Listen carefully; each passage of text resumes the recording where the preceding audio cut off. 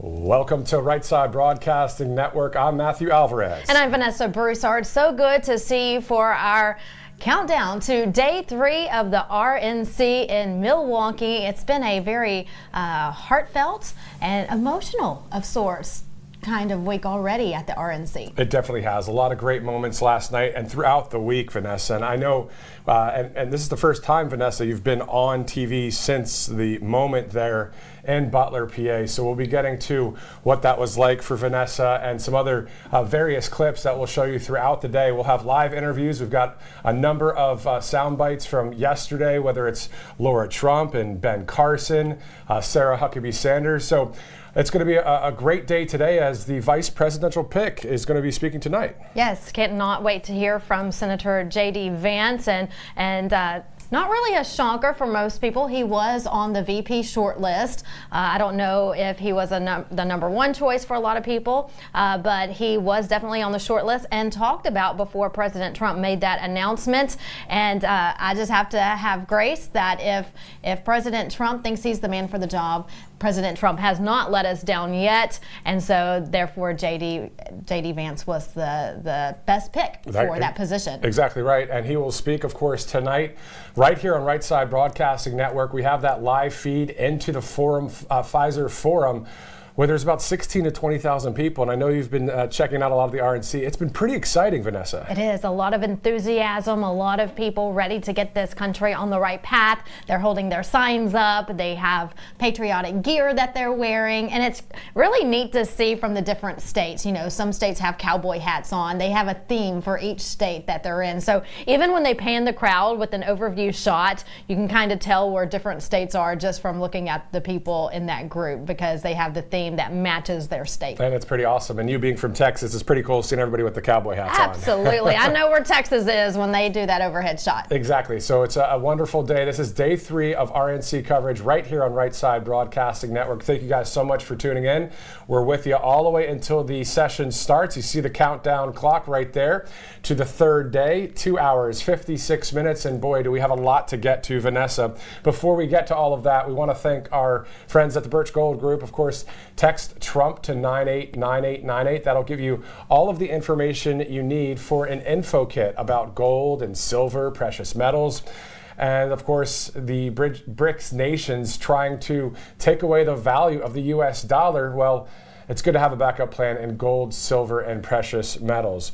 Also, Vanessa, I know you've got for the wellness company the actual emergency kit, right? I do. I have one at home, and I thought it was very interesting. Look, everyone had to deal with COVID some way, somehow. A lot of people got sick with it. A lot of people, unfortunately, passed away with COVID, or you had a family member who did, or a friend who did, or a coworker who did. And we just never know when that next event of that sort will happen, if it happens again.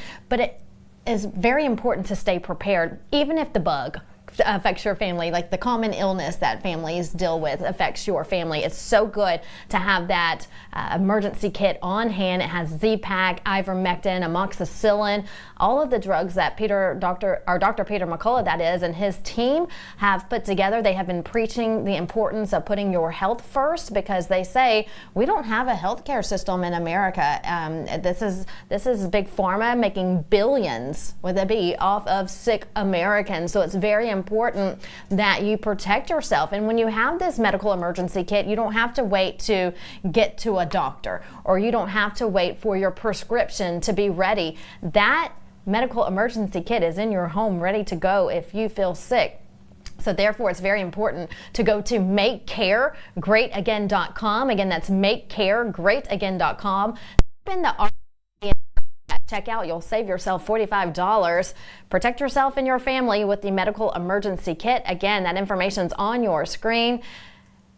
MakeCareGreatAgain.com. And 15% off with that promo code. Always good to use the promo codes, of course, for any of the products here at Right Side Broadcasting Network. So again, it's RNC Day 3. Tonight, the vice presidential nominee, J.D. Vance, will speak. Will obviously be the keynote speaker, but a lot of great speakers to get to. And Vanessa, what are your thoughts about just the everyday Americans that President Trump and the campaign are highlighting at the RNC all week? Because the everyday Americans are the ones who are struggling. We see the congressmen and women every day at work, right? But we don't always see, unless you're watching Right Side, when we go to these, do hear every American, but the nation, the world is watching their speeches this week, and they're struggling. I met a woman at my very first CPAC before I was even with Right Side Broadcasting. I met her at check-in at the hotel. We hit it off really well. She was running for Congress in California, and we became friends. We stayed in contact with each other throughout the week at CPAC. Well, it wasn't until the next week I checked in on her, sent her a text message, haven't heard from you, are you okay? Well, she tells me, Vanessa, I had to leave CPAC during President Trump's speech and take the next flight home because she got the phone call that her son overdosed on fentanyl. She spoke last night.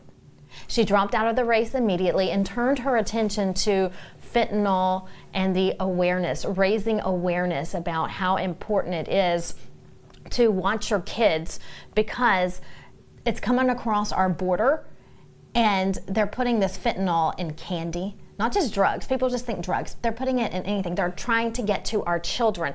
They got to her son. And so she spoke last night, and it was really, it was wonderful to see her on stage, because she's been fighting ever since. This is probably 3 years ago that I met her. So she's been putting up a good fight, putting up a good fight for the last 3 years or so. And to see her go on stage as a mother who lost her child, trying to raise awareness about just how important fentanyl is in our country. So to your point, yes, it's these everyday Americans, these mothers, these fathers who are losing their family members, and they're like so many millions of other Americans, and Americans at home can relate to them and their stories. 100%. Yeah. Yesterday's speeches were so powerful, so many powerful moments, and we're going to get to all of them, at least most of them, here today in this broadcast before even day 3 starts. Again, Dr. Ben Carson, Sarah Huckabee Sanders. We'll hear from the co-chair Laura Trump as well.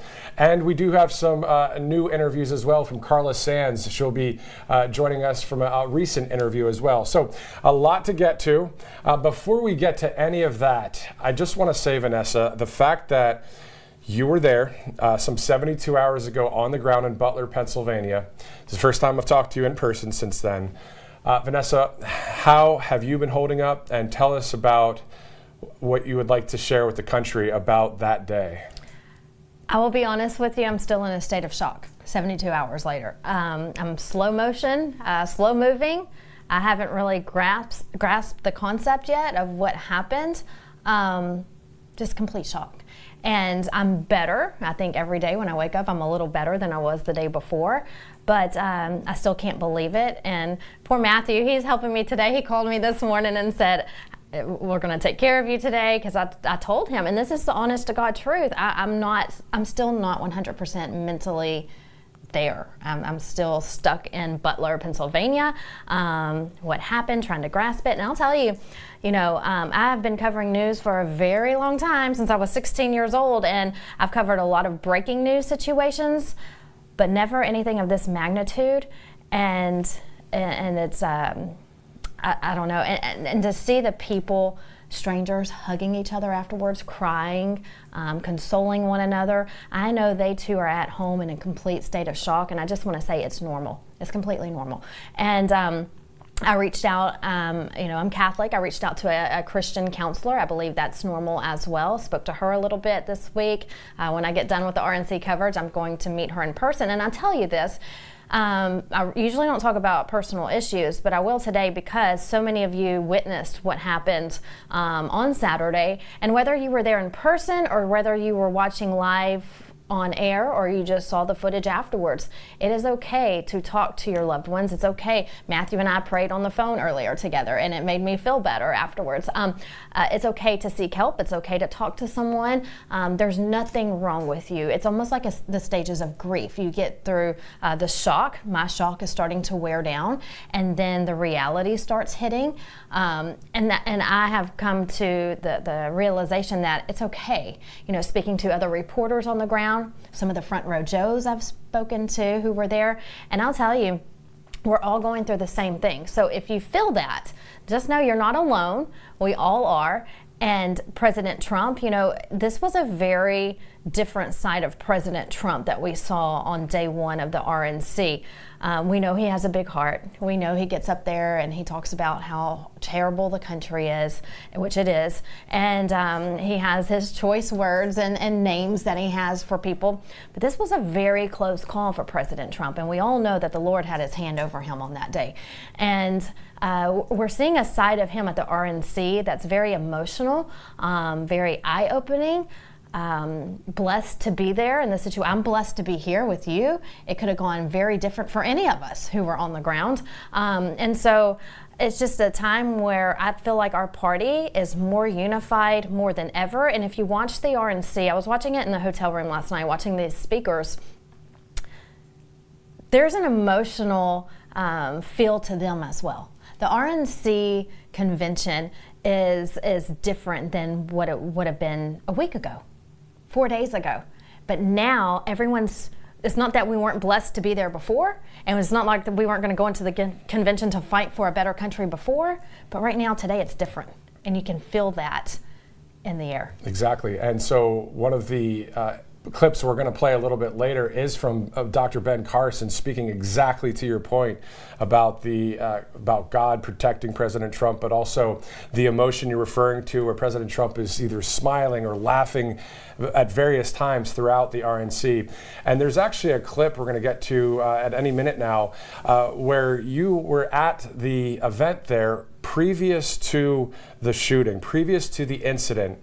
And the reason why I want to highlight this, Vanessa, and Vanessa doesn't know we're going to play this clip here because it was such a powerful clip with Vanessa and the American people when she was there on the media riser and the camera was panning the crowd.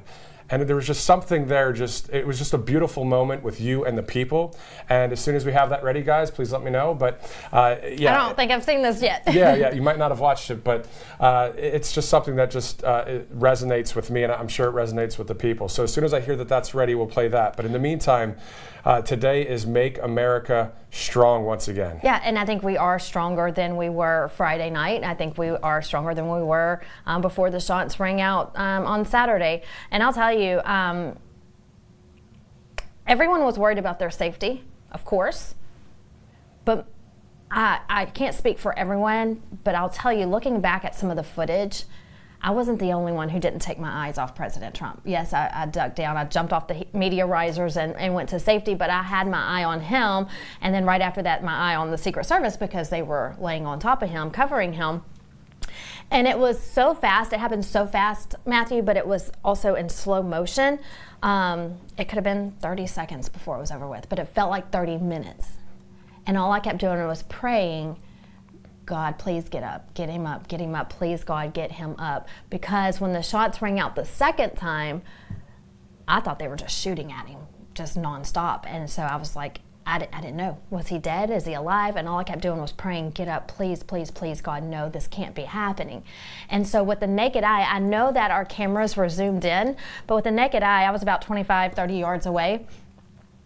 I saw them pull him up, but still I didn't know. Were they just carrying him off? Was he okay? But it was when he gave that fist pump that the crowd all stood up off the ground. I'm getting chills talking about it. And if I start tearing up, I'm sorry. The crowd rose up off the ground, and it was that fist pump. Now, again, with the naked eye, I couldn't see him yell, fight, fight, fight. I just knew at that time that he was okay, and he was letting us know that he was okay. And the whole mood just changed. Everybody just celebrated, and all I could say was, thank God, he is okay.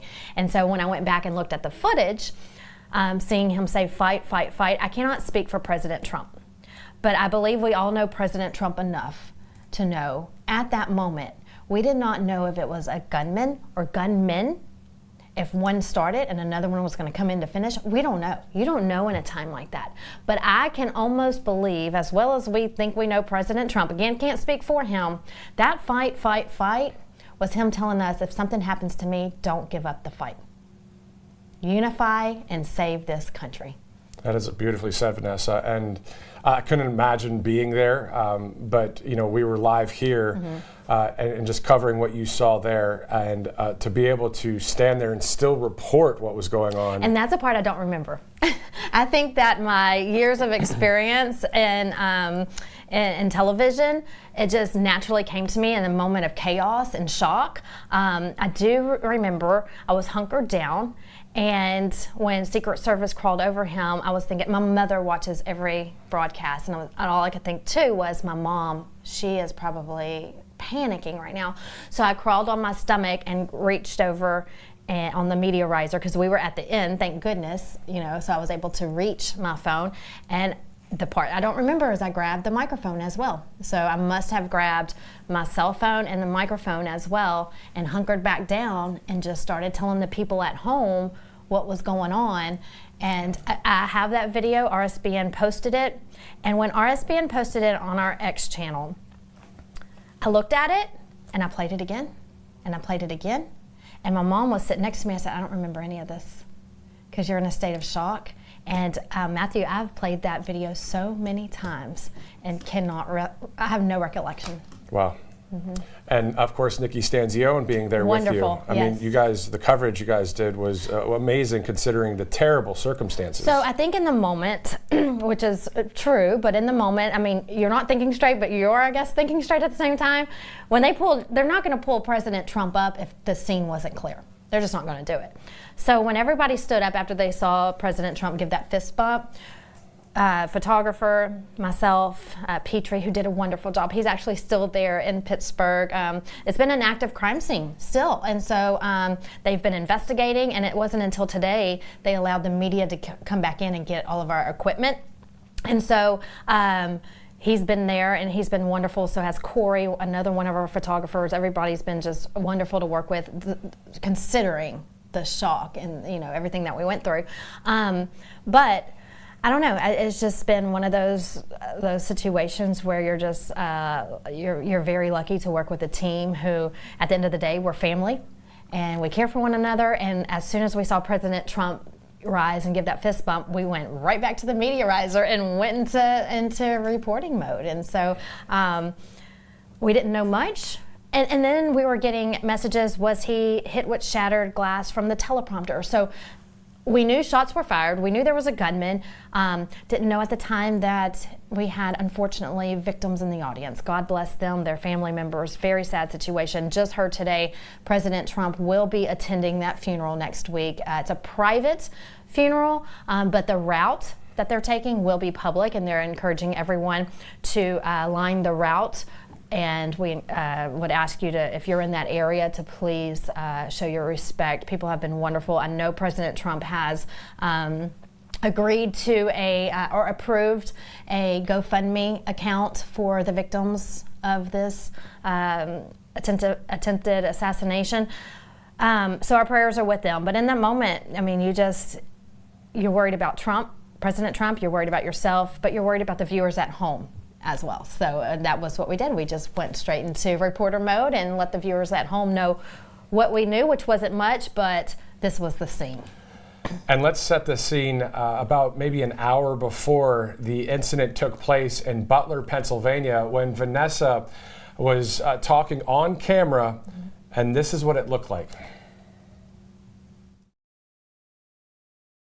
All right, we're going to step to the side and let you continue to see these massive crowds here in Butler, Pennsylvania. I'm Vanessa Broussard, awaiting President Donald J. Trump, who should be here within minutes to see these thousands of people. It's exciting. They're happy. They're hot, but that's okay.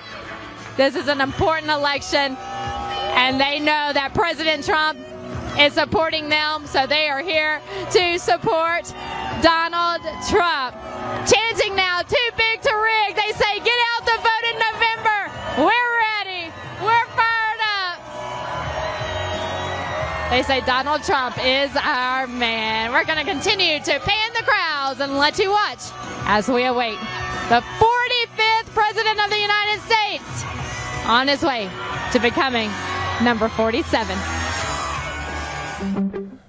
I smile when I see them, because those are, you too, all of you, the thousands of people out there, they're American heroes as well. I mean, I'm just going to say it. Like, I look at you and I smile because that's our people. That is the average American out there, the tens of thousands of people out there who come to support a man who they know wants to better their lives and their children's lives and their grandchildren's lives. And to know all of that excitement that you just saw first time I saw this, all of that excitement in just a matter of seconds stopped.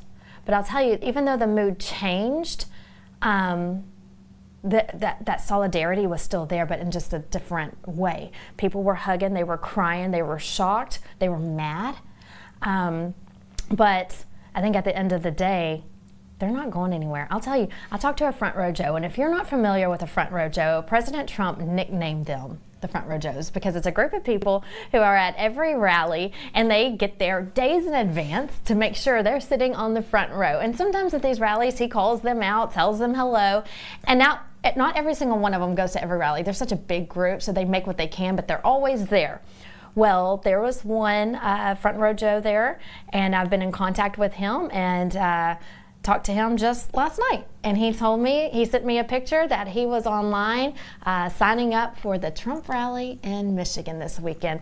That, you're also a hero, because he's saying, I was there, I was front row, I was right, in bullseye of the target. President Trump was right in front of me, but that's not going to stop me. I'm going to continue on, and I'm going to put on this fight with President Trump, and he's going to be there front row again on Saturday. Now that is strength. That is strength, and that is what President Trump shows is his nickname, Teflon Don. I mean, he keeps going, and RSBN obviously will be there in Grand Rapids, Michigan. 5 o'clock, President Trump will be speaking there. J.D. Vance, the VP nominee, there in Grand Rapids. Going to be a huge day in Michigan. And Vanessa, seeing all of the people in that clip there, it's just it's my heart. Like I haven't. There's almost no words. There's no words, and Mr. Webster could never define the. People ask me all the time, Matthew, and I'm sure you got this as well when you were out all the time covering these rallies. What's it like? It never gets old. You see a lot of the same faces. You meet so many wonderful people, but you see new people as well. And you meet people from all walks of life, and they're all so great. They all love this country. They all love God, their faith, their freedom, their families, and they're just so excited and hopeful. And looking back at that video, I see all of these wonderful people. And if you're watching right now, we love you. We see you. We're so glad you're okay. Don't give up the fight. Like President Trump said, fight, fight, fight. The MAGA movement is stronger now than ever. It is stronger now than it was 72 hours ago, and it was so strong then. And so keep up the good fight. Don't stop. And again, prayers to the victims and their families from Saturday. What a terrible tragedy, but we're going to continue to remember them always and continue to pray for this country and President Trump. Exactly. Corey Compantore from Sarver was 50 years old, lost his life, but is looking down in heaven, and we will see him again whenever our time is up. But we thank God for protecting President Trump there on Saturday, protecting you, Vanessa, protecting other people. But we will get to that fight as well by Taylor Budowich with MAGA Inc. He describes it beautifully, so we'll get to that in a second. Right after we thank some of our sponsors here at Right Side Broadcasting Network, we're going to go to Dr. Ben Carson's interview from yesterday, actually his speech from yesterday, a very powerful moment. If you've been watching since the top of our broadcast, it's a very emotional week, obviously, but yesterday, this was one of my favorite moments in the entire night. Of course, a number of speeches were great and some great prayers and moments, but we'll get to that, Dr. Ben Carson, in just a second. We want to thank our friends at American Financing as well. Vanessa, a lot of times, of course, with the current administration, we've got a lot of money things going on, money issues in some ways or debt.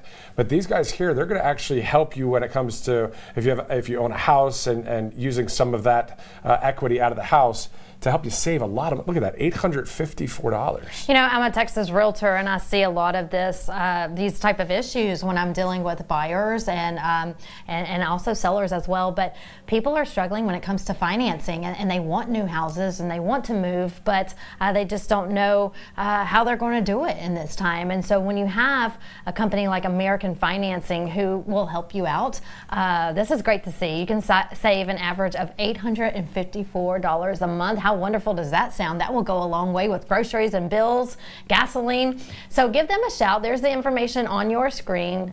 Call them today, 1-888-402-0299. And also, BelleWood Designs also has a great product there for you. A very cool design outside. Look at that. It says "We the People."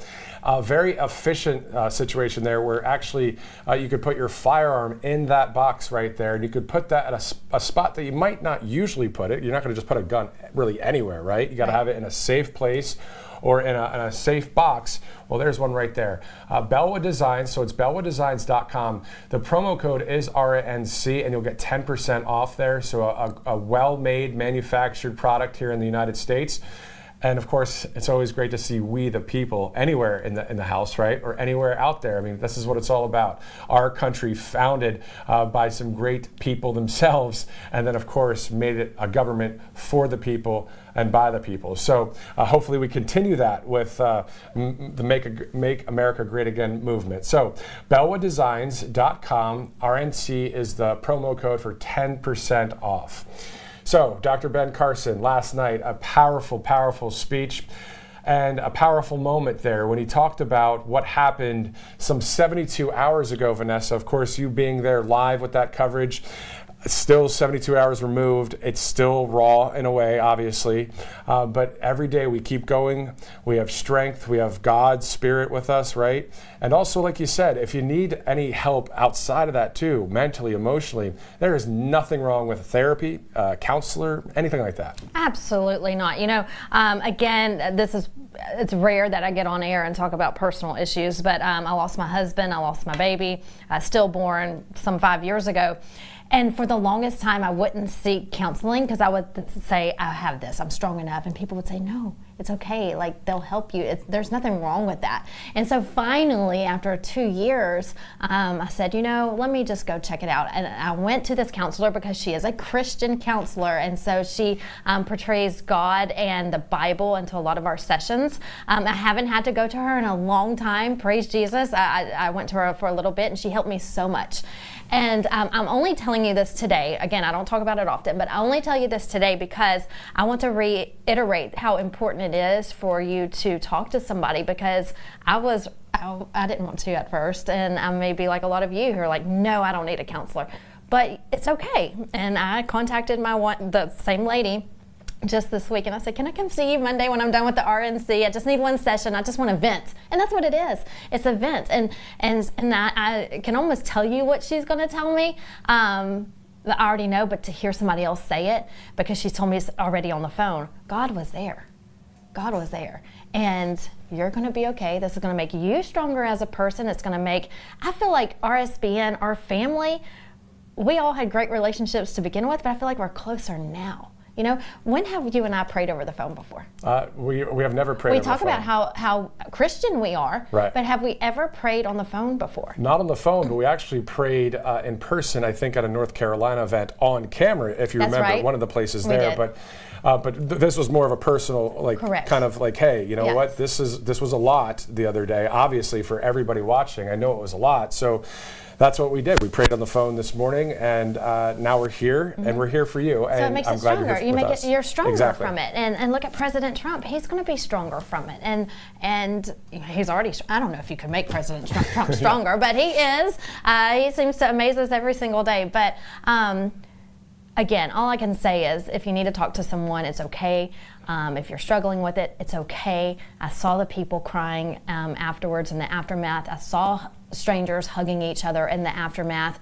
that's what it's all about, consoling each other, talking to each other, seek the help that you need. And if you feel a certain way, don't think, what's wrong with me? It's normal. We're all going through it. I mean, you know President Trump's going through it, you know, so I hope he also takes some time for at least a day or two for some mental health. But you know, President Trump, he's going to keep going, and he already has a rally planned for Saturday. Yes. So how he does it, I don't know. But it's okay to take a few days and try to, you know, breathe in and breathe out and yes, get some mental health time. And then within that framework, prayer and meditation and therapy. You know, sometimes people might not want to go to an actual therapist or a counselor, but obviously there's telehealth with video. You can also line it up with a phone call. And I've done the same before. I mean, there's nothing wrong with, you know, talking with someone, a medically paid professional. Instead, sometimes I think people kind of talk within their families, and you know, okay. that's good, but you know, there's a certain level where you just really have to focus on with someone else that's a paid professional. So it's always a good thing to do. And of course, President Trump, you saying, talking about Michigan on Saturday, how about in, 24 hours from now, or about 35 hours, he'll be speaking tomorrow night at the RNC. Again, how does he do it? But he, you know, I say this all the time as well. I'll say this all the time as well, that we feed off of President Trump. President Trump feeds off of us. So can you imagine when he was given the thumbs up and being raised up and seeing all the people like you don't breathe until you know for sure. And when he gave that thumbs up, everybody just erupts and cheers. We're his support system as well. And so we just have to, you know, what's the saying? You scratch my back, I scratch yours. Yep. Same thing here. You know, there's times when President Trump's hit with another charge or he's found guilty in New York, and I'm like, ugh, and I feel so down. And then here comes President Trump saying, oh no, we're not, you know, backing down. We're going to continue the fight. And I say, yeah, we're going to continue the fight. I feed off his energy. Exactly, and that's what's awesome about what President Trump has done. There's so many people that have fed off that energy and probably also were strong as well, that are coming out of the woodworks and are being strong for us as a country. And speaking of that, great segue to Dr. Ben Carson last night. Take a listen. Thank you all for being here and for being involved. Like many of you last week, I watched with horror as the events unfolded in that Pennsylvania field. I saw President Trump, a dear friend, escape death by mere inches, and my thoughts immediately turned to the book of Isaiah that says, "No weapon formed against you shall prosper."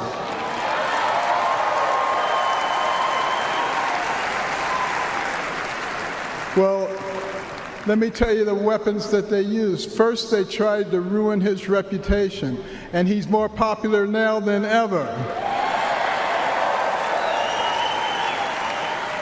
And then they tried to bankrupt him, and he's got more money now than he had before.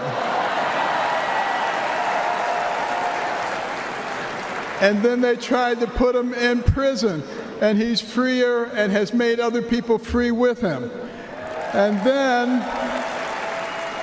then last weekend they tried to kill him, and there he is over there alive and well.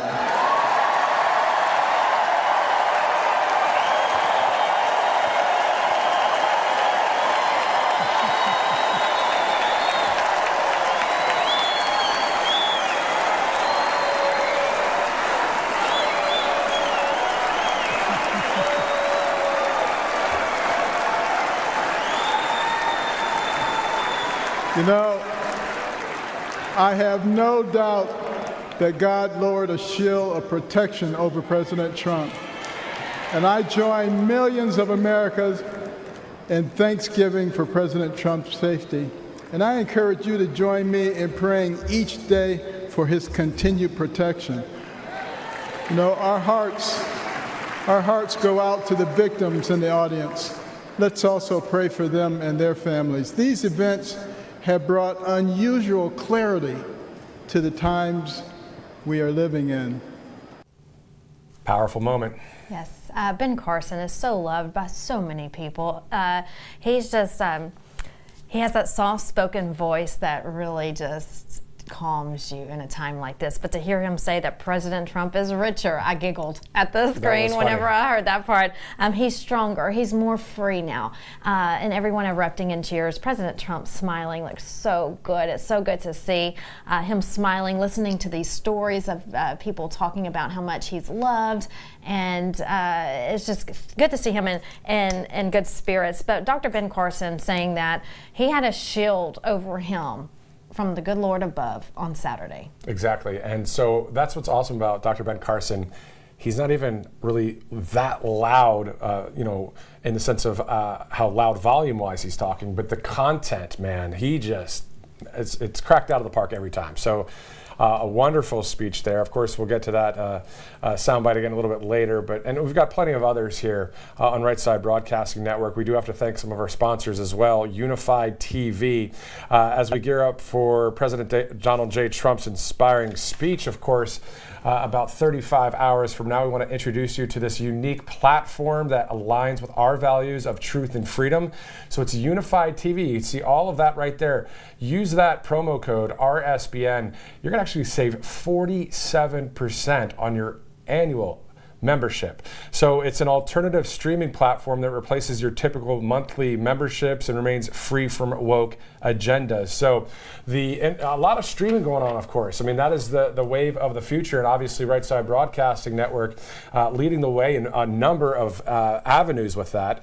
But these guys right here, Unified TV, give them a try right there. You can use that promo code RSBN. And of course, the free Trump book, always a good product as well. I love it. And we always preach about the free Trump book, the kids' guide to President Trump. But now more than ever, we've been talking about how stronger we are. And this is great because today is Make America Strong once again at the RNC.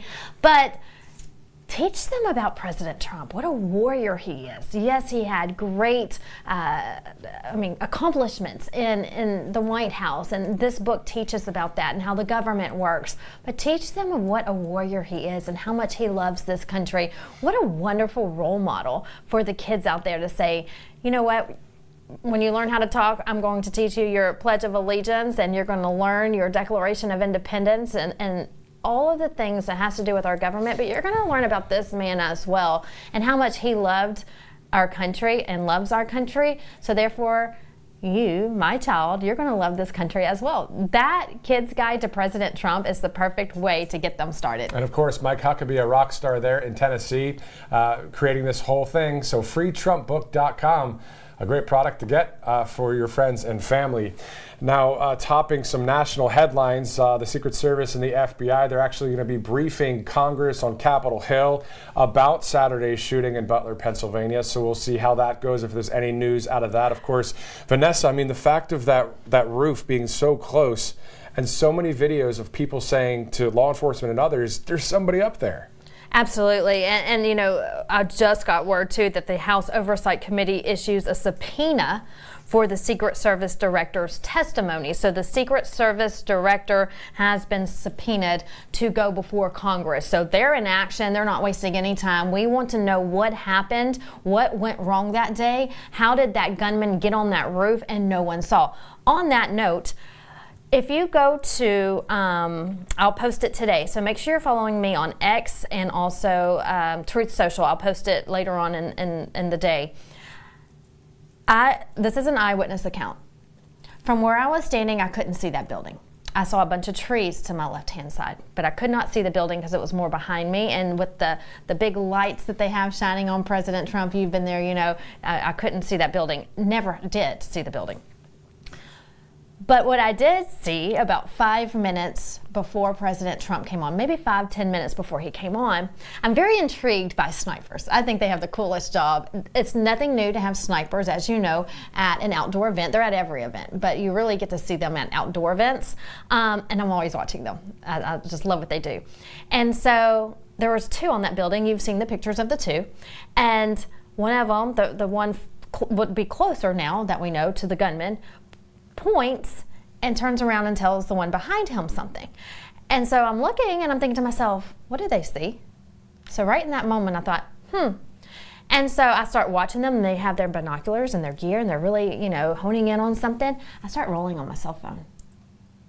And so they really see something. Now, in the next video, I stopped recording. In the next video, because I'm watching them, one of them, the roof goes down. It's like at a triangle. It's at an angle. Mm-hmm. He steps down a few steps and really looks at something. Now, I can only think, this is just me thinking, they spotted something 5 to 10 minutes before Trump came out, okay? Because they were looking at something. Was it the gunman? I can't confirm that. I don't know. Do I think that they saw the gunman? It's just ironic to me that he came from that same direction that they were looking at 5 minutes before Trump comes out. Now, at that time, again, I'm thinking, what do they see, right?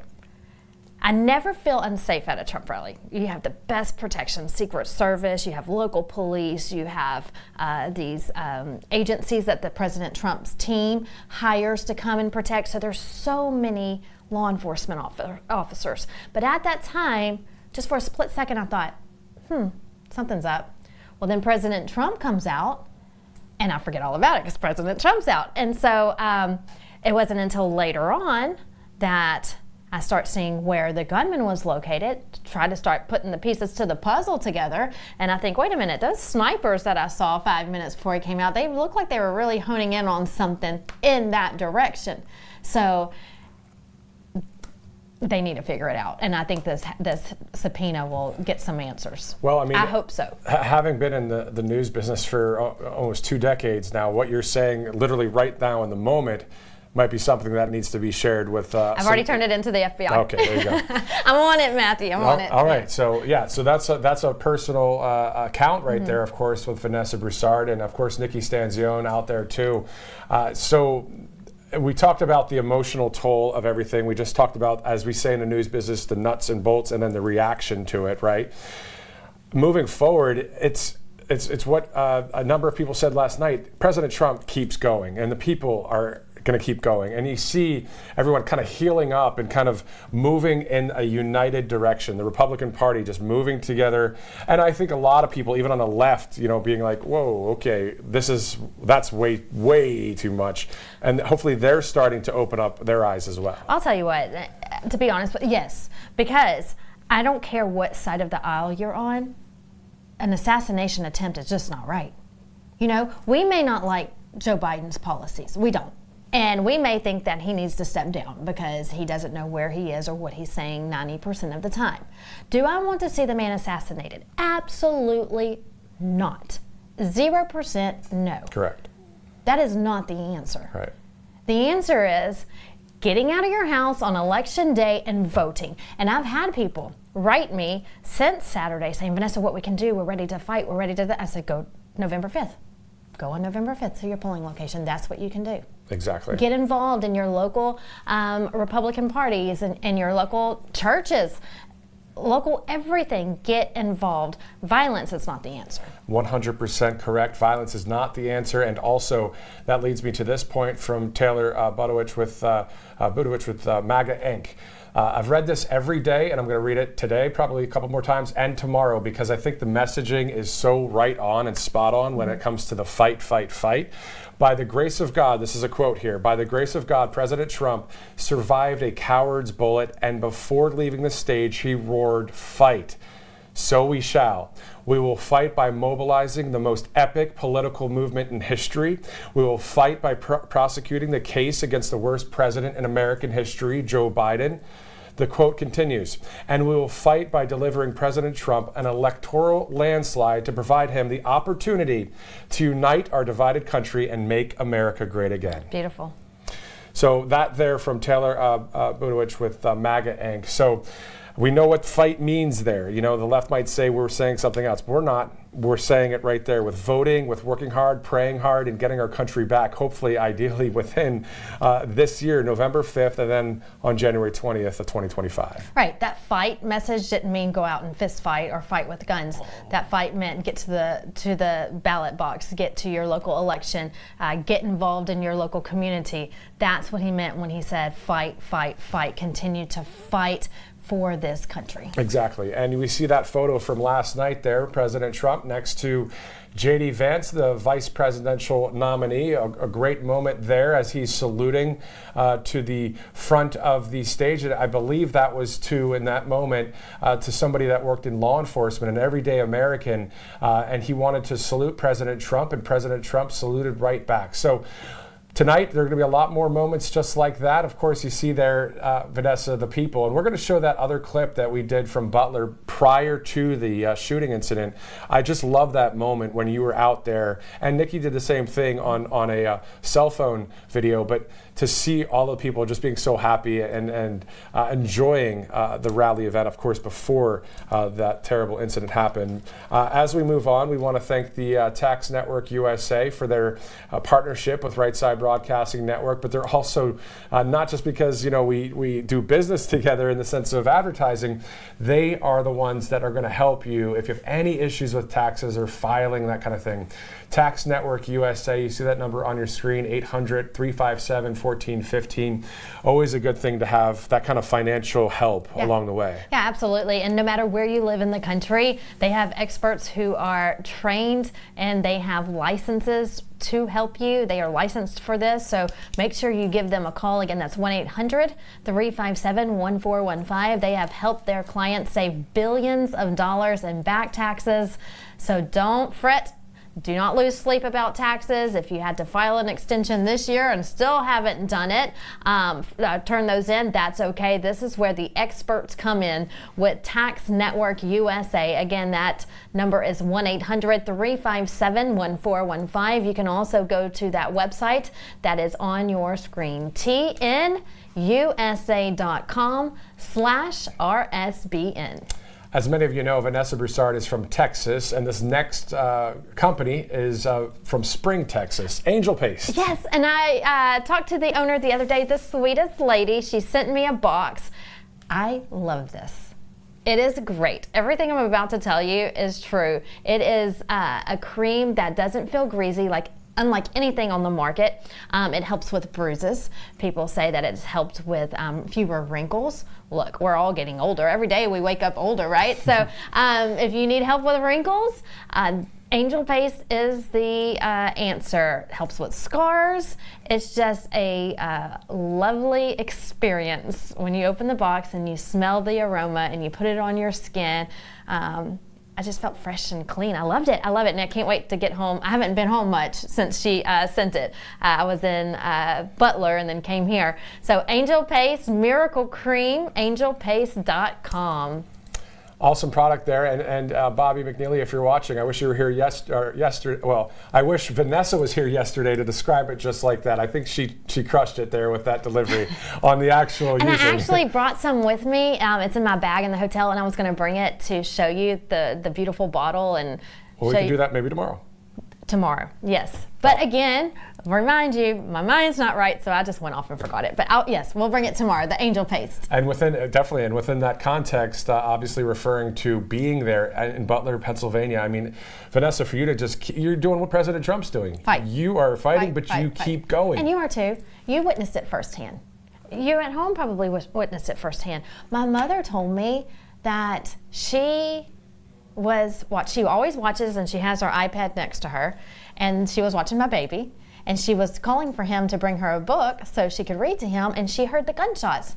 And she says, I looked at my monitor and she thought, what? She says, I just sat there in a state of shock, like so many millions of other Americans. And so we've all been there, and this is the time you need some Angel Paste to relax and just take a deep breath. Angel Paste. Some breathing exercises, some prayer, and the like. So, other news today: Peter Navarro being released from jail. He's going to be at the RNC tonight. That is going to be powerful. Can't wait to see it. I've also thought about Steve Bannon, who is in jail, and thinking, he wants out so bad right now, especially after seeing what happened on Saturday.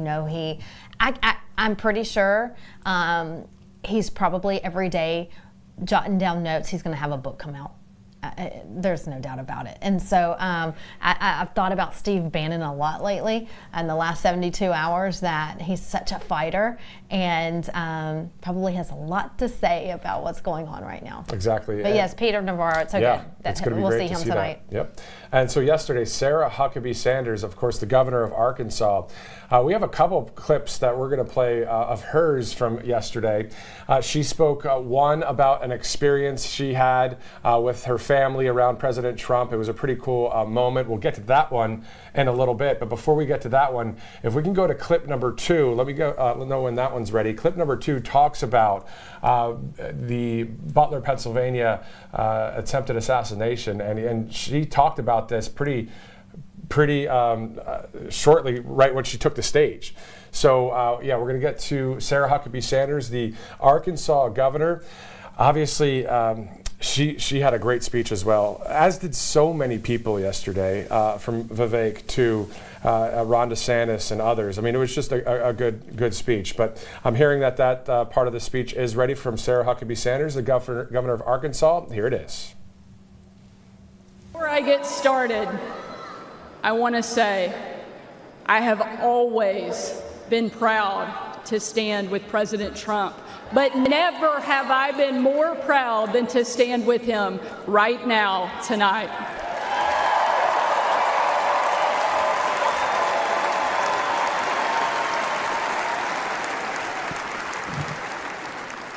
Not even an assassin's bullet could stop him.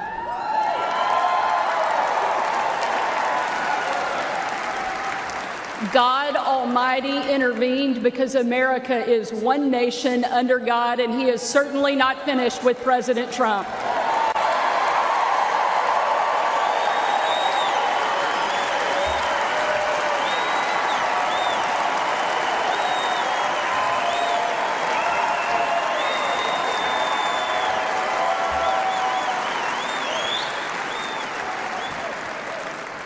And our country is better for it. Yet another powerful moment. It's just a week of powerful moments after such a horrible incident. Yeah, as I mentioned earlier, going into the RNC, we knew that we were going to have Republicans and conservatives there backing President Trump. But this is just a different experience that no one could have imagined. And, I've talked to several different people who are or have given speeches this week, and after Saturday they were completely reworking their speeches because it's different now. It's about unity now. It's about thanking God now. Not that we didn't thank God before, and not that we didn't want unity before, but that was an eye-opener for all of America, that things could have easily gone in a different direction. Exactly. And last night, the benediction, actually a very powerful prayer by the pastor outside of Chicago. It almost turned into a faith service, a church service there.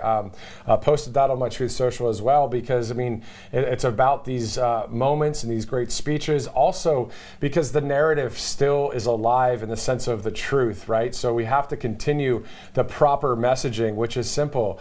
Common sense, and the Constitution and freedom and love for God, family, and our land, and for our country to continue on as a free nation. So as long as things are in line with those kind of principles, right, we should be doing great, hopefully after a victory, come November. Yes, absolutely. And so we just have to put up the good fight. And look, we know that times are tough right now for a lot of people in so many different ways.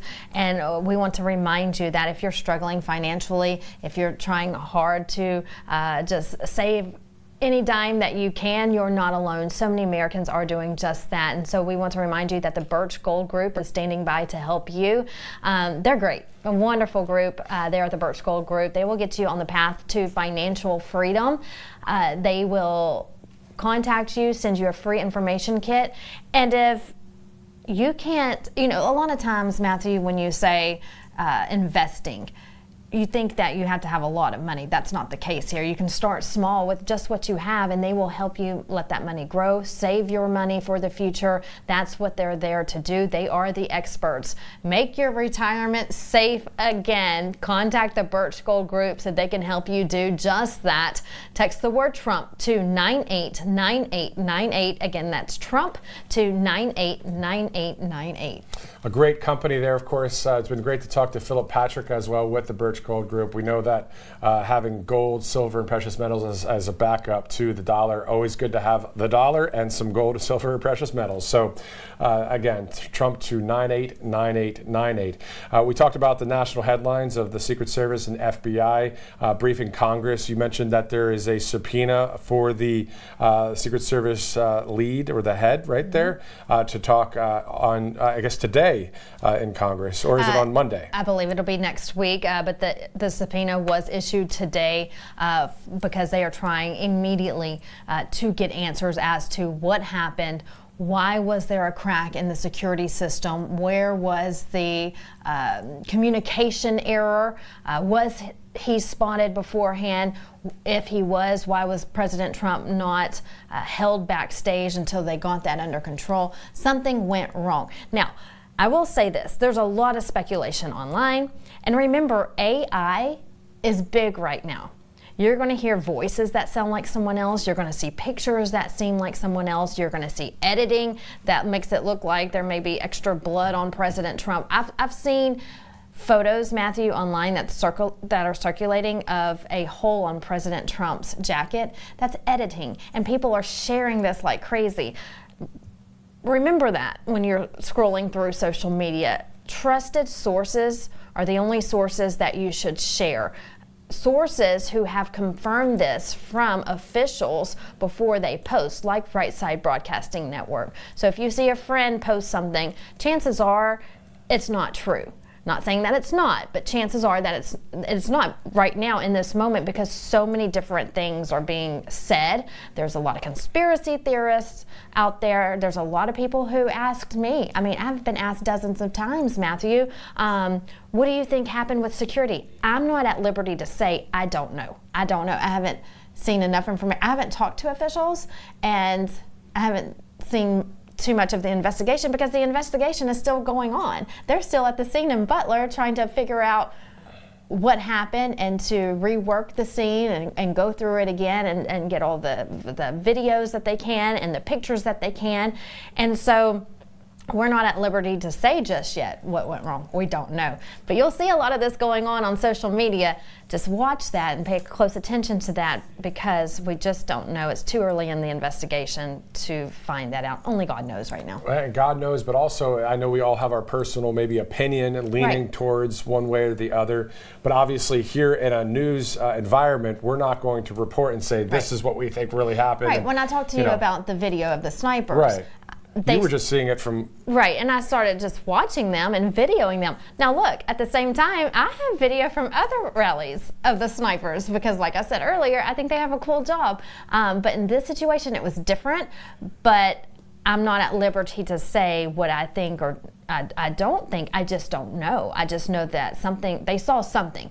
And it may have been a squirrel running up a tree. I don't know, because there were a lot of trees up there. So... I'm just going to wait and wait for the investigation to be complete, and hopefully we'll get correct answers on what happened. That's right. We are counting down to day 3 of the Republican National Convention. You see approaching 2-hour mark to that. We'll be getting a live look there as soon as the stream is ready to go.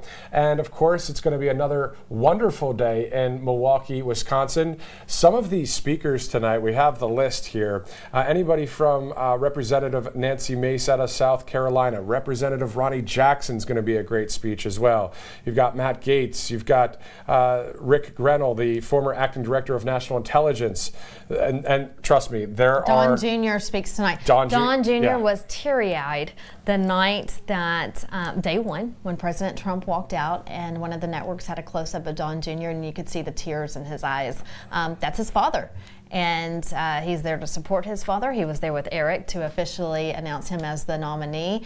You know, this has to be an emotional time for them as well. So I think we're going to see a different Don Jr. tonight as well. Yeah, that's going to be a powerful speech by Don Jr., who, of course, when MSDNC was trying to interview him the other day, he kind of just was done with it and said, just get out of here.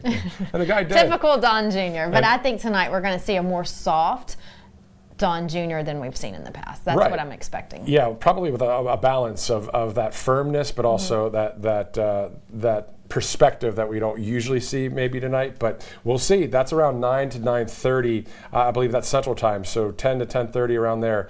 So some great speeches, of course. J.D. Vance to speak tonight, the vice presidential nominee. Stick with us. This is Vanessa Broussard, of course, back from Butler. We'll get more into what that was really like there. And that video, if you haven't seen it, we're going to play it again, where it was prior to the incident. But this amazing moment that Vanessa had with the people on Right Side Broadcasting Network, just thousands of people. We'll play that video again. But before we do that, let's take a commercial break. I'm Matthew Alvarez. We love you guys. We'll see you in a bit. What's up, guys? My name is Jaden Hurd, and I'm the host of the Let It Be Heard show here on RSBN channel. I would love for you guys to check me out. I'm on Spotify, Apple Music, Apple Podcasts, Rumble, YouTube. We release episodes every single week regarding culture, Bible, social issues, politics, current events, anything. So if you're into any of that stuff, I highly recommend you check me out.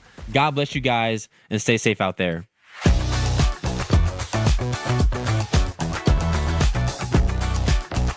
I'm excited to announce we're having a huge MyPillow spring sale, and here's a few examples. Buy one of our MyPillow 2.0s, you get another MyPillow 2.0 absolutely free. Made with cooling technology, the best pillow ever just got even better. And this just in, 9 brand new colors and styles of our Percale bed sheets. They're made with the finest long staple cotton, and now you can save 50% or more. That's as low as $24.98. And for the first time this year, I'm bringing you our My Slippers and Sandals for as low as $25 a pair. So go to MyPillow.com or call the number on your screen. Use your promo code to get your MyPillow 2.0s.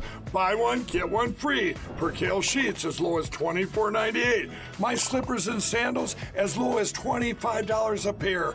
And for a limited time, when you order $75 or more, your entire order ships absolutely free. Welcome to the Right Side Broadcasting Network. We're not like the other media outlets out there that cut and edit what other people say. In 2015, we were created by our founder, Joe Seals, to cover President Donald J. Trump's speeches and rallies, to which we continue to do to this day. We've also covered important conservative events like CPAC, TPUSA, March for Life, and many other important events and hearings around the country. We were made for people like you, everyday Americans who are tired of the mainstream media, who are tired of being lied to, manipulated, and fed an agenda. Our goal here at Right Side Broadcasting is to allow you to see the truth, giving our correspondents and commentators a wide latitude to speak their minds. You won't find anything like this in the mainstream media. Your support through your donations, locals, and supporting our advertisers allows us to continue to cover important events around the country each and every day. So, from us here at Right Side Broadcasting, thank you for supporting us and the right side of history. Welcome back to Right Side Broadcasting Network as we get ready for day 3 of the Republican National Convention in Milwaukee. I'm Vanessa Broussard. And I'm Matthew Alvarez. Guys, thank you so much for staying with us. It's going to be a lot of great coverage tonight. Every speech that you'd like to see, it's going to be right here on Right Side Broadcasting Network, as maybe some of the other networks that are there might not even show as much as we do. That's pretty awesome. That's what we do. We show the crowds, we show the speeches, and we show President Trump.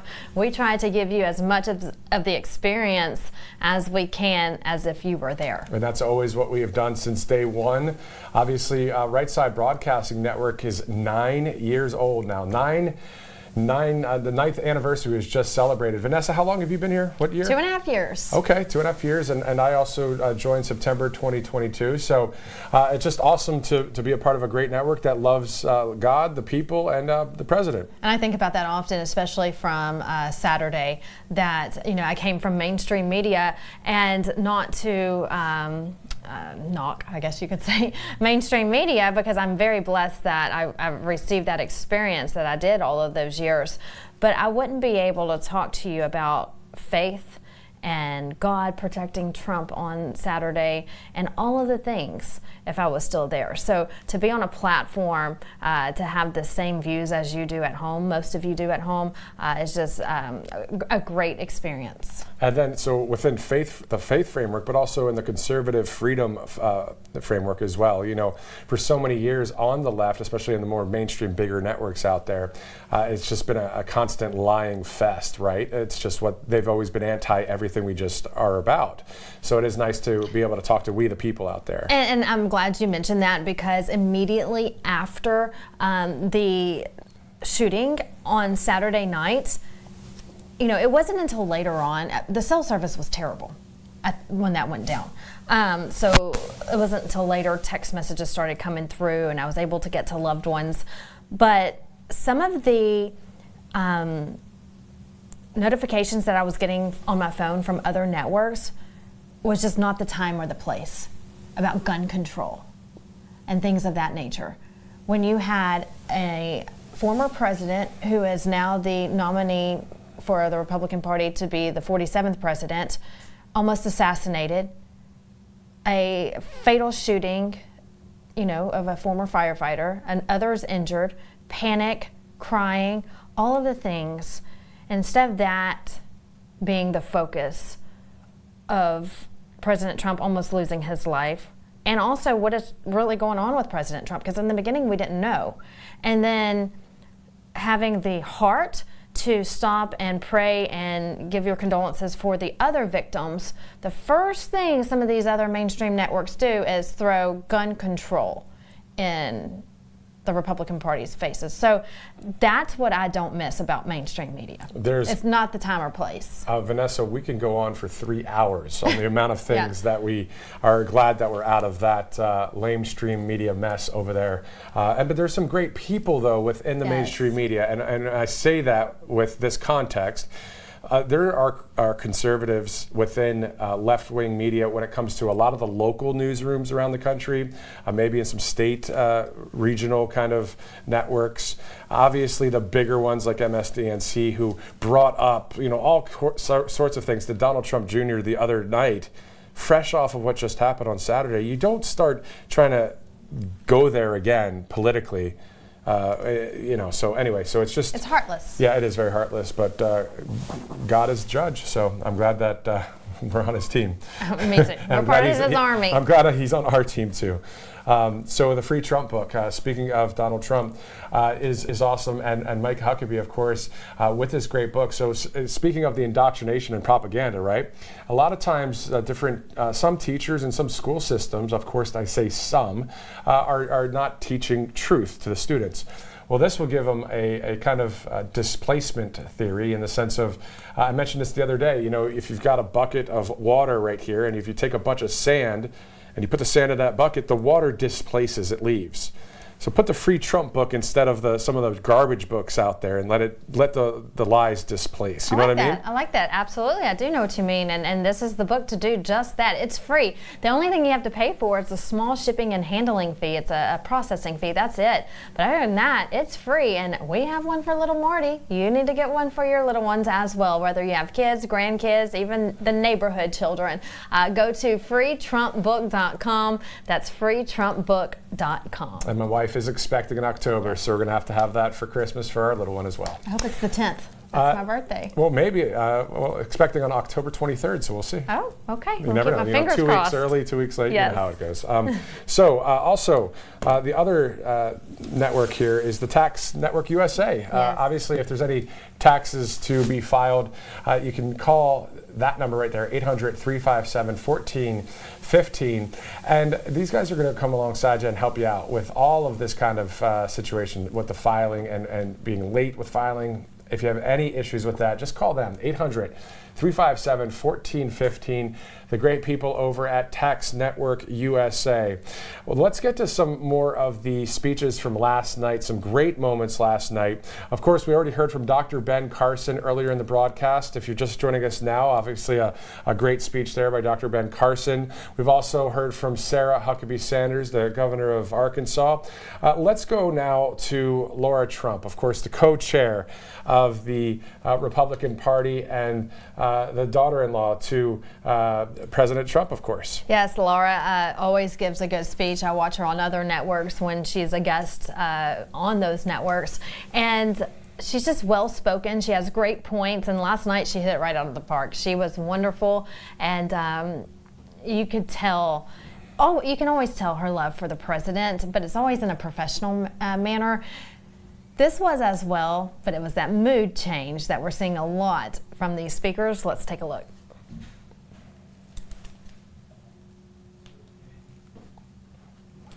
Has shown me his heart. There wasn't a second that he made this small town girl who was way out of her element in New York City feel anything but welcomed and part of the family. And if not for the support and encouragement of my father-in-law, I wouldn't be where I am today. It's been said by many that Donald Trump sees things in people that they don't even recognize in themselves. In 2016, when he asked me to help him win my home state of North Carolina, I'll be honest, I was terrified. I had no idea how I would make it happen, but he knew I would, and I did.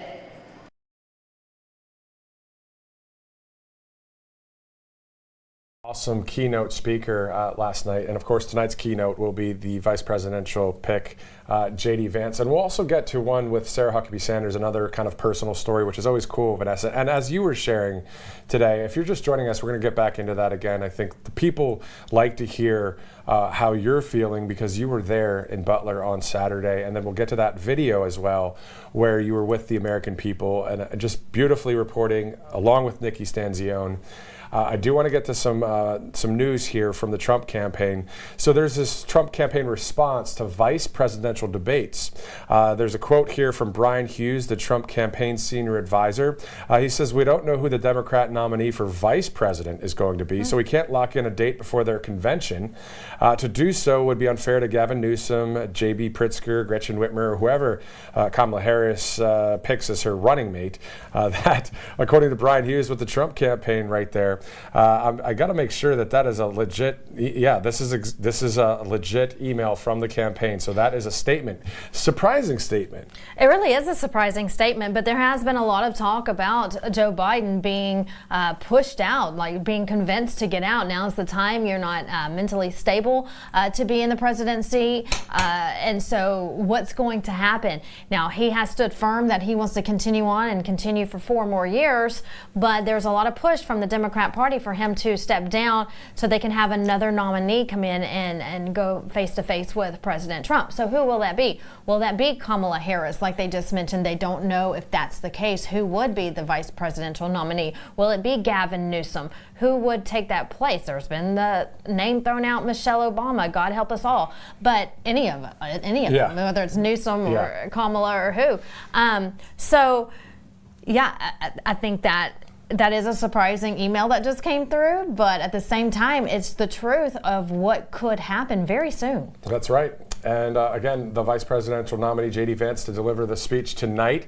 And whoever the Democrats, whether it's Biden or whoever, obviously it's the same Democrat so-called machine, but this machine is getting a little squeaky over there, if you know what I mean. It's in shambles. There's no they have no fresh oil for that machine. It's just a lot of left-wing policy, and as we know, under Bidenflation and Bidenomics, we were way better off under President Trump. Absolutely. You have to ask yourself, were you better off 4 years ago, or are you better off now? And I can tell you, your response is going to be better off 4 years ago in any which way. And so Americans know that, they're realizing that. And if you look at Saturday, afterwards, you had so many people who have really stayed mum about their picks. Look at Elon Musk coming out Saturday immediately after the shooting and saying, I fully endorse President Trump, then coming out and saying that he is donating $45 million a month through November to a super PAC to President Trump's campaign. So these people are starting to get more vocal and say, this is enough, I've had enough, and if I've stayed quiet before, I'm not staying quiet now. This is who I endorse. It is time to put President Donald J. Trump back in office. Exactly. So today is Make America Strong once again. That is the theme for day 3 here at the RNC. We're looking forward to getting you out there to Milwaukee. Of course, we'll have a live interview lined up with Representative Michael Cloud of Texas, that around 6 o'clock Eastern. And we're about an hour 45 until we go to Milwaukee. We still will hear from Sarah Huckabee Sanders, a great personal experience kind of story with her family and President Trump. We'll get to that. And right now, why don't we go to Carla Sands? She is a former ambassador to Denmark under the Trump administration. And she talks to us today about making America strong once again. Here's Carla Sands, the former ambassador to Denmark.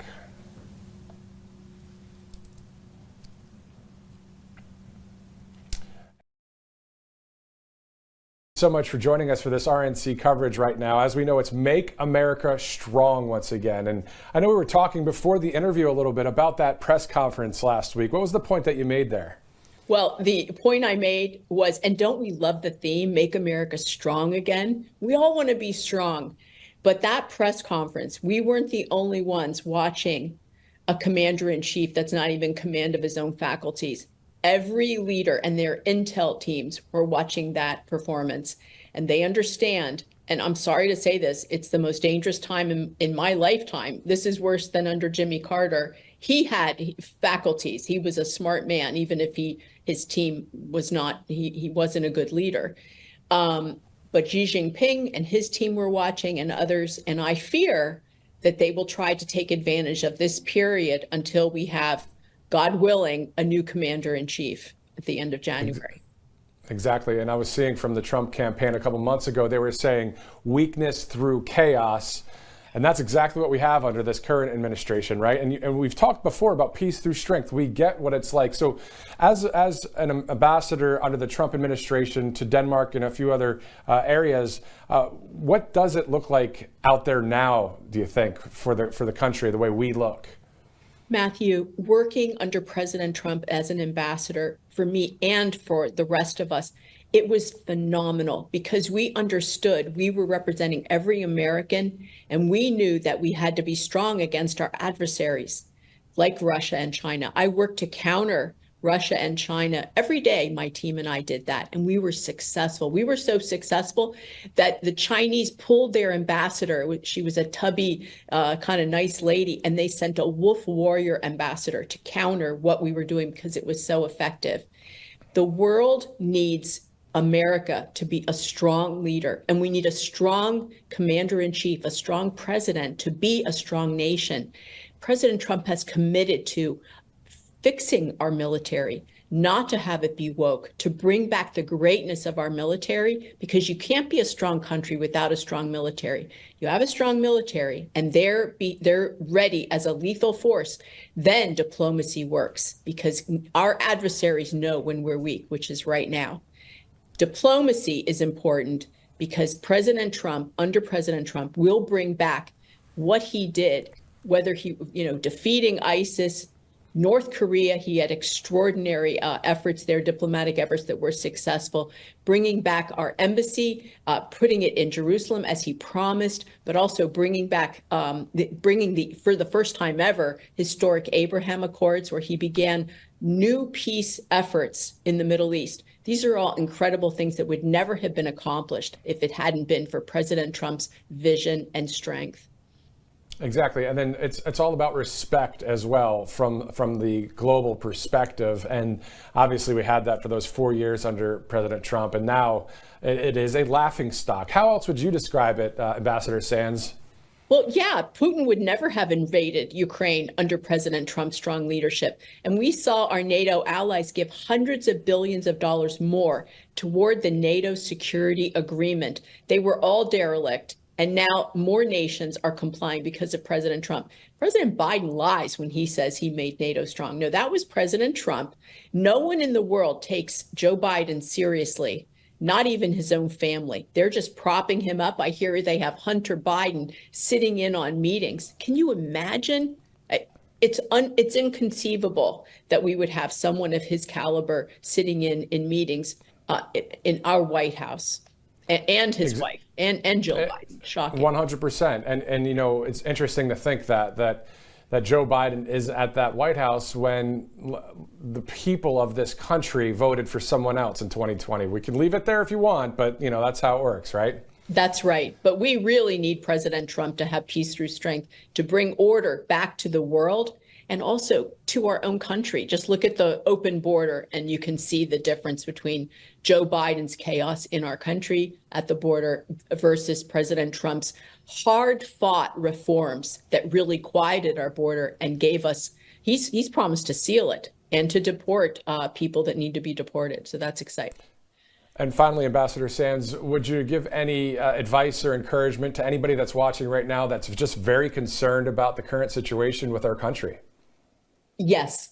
I think every viewer, Matthew, should go to swampthevoteusa.com and sign up today to vote early in person or by mail or vote on election day. They can commit right there on President Trump's own website, swampthevoteusa.com, so that we can actually change the trajectory of our country and literally save our country. I have so many friends that understand that this is a really dangerous time for our country, a dangerous time in the world, and our vote this fall can make a difference. There will be tricks played. Look at what France just did to try to block the Conservatives from taking power. The UK, Labour now has control, and they're going to have a far left agenda. Let's not let that happen here, but it's going to take all of us to actually bring back peace through strength under President Trump's leadership. And make America strong once again. Hear, hear. Amen. Carla Sands, former ambassador under the Trump administration, thank you so much for joining us. Thanks, Matthew.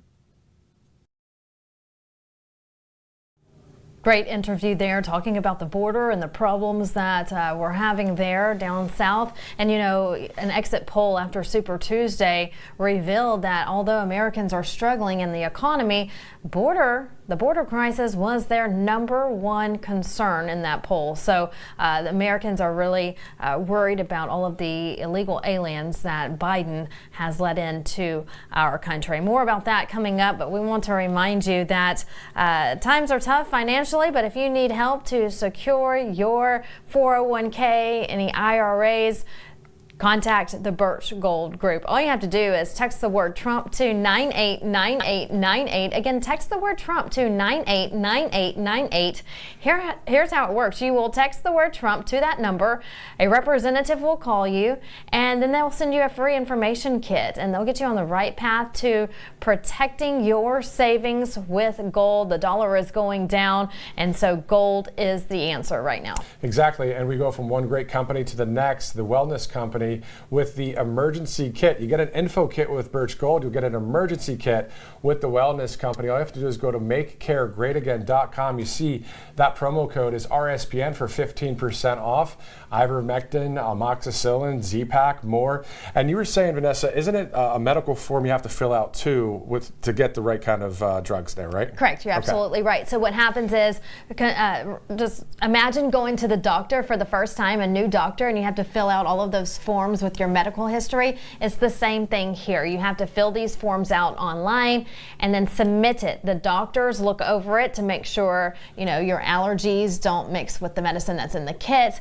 And so when you're in the clear, after they look over it, they will send you that medical emergency kit. So it's just like going to a doctor in person for the first time, except this one's online, and they'll send you that kit. It's got ivermectin, a Z-Pak, which is great to have at all times, amoxicillin, and other life-saving drugs inside. So give them a try at makecaregreatagain.com. That's makecaregreatagain.com. Save 15% with the code RSBN. Awesome sponsors here with Right Side Broadcasting Network. We love them, and we're glad to have them here, and we're glad to have you here watching with us. All of you, we the people, right? All of the events that we've been to, Vanessa, I remember we have two events that I just keep in my mind. One is Miami, Florida, when the huge storm came through in 2022. President Trump still stayed on the stage and spoke through the high winds and even some lightning and thunder. And it was a wonderful event. All the people in the Miami crowd were just soaked, but they're just, let's go, USA. It was actually a beautiful moment to see all of the rain coming down on President Trump, and he would just stand there, and then, the crowd soaked. Some of us had umbrellas, some of us didn't. I don't think we did. No, we didn't. And, but it was just fun. They say dance in the rain, and that's what we did. And he'd look around, and he'd put his arms up, and he'd say, "Isn't this great?" Yeah. And the crowd would just cheer. But that's the human side of President Trump. That's so wonderful. No matter if it's snow, rain, heat, we're there. The American people are there. So that's number one. What was number two? Number two is in South Dakota, Rapid City. And both of these moments, by the way, Vanessa, were at the end of speeches when the music plays at the end of the speech, where it's very powerful, right? And then towards the end, of course, it says, "We will make America great again." And it's just a powerful moment. Now, the time that President Trump was in an arena in Rapid City, South Dakota, you and I were there. And it was the first time that President Trump did this with the music, where the music started, and usually he'll continue on with the speech, and it's very powerful. But the pause happened for 45 seconds to about a minute. And the crowd, it was just a moment that I know that a lot of you watched. To be there was something I'll always remember, because we're all in this together. Everybody that we see in the arena, you could be down here talking on camera because it's everyday Americans. We're everyday Americans. We really are, right? We don't care about any elite stuff. We're not bought and paid for. We wouldn't be talking like this this is national TV. We wouldn't be talking like this if we cared about what other people thought. We really believe in this stuff. So the point is being there with you, though, and then having President Trump just kind of look around and the music's playing and then he gets into his speech. It was powerful, wasn't it? It really was. You could almost see him teary-eyed at that moment, because once he gets to the long list of what's wrong with this country, what needs to be fixed, he realizes that we are a country in decline, which we truly are, and the list is very long of what needs to be fixed and how we need to be saved. Exactly. So a lot of personal stories, inside perspective yesterday from not only Laura Trump, of course, Sarah Huckabee Sanders. We have one more clip we want to play from last night where it was a pretty cool story, wasn't it? It really was. She led it up well to where we thought her little boy was running up to President Trump. I'm not going to give it away in case you haven't seen it, but it made me laugh at the end. It was a cute story. Here is the governor of Arkansas, Sarah Huckabee Sanders, from last night. Chance to take my 4-year-old son, Huck, to bring your kid to work day. Much like Jill now drags Joe to bring your husband to work day.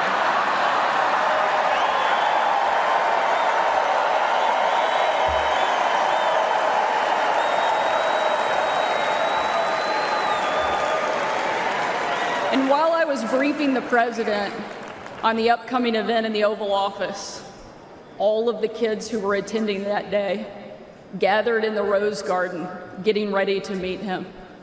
And we were walking out onto that beautiful, perfect colonnade. And I saw out of the corner of my eye that my son Huck was running full speed directly at the President of the United States. Being the gracious person he is, President Trump bent down to give him a big hug. And right in front of everyone, Huck sidestepped the president, completely ignoring him in front of everyone, and ran straight into my arms.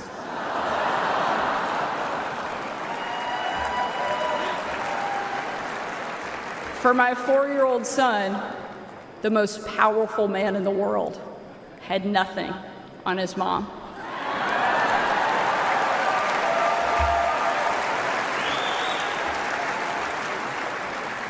But because he's the amazing man he is, President Trump didn't mind at all. After all, he's a dad to 5 unbelievable kids and a grandfather to 10.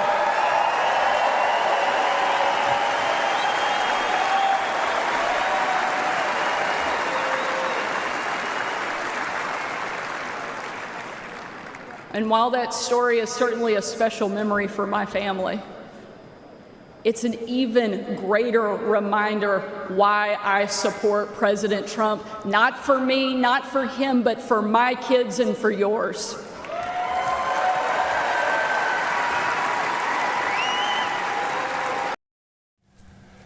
Great speech there. Of course, Sarah Huckabee Sanders, a rock star in the conservative movement, as are many people speaking at the RNC. So, what do you think about that story? He ran right past the leader of the free world. Absolutely. 4 years old. He just wanted his mom at the time. He was happy to see her, but I'm sure President Trump ended up getting his hug later on. But Sarah, another one who used to be the press secretary, and she took some tough questions from these reporters who would just hammer her every day, and she fought them tooth and nail and had great comebacks. And that's why I think when the American people truly realized her strength and her love for our country, which is why she's making a wonderful governor right now in Arkansas. There are a couple sponsors we'd like to thank. I know we've got one that you actually have the product. Yes, zero chemicals, not greasy on your skin. This is Angel Paste. They're based out of Texas. It's a company that's very conservative. They love their veterans as well. They're known for hiring veterans. So let's give them a boost, because I just got a package in the mail just last week. I've been gone on the road, only used it a little bit so far, but I can tell you the little bit that I have used of it, I love this product and can't wait to get home and soak up some more in my skin. It's a miracle cream. Experience the miracle at angelpaste.com. Type in the RSBN code at checkout for a discount. People are giving rave reviews on Angel Paste. They're saying that they're seeing less wrinkles, that their scars are healing. It's helping heal their bruises faster. So this cream is a must-have. Go to that website and check it out. There's different options that you can choose from of your liking. That's angelpaste.com. And another great sponsor, of course, is American Financing. $854 a month. How in the world will they save you that? You got to go to them for some more information. Of course, the equity of your house is part of the plan to get that number down there. But I'll tell you, these guys are great. AmericanFinancing.com, always good to save nearly $1,000 a month. I'll take it. Who wouldn't want that? $854 a month on average. I know a lot of you are struggling when it comes to wanting to buy a new home and just maybe refinancing your home. But this is the company to call. They'll help you out. They're understanding the struggle of people trying to buy a home or refinance. So that's why we want to tell you about them, American Financing. Whether you're looking for home loans, purchasing a home, or refinancing your home, they will help you save. All right, so that's two great sponsors, of course.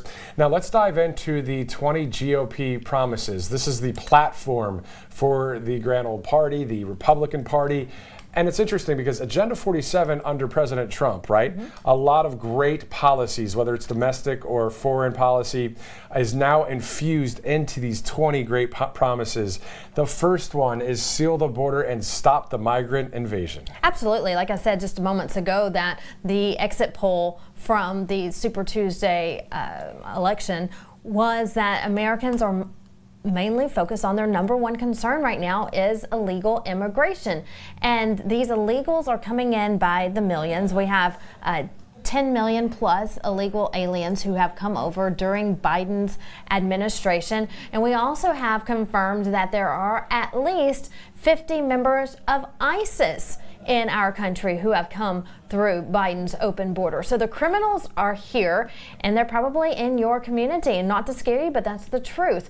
Every time we travel to different states, that's what people tell me. Just in Pittsburgh area the other night, in Butler, before tragedy broke out, that's what the people there were telling me. We need help with illegal immigration, and we're up north. So it used to be, Matthew, where the southern states were concerned, but now everyone's concerned. It's happening everywhere. These criminals are coming in, and they're taking the lives of the everyday Americans, and they're bringing drugs, and we have members of terror groups who are on the ground here in our homeland. And that's a great point that you just made up, because I wrote down 3 different subjects that we're dealing with. We're dealing with crime, we're dealing with fentanyl, which is in the same family there, and then non-citizens possibly voting.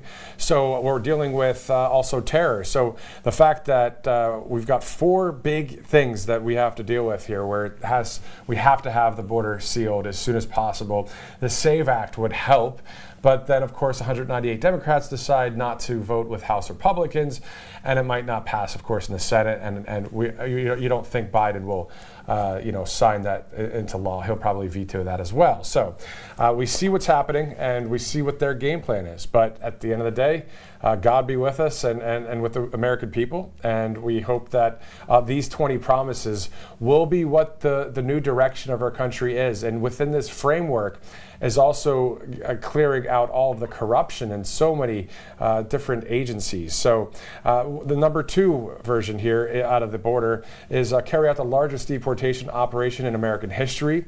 Number 3, end inflation and make America affordable again. I want to go back real quick to number 2 when it comes to carry out the largest deportation operation in American history.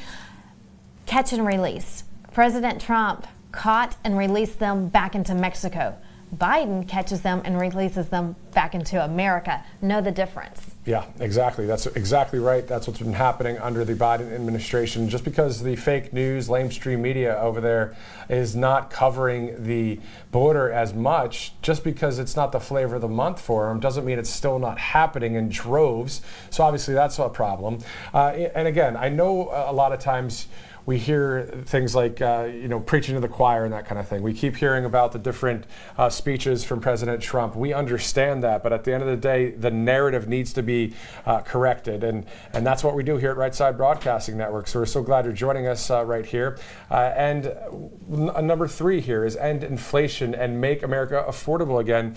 We were looking at the Consumer Price Index as well. Under Joe Biden, prices, as we know, have skyrocketed.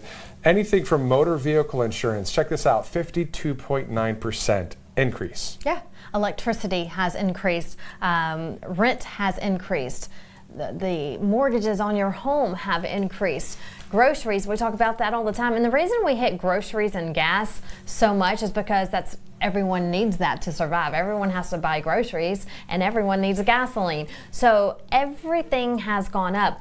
At the same time, your pay is decreasing. So the cost to live is higher. What you're getting paid, what you're taking home every 2 weeks is lower. So the math is not mathing. Exactly. It's not, and we know what it was like under President Trump and what it's like under Joe Biden. So I do want to say as well, of course, you see that countdown clock, 1, 2, 3, right? Hour, 23 minutes, and about 5 seconds until the session number 4. So that's day 3 at the RNC up there in Milwaukee, Wisconsin at the Pfizer Forum is going to start.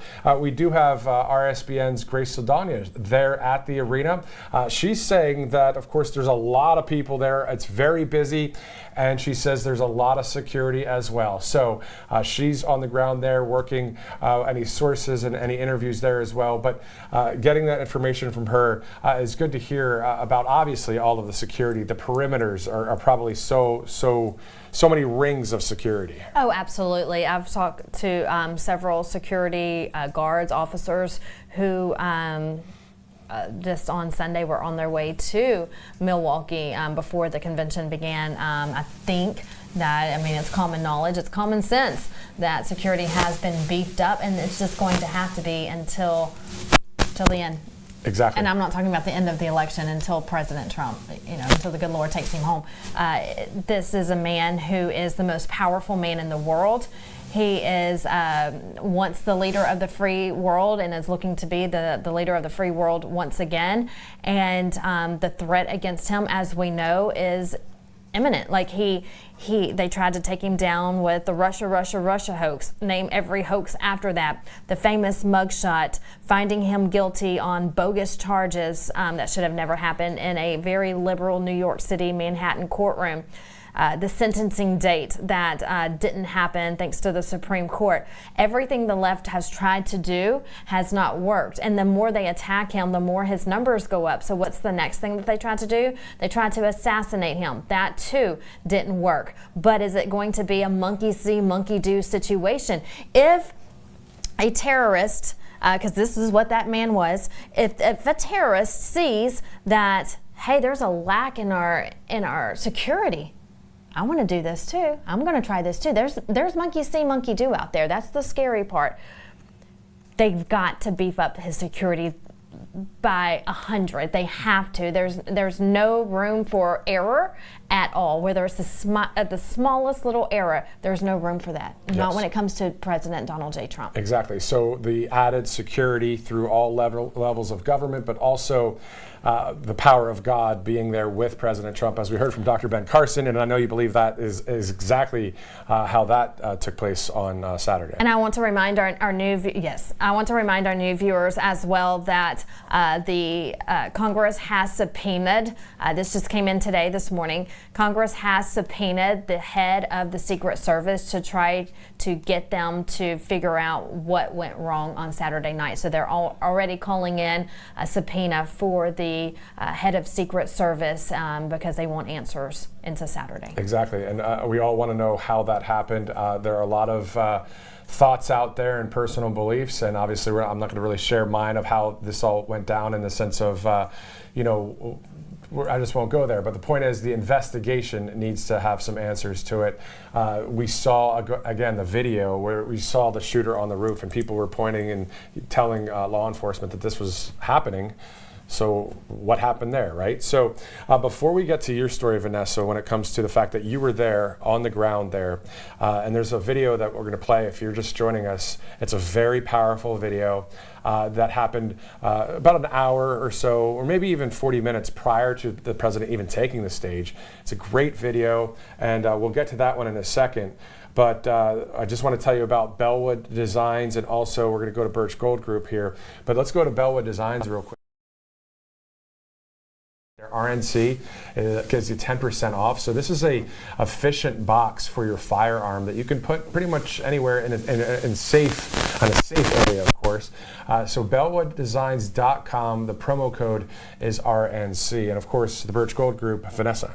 Yeah, the Birch Gold Group does great work in helping thousands of customers save for the future. They have thousands of happy customers, A+ rating, 5-star rating with the Better Business Bureau, because that's just how wonderful they are. No matter what you can throw at them for your savings, whether it's a small amount or a large amount, they will get you on the right path to financial freedom.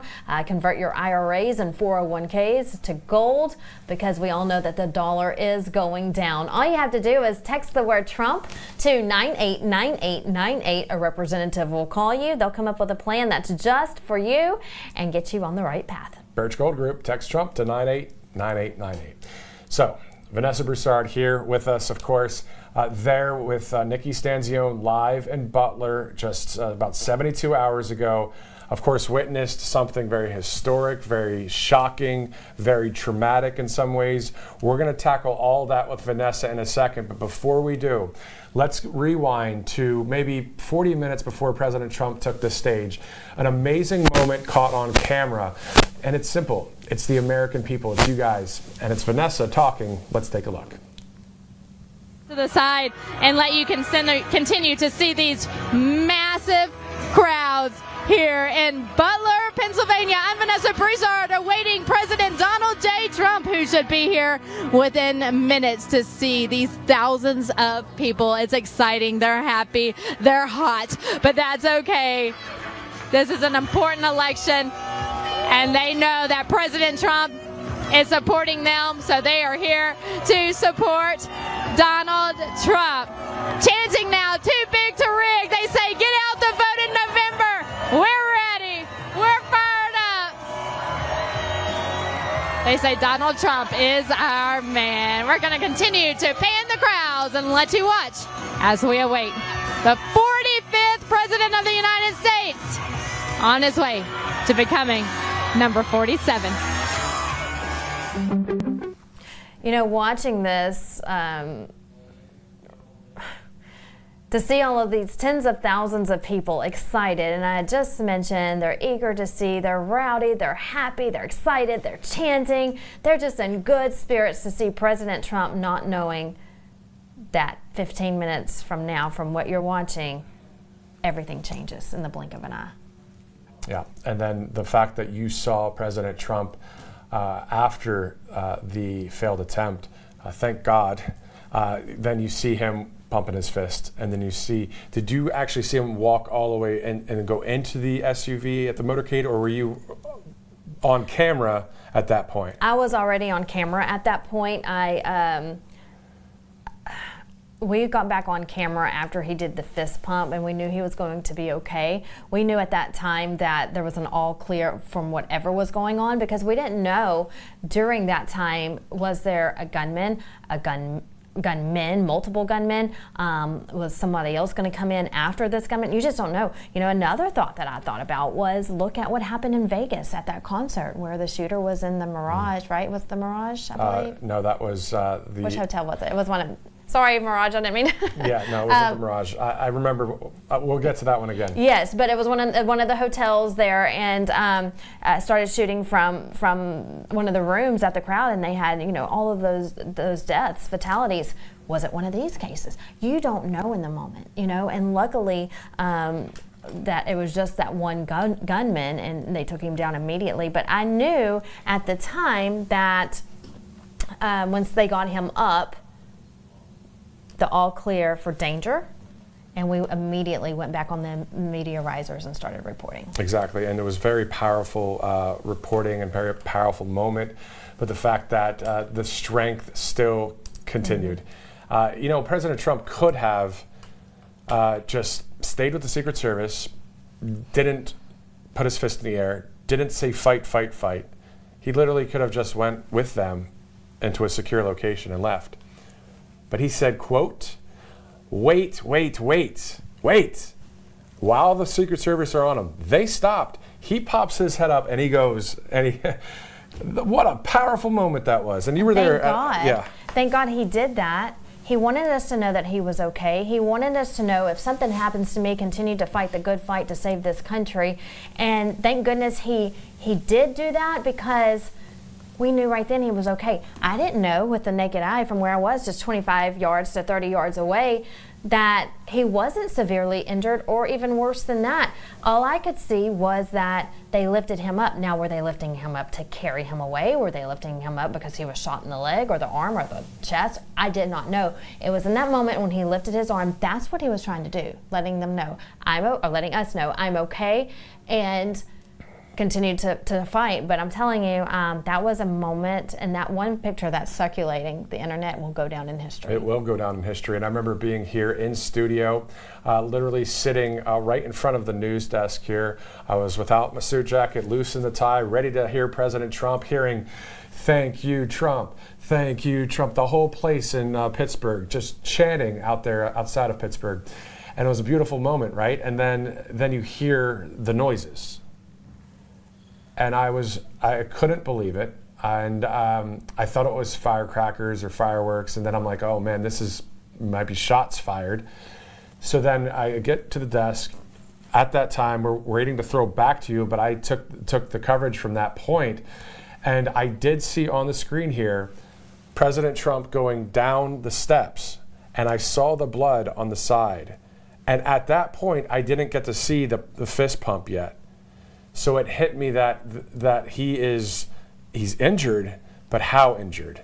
So it was definitely a very difficult at that moment for me to just, hey, this is what just happened. Because we were talking about this before, Vanessa, we do have a job to report, but we also have an attachment to the leader of the free world because of what he has done for this nation. Yes, he's a lot of people's heroes. He's my hero. I was thinking this morning when I was getting ready, I've never had a hero. I've had people I'm a fan of, and people I support, and people in the political world who I vote for, but an actual hero? No. And so when you are up to 30 yards away from your hero, or the front row Joes are just feet away from their hero, and even the people all the way in the back as far as the eye can see. When you see your hero, your president, being shot in real time and then fall to the ground, then Secret Service jumps over him, and again, I mentioned this earlier, it was so fast but yet so slow. That's when the slow motion kicked in. It felt like it took forever for him to get back up, and you're just praying and hoping and just pleading to God, let him be okay. Please get up, please get up, please get up. And when he does, you still don't know if he's okay because you can't see that well. The cameras are zoomed into him. We fled, so we knew the cameras were still rolling. And so the cameras are zoomed into him, so you got a better shot at home than we could, right? And you got a better shot than we could.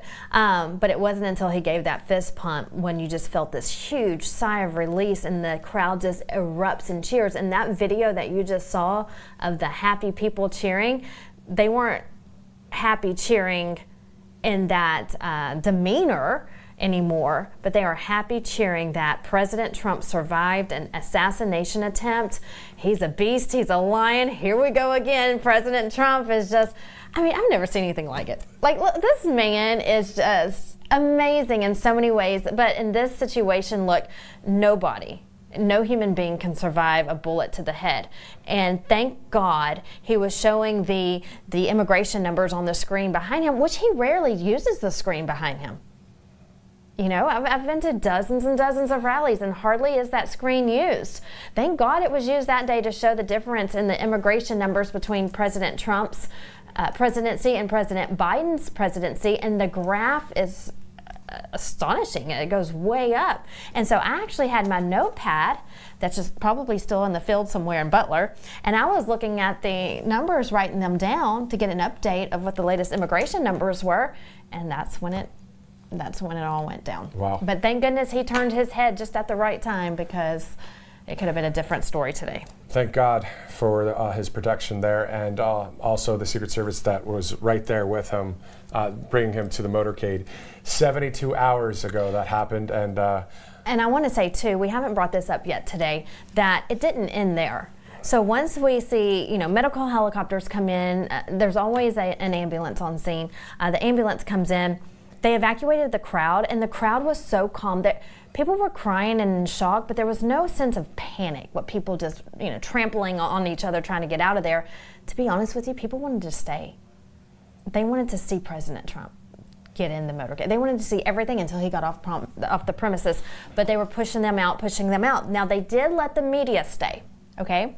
But it was maybe a couple of minutes, you were here. It was probably, 5-10 minutes later after that. Secret Service comes and tells us we need to go live on air. They were evacuating us, and we had to run to our cars because they found a suspicious package. It was later found out, we didn't know at the time, we were just running. it was later found out that that suspicious package was the bomb-making materials in his car. So it was all so fast, but yet there was a lot going on. So not only were we worried about President Trump, were we going to survive, or was the crowd going to survive? How many gunmen are there? Then the suspicious package worry to where we're running to the car. So it was a lot going on in a short period of time. How are you feeling? Shocked still, but I'm better today. Here's the truth. I've told several people this. I have been almost in a zombie state of mind since that happened. I can't think straight. I'm hardly sleeping. This is where that sense of PTSD kicks in the sense of, I have a little one at home. He loves his books. He loves to read. And he has a book, for example, and it helps you count. So on page 1, there's 1 animal. On the second page, there's 2 animals, and it goes on and on. Well, it has little bubbles you pop. So right under, when you count, you hit 1 and it goes pop. 2, pop, pop. My mom, the next day when I got home, was reading to him, and I had to politely ask her to please choose another book, because right then and there, that pop, pop was triggering. Wow. Yes, and so it's little things like that. Also, I've gotten better. Like a lot of people have. I've talked and spoke to other reporters who were in that shock stage and reality starting to hit them. But for me personally, I think I started feeling better when I saw him walk out the first night of the RNC. I still don't remember a lot from the rally. I didn't realize until I saw RSBN's post on X, maybe 2 days or a day after the shooting, that I was on the ground, hunkering down with a microphone, reporting live breaking news. I don't remember any of that. Wow. So there's a lot I don't remember. I'm getting better. Reality is starting to kick in, and I feel more like myself today. And you've helped me a lot too. Matthew told me this morning, Vanessa, we're going to do good. I got you covered. Don't worry about anything. Let's pray over it, and everything is run smoothly. But I still am a little forgetful, and trying to get there. Slowly but surely I'm getting there, but I'm not alone. There's so many other people out there, especially the people who were there, I believe. They were crying afterwards, hugging strangers, hugging each other. I did. See, everything comes back to me. I just remembered this. When I was going to my car, you had to pass the merchandise booth. There were several people, maybe 24 people, gathered around praying for Trump. So, strangers. Wow. So they're all going through that today. So if you're going through that, whether you were there or watching it at home, you're not alone. We are all dealing with it in some sort of way. The healing process is different for everyone. 2 days ago, I spoke to a reporter who texted me and said, Vanessa, are you like me? I'm out of the shock stage now, and reality's kicking in. I said, nope, I'm still in the shock stage. I talked to a reporter just last night. Her shock stage was wearing off, and I thought, nope, mine's still. But it was when I, started seeing President Trump and then getting some rest. Last night I had a good night's sleep, and so it's, but everyone heals differently. So exactly, and as you were saying, whether it's therapy, counseling, prayer, friends, family, laughter, talking about it right here, and that's what I love about. Me exactly, too. That's my sense of therapy. Is just talking about it and listening. So don't hold it in. Get that anger out or that hurt out, or just your feelings, whatever you're feeling at the time, the shock or the sadness. If you don't remember anything, that's okay. I don't either. No matter if, your friend healed or your family member who was there or watching with you healed yesterday and you're still not healed, that's okay. Everyone heals differently. You are not alone. Amen. And the grit that you have, and the grit of the American people, and then the grit of President Trump, as we just keep going, because that's what we're going to do, and God is with this nation, we love freedom. So we're going to keep going for that goal. As you see, 1 hour and 3 minutes till day number 3 of the RNC. How excited are you for tonight? I mean, there's going to be a lot of great speakers. A lot of great speakers. I'm so excited about tonight. Of course, I want to hear from J.D. Vance, but I'm really looking forward to Don Jr. because Junior was named correctly. He's a spitting image of his father. He loves to go out there and tell it like it is and put up the good fight. But I'm really expecting, I would be surprised if we don't see a different Don Jr. tonight. One that's may still have a little bit of that, like you mentioned earlier, but have a little bit of more, show more of his comforting side. You know, because that's been really the theme of the whole RNC so far. Everyone is just. I mean, this is on the heels of an attempted assassination. And so everyone is emotional. Everyone's feeling blessed and happy that President Trump's there, and to hear these great stories about him every night and to see him smile. And so it's just a different vibe, and I actually like it. And that's how it should be all the time. That feeling that we have right now, that camaraderie of love. It's not that we didn't have it before, but it's even stronger now. Exactly. And I hope that stays as we continue into November. It's only has drawn people closer and more united for the cause of one thing, the Constitution of this United States, for freedom and for God, Judeo-Christian principles as we move forward as a nation, healing, and we keep going, especially Grand Rapids, Michigan, coming up this Saturday. It will be right here on Right Side Broadcasting Network. President Trump. That's going to be a fun one. It's going to be great. Can you imagine the energy from the people, especially? It's going to be his first rally since the attempted assassination. The people are going to be energized. They're going to be there to support President Trump in full force. You know, I know they're going to up security by the droves. And so I'm not covering this one, but I need a time off. But I'm not covering this one, but if I was, I would not be scared. Amen. So I am going to be there along with Nikki Stanzione. Yes. So Grand Rapids, Michigan, 5 o'clock, President Trump will be speaking there.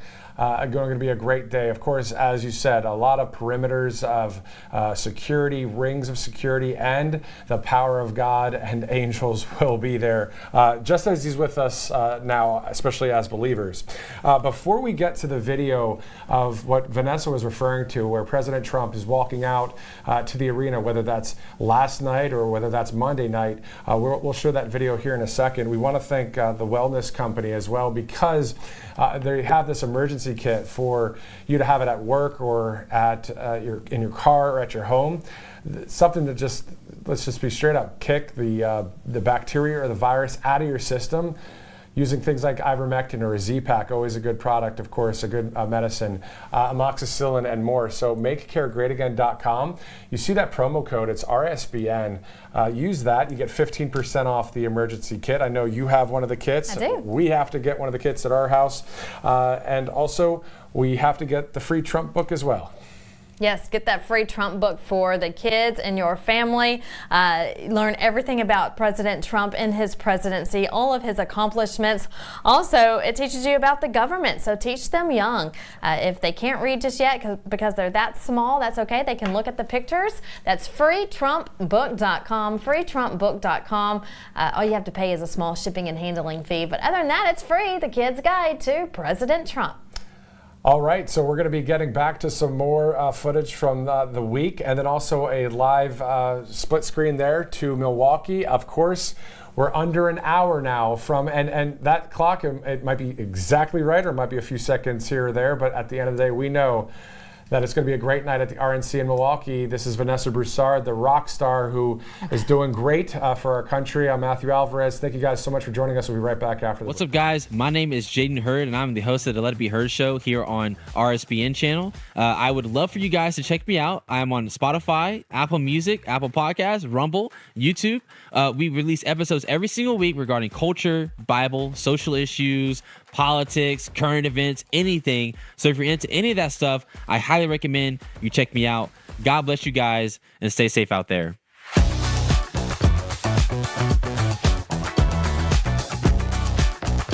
I'm excited to announce we're having a huge MyPillow spring sale, and here's a few examples. Buy one of our MyPillow 2.0s, you get another MyPillow 2.0 absolutely free. Made with cooling technology, the best pillow ever just got even better. And this just in, 9 brand new colors and styles of our Percale bed sheets. They're made with the finest long staple cotton, and now you can save 50% or more. That's as low as $24.98. And for the first time this year, I'm bringing you our My Slippers and Sandals for as low as $25 a pair. So go to MyPillow.com or call the number on your screen. Use your promo code to get your MyPillow 2.0s. Buy one, get one free. Percale sheets as low as $24.98. My Slippers and Sandals as low as $25 a pair. And for a limited time, when you order $75 or more, your entire order ships absolutely free. Welcome to the Right Side Broadcasting Network. We're not like the other media outlets out there that cut and edit what other people say. In 2015, we were created by our founder, Joe Seals, to cover President Donald J. Trump's speeches and rallies, to which we continue to do to this day. We've also covered important conservative events like CPAC, TPUSA, March for Life, and many other important events and hearings around the country. We were made for people like you, everyday Americans who are tired of the mainstream media, who are tired of being lied to, manipulated, and fed an agenda. Our goal here at Right Side Broadcasting is to allow you to see the truth, giving our correspondents and commentators a wide latitude to speak their minds. You won't find anything like this in the mainstream media. Your support through your donations, locals, and supporting our advertisers allows us to continue to cover important events around the country each and every day. So, from us here at Right Side Broadcasting, thank you for supporting us and the right side of history. Welcome back. Vanessa Broussard, Matthew Alvarez, live here at Right Side Broadcasting Network. Looking forward to throwing you out there, tossing to Milwaukee, Wisconsin, of course. So the BelleWood Design, of course, a great company that works with us here at Right Side Broadcasting Network. BelleWood Designs.com, code RNC for 10% off. So this is something that is great for your firearm. You put that in there. It says "We the People" on the outside. You put it in a safe kind of place. It's a little bit better than maybe in a safe box way at some other side of the house. This one's pretty secure right here. Look at that, BelleWoodDesigns.com, code RNC for 10% off. Yeah. That's a good looking box right there. Make sure you get your hands on one of those. Also, if you're struggling with back taxes, or if you have filed an extension on your taxes this year and still need to file those, don't fret, don't worry about it. That's where the experts come in at Tax Network USA. Call that number on your screen, 1-800-357-1415. That's 1-800-357-1415. You can also go to tnusa.com/RSBN. Now, they have rave reviews from their customers. The customers are satisfied. Thousands of them have written in talking about how Tax Network USA has helped save them so much money. You don't have to deal with the IRS because they are trained to negotiate with them. No matter where you live in the USA, they have licensed agents in your state. So no matter where you live, they can definitely help you out. So again, don't worry about it. Let them worry about it, and they're experts, so they don't worry anyway. Make sure you give them a call, 1-800-357-1415. Again, that website is tnusa.com/RSBN. That's right, the Tax Network USA, great sponsor here at Right Side Broadcasting Network. We're going to dive into a couple of the 20 promises from the GOP platform here in a second. And then, of course, we've got a live interview with Representative Michael Cloud out of the state of Texas. And then maybe we'll hear as well from Dr. Ben Carson from yesterday's speech. I mean, a powerful speech there, talking and almost talking directly to President Trump in front of millions of people watching, and then several thousand, of course, almost 20,000 people at the Pfizer Forum. So we were talking about the 20 promises. Number 7 is pretty awesome. Defend our Constitution, our Bill of Rights, and our fundamental freedoms, including freedom of speech, freedom of religion, and the right to keep and bear arms. And being from Texas, we like that. Yes, we do, especially after Saturday. You know, I went on air afterwards and said, you know, it's time to lock and load, not just because of what happened Saturday. I mentioned that, but that's not the only reason. just because. I mean, look at our border and the people, the criminals who are coming over, the crime. We have enough, our law enforcement officers have enough to deal with when it comes to American crime, and to bring all of these illegal aliens in with more of their crime, you have to protect yourself. So that's where our Second Amendment right comes in. Make sure that you are protected and that your family is protected, because this is the time that, unfortunately, it's a crazy world out there. I firmly believe, thank goodness, that there's more good than evil in this world, but we have to arm ourselves against the evil. Exactly, and that's part of our Constitution. That is the law of this great country, and we hope it will continue to be the law of the land moving forward. Let's go to number 9, end the weaponization of government against the American people. We've seen a lot of that happening from J6 and on. We know that President Trump said peacefully and patriotically. We also know with J6 that there were some situations where Antifa and others were involved. I mean, at the end of the day, obviously it wasn't something that we wanted to see when it comes to the election result, but we're moving forward, and 2024 is the time to vote, whether that's early or day of. I know there's a lot of people in both camps, but President Trump himself says about either early voting or day of as well. So, or sometimes with mail-in ballots as well. He says all 3 of those. But that reminds me of number 19, secure our elections, including same-day voting, voter ID, paper ballots, and proof of citizenship. Right, and where do I begin with this one? Going back to what the other one you just mentioned coincides with this one, and the name that comes to mind is Mike Lindell. They have gone after him as well, because that is what he fights for every day, is securing our elections. And we firmly believe that 2020 we don't feel that President Trump didn't win just because we wanted President Trump to win. We feel like our election was stolen from us. And so a lot of people have really started paying attention to the process, and they have found flaws in the process. Look at the movie on the mules, 2,000 Mules, and the surveillance videos and the cameras that have caught the suspicious activities going on in the overnight hours when people are sleeping. So you have people like Mike Lindell and others who have worked tirelessly in the last 3 years to make sure that does not happen in 2024. That is why there's a push for you to get involved at home. You can become a election poll worker or watcher, and the more eyes that we have at these polling locations, the better to ensure that no cheating goes on at all in 2024. On top of that, citizenship and proof of citizenship. I have to show my ID when I get on an airplane. You have to show your ID anywhere you go, where you have to show your age or show your name or prove who you are. Why not when you vote? Oh, probably because we're bringing in 10+ million people who shouldn't be here, because that's the left's way of saying, let's let them vote. Exactly. So hopefully the SAVE Act can be revived and passed in Congress and hopefully in the Senate as well.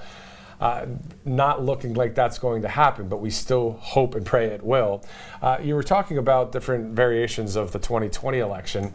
Let's talk about not only the polling, but also the facts. The facts are the swing states in 2016, whether it's Pennsylvania or Georgia or Arizona or Michigan, right? They all went to President Trump.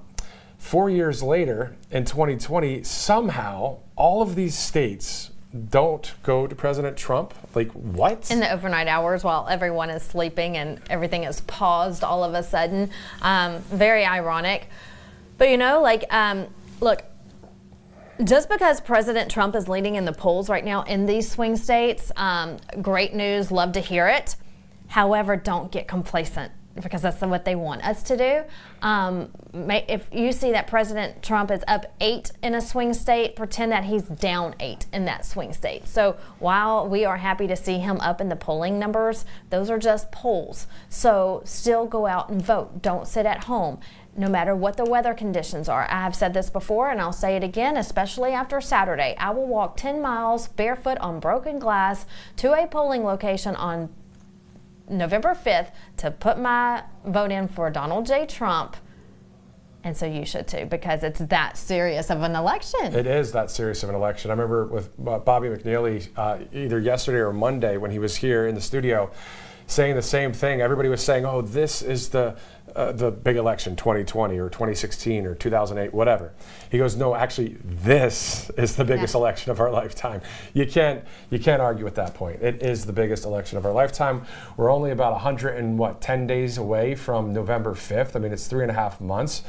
So obviously, it's around the corner. It's been around the corner. It's felt like it's been around the corner for 4 years, because we know that Joe Biden really should not be in 1600 Pennsylvania Avenue anyway. Absolutely, and nor should Kamala Harris be there alongside of him. And so it's interesting to see what's going to happen in 2024 in November of this year, because we are not even for sure that Joe Biden will be on the ballot in November. And you had just got word earlier that they're from the Trump campaign regarding that same issue, where they're already preparing for a different case scenario in case he's not on the ballot. Exactly. To your point, a quote here from Brian Hughes with the Trump campaign. He's a senior advisor. He says, quote, "We don't know who the Democratic nominee for vice president is going to be, so we can't lock in a date before their convention." So referring to a campaign response to vice presidential debates. To do so would be unfair to Gavin Newsom, J.B. Pritzker, Gretchen Whitmer, or whoever Kamala Harris picks as her running mate. Brian Hughes says that. This is a direct quote from the Trump campaign. So a shocking statement, but a statement that has been made by the Trump campaign. I mean, at the end of the day, we're going to see what happens. Moving forward, here at now almost 6 o'clock on the East Coast, we are about 45 minutes from the start of session number 4 on day 3 from the Pfizer Forum up there in Milwaukee, Wisconsin. Have you ever been to Milwaukee? Have you been to Wisconsin on any coverage at all? I'm not sure about coverage, but I have driven through to get to coverage. Awesome. Yes. Very cool. So it'd be great to be in Wisconsin one of these days. Joining us right now is Representative Michael Cloud out of the home state of Texas there for Vanessa. So fellow Texan here, Representative. So good to see you.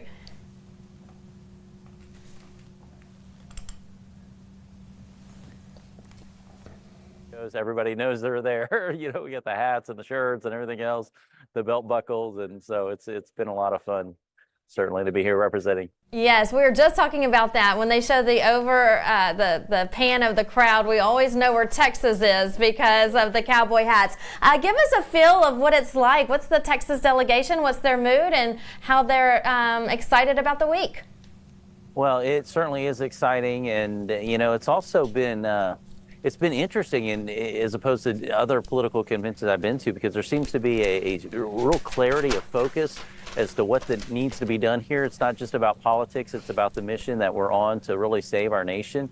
And it's, of course, always awesome to see people coming from all over the country to make that happen, willing to work, coming here and ready to do the work that needs to be done to make sure that we secure the blessings of liberty for the next generation. So what was it like just last night, and let's just even rewind to Monday night, when President Trump walks into that arena, kind of like Rocky IV style? It was just an amazing moment there, wasn't it? Yeah. It was really an amazing moment, really remarkable, and one I think we'll look back in history and see as a pivot point. And, you know, for me looking at him, it really seemed like he was the same but different in the sense he's the same person he was, but also, you know, I can only imagine what it must be like to feel like the hand of God just reached out in a moment in history and preserved you for such a key moment in our nation's history. And so I imagine that brings a new sense of purpose and clarity. And I think that the delegations here are feeling that as well, that we're kind of a part of that and what needs to be done for our nation. And so, again, you saw a number of people last night, just a real unified message here about what needs to be done to save our country. That's quite awesome. I mean, at the end of the day tonight as well, vice presidential nominee J.D. Vance will be speaking. And of course, you're looking forward to that speech, many speeches today. And then, of course, tomorrow, President Trump back at it there. And on top of that, going to Michigan for a rally on Saturday. Yeah, no one's ever accused him of being short on energy, which is probably more than we could say for the current occupant of the White House. He has been somebody who's been full-throated in everything that he's doing. I can tell you, I've met with him before, and he has a mastery of details on topics that he's involved with and working with and everything that's going on. And so, you talk to business leaders who've had to interact with this White House, and of course we know what's been going on recently with they're trying to figure out what they're going to do there. But just the difference of having an administration that's competent versus one that is embracing all these different ideologies that have nothing to do with bettering the lives of the American people. And so there's a clarity of focus here. We're excited to see JT tonight. Is an excellent choice for vice president. And, we'll be working here to support it.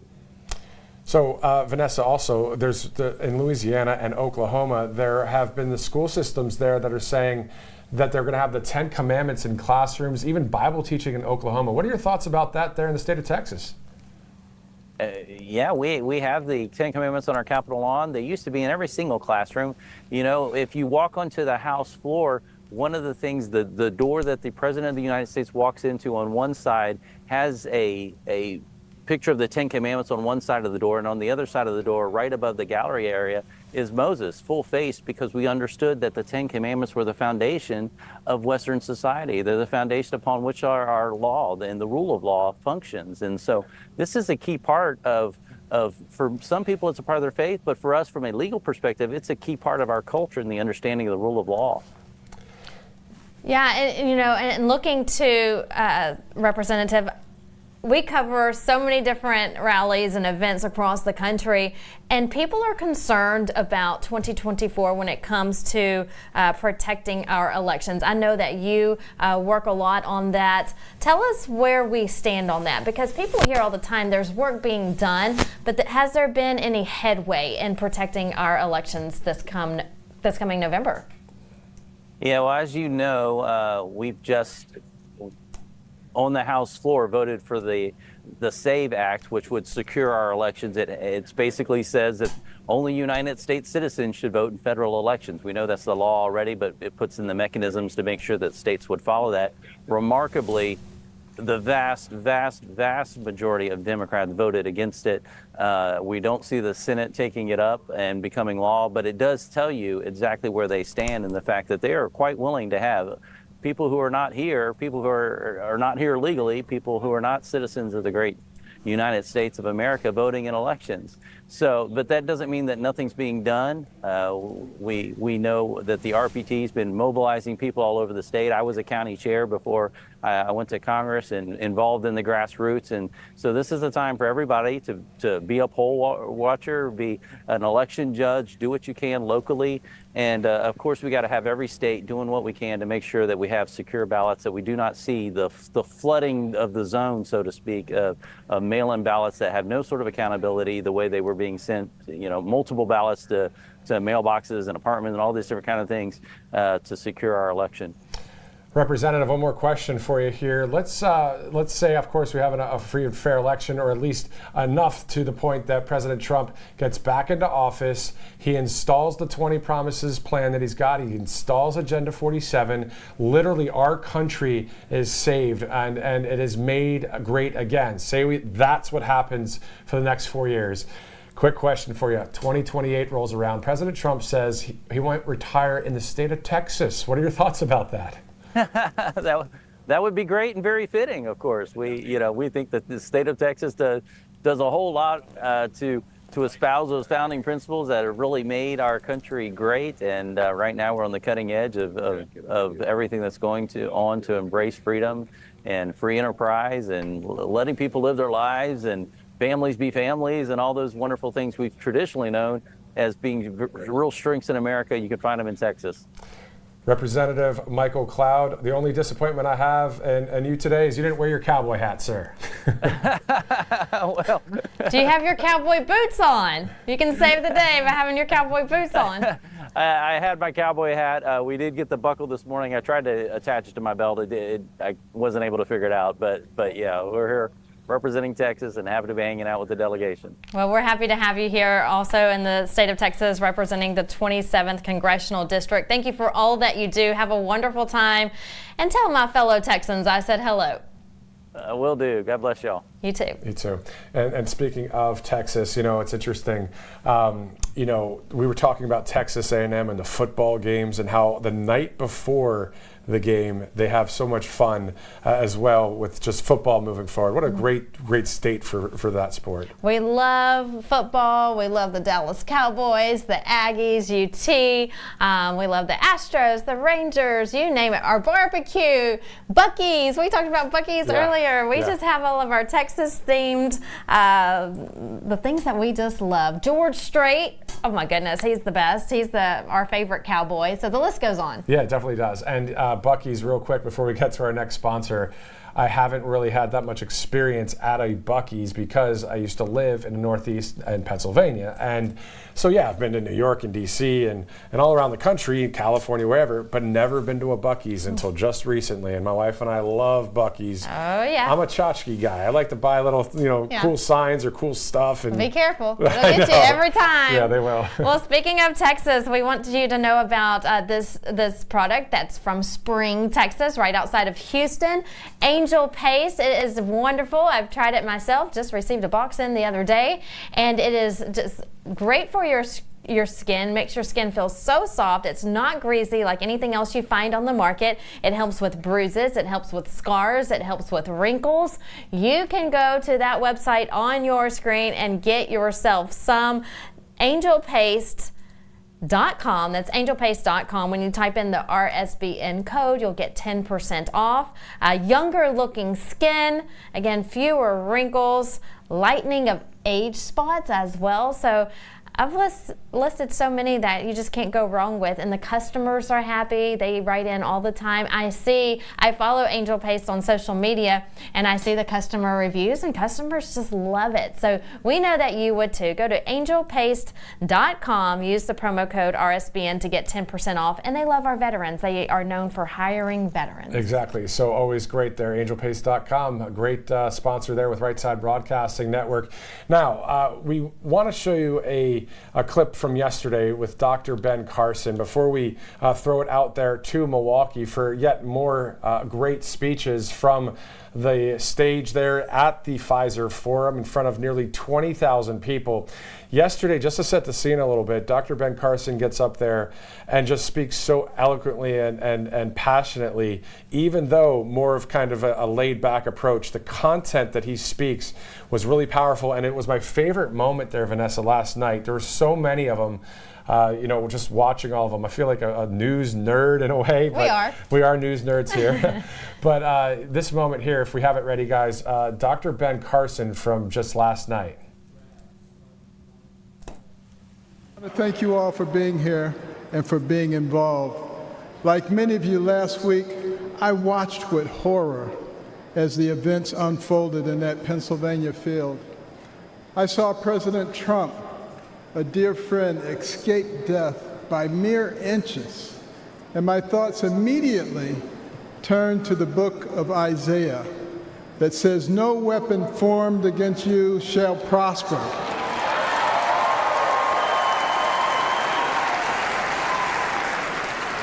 Well, let me tell you the weapons that they used. First, they tried to ruin his reputation, and he's more popular now than ever.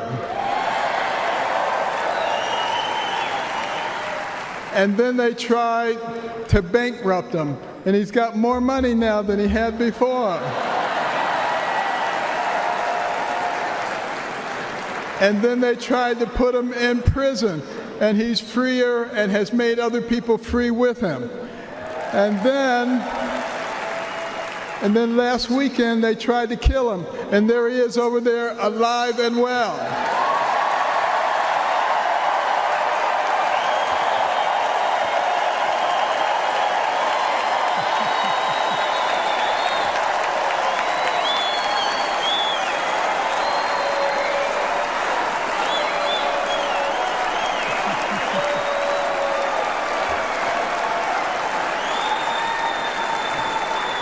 You know, I have no doubt that God lowered a shield of protection over President Trump.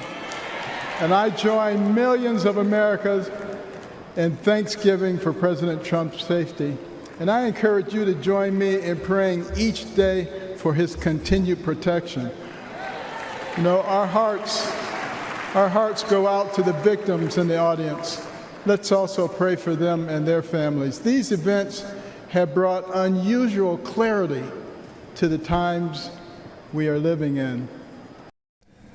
So obviously a great moment there, and many more to come tonight at the RNC, as we're 33 minutes away from throwing it to the RNC, or whenever they start. Usually there's that 10-second countdown on the stage. We'll be throwing it right when that starts. Now, Vanessa, obviously the everyday Americans angle that the RNC has put out there in the Trump campaign is pretty awesome, because you're hearing from the people of this country. You might not know their name, but you might know their name after they speak now. And you know their story, not personally, but you know one that's similar to it, whether it is a mother on stage because her son died of fentanyl, whether it is a mother on stage because her son or daughter was murdered. We all know someone somewhere who has gone through something very similar, so we can relate to these everyday Americans. Exactly. So you've got the everyday Americans that are speaking, and then you've got everyone from Nancy Mace or Newt Gingrich or Peter Navarro getting out of prison today, going on stage tonight. That's going to be quite the reception, I'm sure. Thomas Homan, the former acting director of ICE, is going to talk. Greg Abbott will be there, Kellyanne Conway, Doug Burgum, Paulina Luna out of Florida.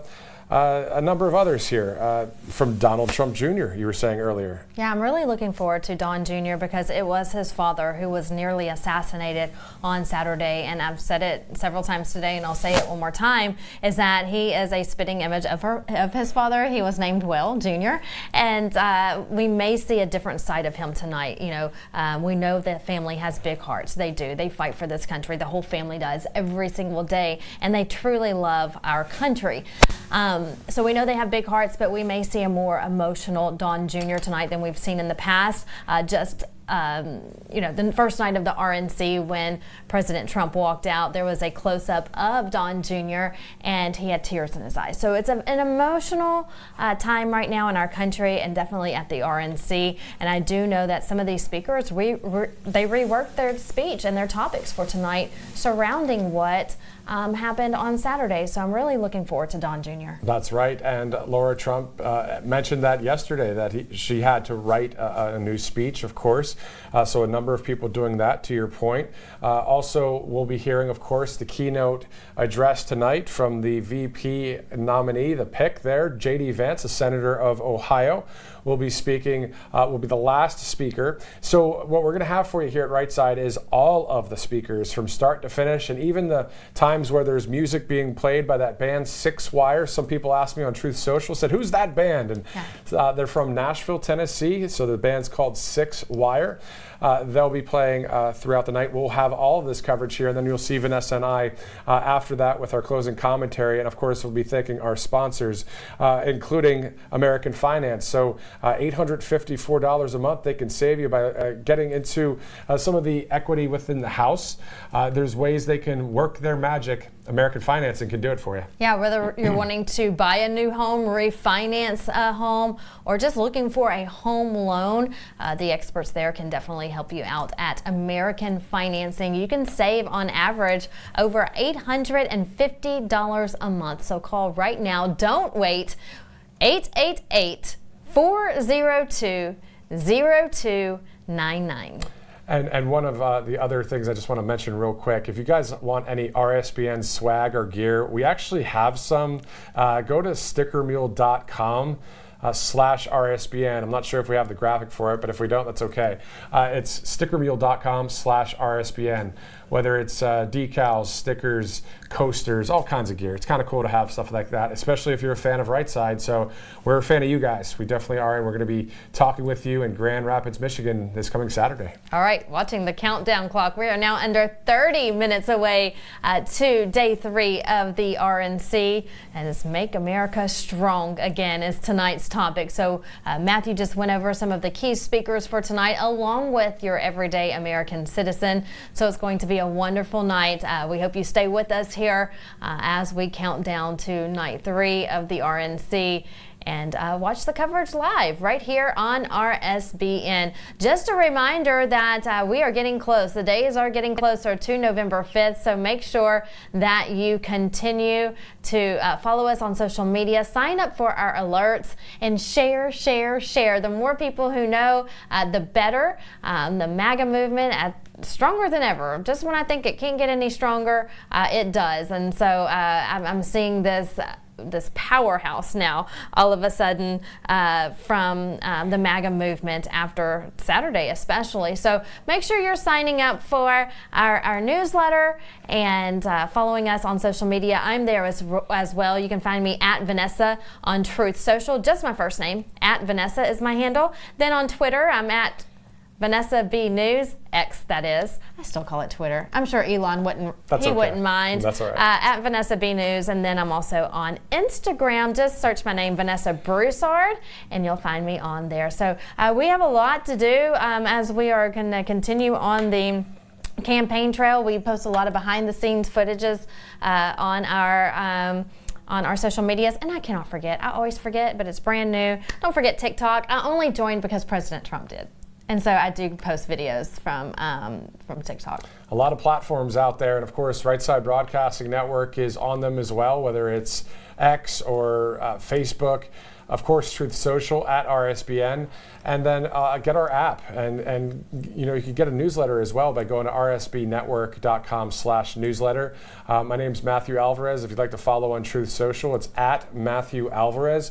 So we were talking about the MAGA movement getting strong as a powerhouse, right? Mm-hmm. It is the free world, right? It's the freedom people that love the Constitution in this country and around the world. And as we know, Vanessa, today is Make America Strong once again. We know President Trump is strong. We know his cabinet will be strong. We know the American people are strong. Let's talk foreign policy for a second. Viktor Orban, a strong leader of Hungary. Jair Bolsonaro, a former strong leader of Brazil, who should be in the leadership position still in that country.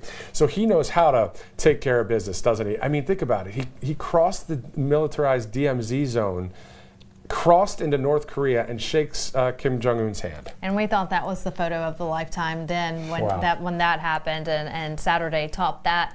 But absolutely, I mean, this is a man who can work with other world leaders and come to an agreement, come to peace. That's what we want. And he is the only man who can do that. Joe Biden clearly cannot. There's war in the Middle East, but President Trump can talk with Vladimir Putin and go into these other countries where no other U.S. president has been able to go before and make peace and shake hands. And so he wants to bring that back and continue to do so. I do have some breaking news that just is coming over my phone right now. The Biden campaign has just canceled his speech in Las Vegas tonight because he has tested positive for COVID. They announced that at the venue just moments ago that Biden has just canceled his speech in Las Vegas because he has been tested positive for COVID-19, and we'll continue to watch any health updates on that. All right, so breaking news right there. Speaking of that breaking news, you're talking about the subpoena earlier for the Secret Service and FBI briefing Congress on Capitol Hill. That'll be on Monday, so the leader of the Secret Service will be talking with Congress on Monday. Yes, and I'm actually reading on that right now, too, that this is just in as well, that during a Senate briefing just today, that it was announced that Secret Service could have possibly been aware of the potential threat, listen to this, 10 minutes before Donald Trump took the stage. Okay, I'm going to repeat that one more time. This was revealed today during a Senate hearing, that they could have been aware of a possible threat at least 10 minutes before he took the stage. Now, I mentioned this earlier, that I don't have all the facts. I don't know all the facts. And I'm going to let the investigation play its course. But remember what I said. I have the video to prove it on my cell phone. I saw them point to something, the snipers, 5 to 10 minutes before President Trump came out, and I have footage of it, of them really focusing in on something, and I thought, what do they see? I'm sitting on the media risers, and I think, they see something. So I just started videoing on my phone. And now again, not making any accusations, but it's very funny. Not funny, but you know what I mean? It's very ironic. That should be the word that I'm using. Ironic that the timeline is adding up to when I saw a sniper point in that direction that we now know where the shooter was, look back at another one, they start really focusing in. They even step down to get a closer view. This was all in the same timeline of what was just announced in that Senate briefing hearing today of when they may have known about something suspicious before President Trump came out on the stage. So if that's the case, why was President Trump not stopped from coming out on? I'm not in law enforcement, but I have enough knowledge to know that if I see anything, keep him back. He was already almost an hour late. What's another couple more minutes before you go investigate what you saw? What you have is common sense. Yeah. It's common sense to think that thought. And also, the video that you put, that you have on your phone, it's simple. You're a journalist that was there in Butler documenting what you saw, and I think we're going to have to get that video into our system here at Right Side and air that. If we go back to Saturday, I know there was a lot going on, but I had sent that in at some point. I believe. If not, I will definitely get y'all. Yeah, and if we can't get to it today, definitely tomorrow in our pre-program coverage of RNC Day 4, we will be here at, I believe, 3:45 Eastern Time. Tomorrow we'll start our coverage for Day 4. Obviously, we're about 22 minutes away, as it is 22 minutes after 6 on the East Coast. One of the other points on the 20 promises for the GOP platform. We were talking about that earlier about workers as well. Large tax cuts for workers and no tax on tips. Always good to see that. As you know, you remember President Trump stopping at various either restaurants or that kind of thing. He would actually sign the same thing. I don't know if you saw that image, but that was pretty cool. And I think about doing that sometimes whenever I am writing a tip. But what I've started doing, and this was before President Trump made the announcement, I know that when I leave a tip that they're going to, get taxed on it, and that's just my gift to them. I feel like it's a gift.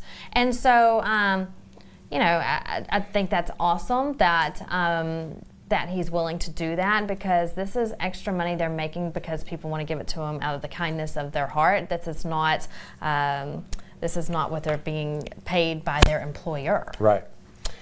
So before we go to Milwaukee, we still have 21 minutes yet. And for those of you just joining us, and those of you that have been with us from the beginning, thank you for today sticking with us this whole time.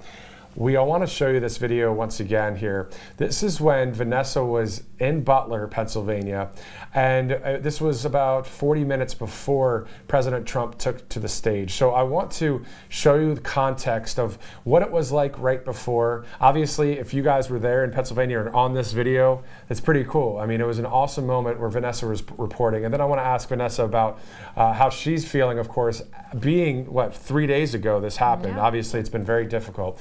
So guys, if we have that, it'd be great to toss to the video where Vanessa was live right here on Right Side Broadcasting Network. Take a look. And let you continue to see these massive crowds here in Butler, Pennsylvania. I'm Vanessa Broussard, awaiting President Donald J. Trump, who should be here within minutes to see these thousands of people. It's exciting. They're happy. They're hot. But that's okay. This is an important election, and they know that President Trump is supporting them, so they are here to support Donald Trump. Chanting now, too big to rig. They say, get out the vote in November. We're ready. We're fired up. They say Donald Trump is our man. We're going to continue to pan the crowds and let you watch as we await the 45th President of the United States on his way to becoming number 47. A great sea of people there. Vanessa, what was that like just in that moment alone? Because you see the people responding to you and the camera. I love them. They're so fun.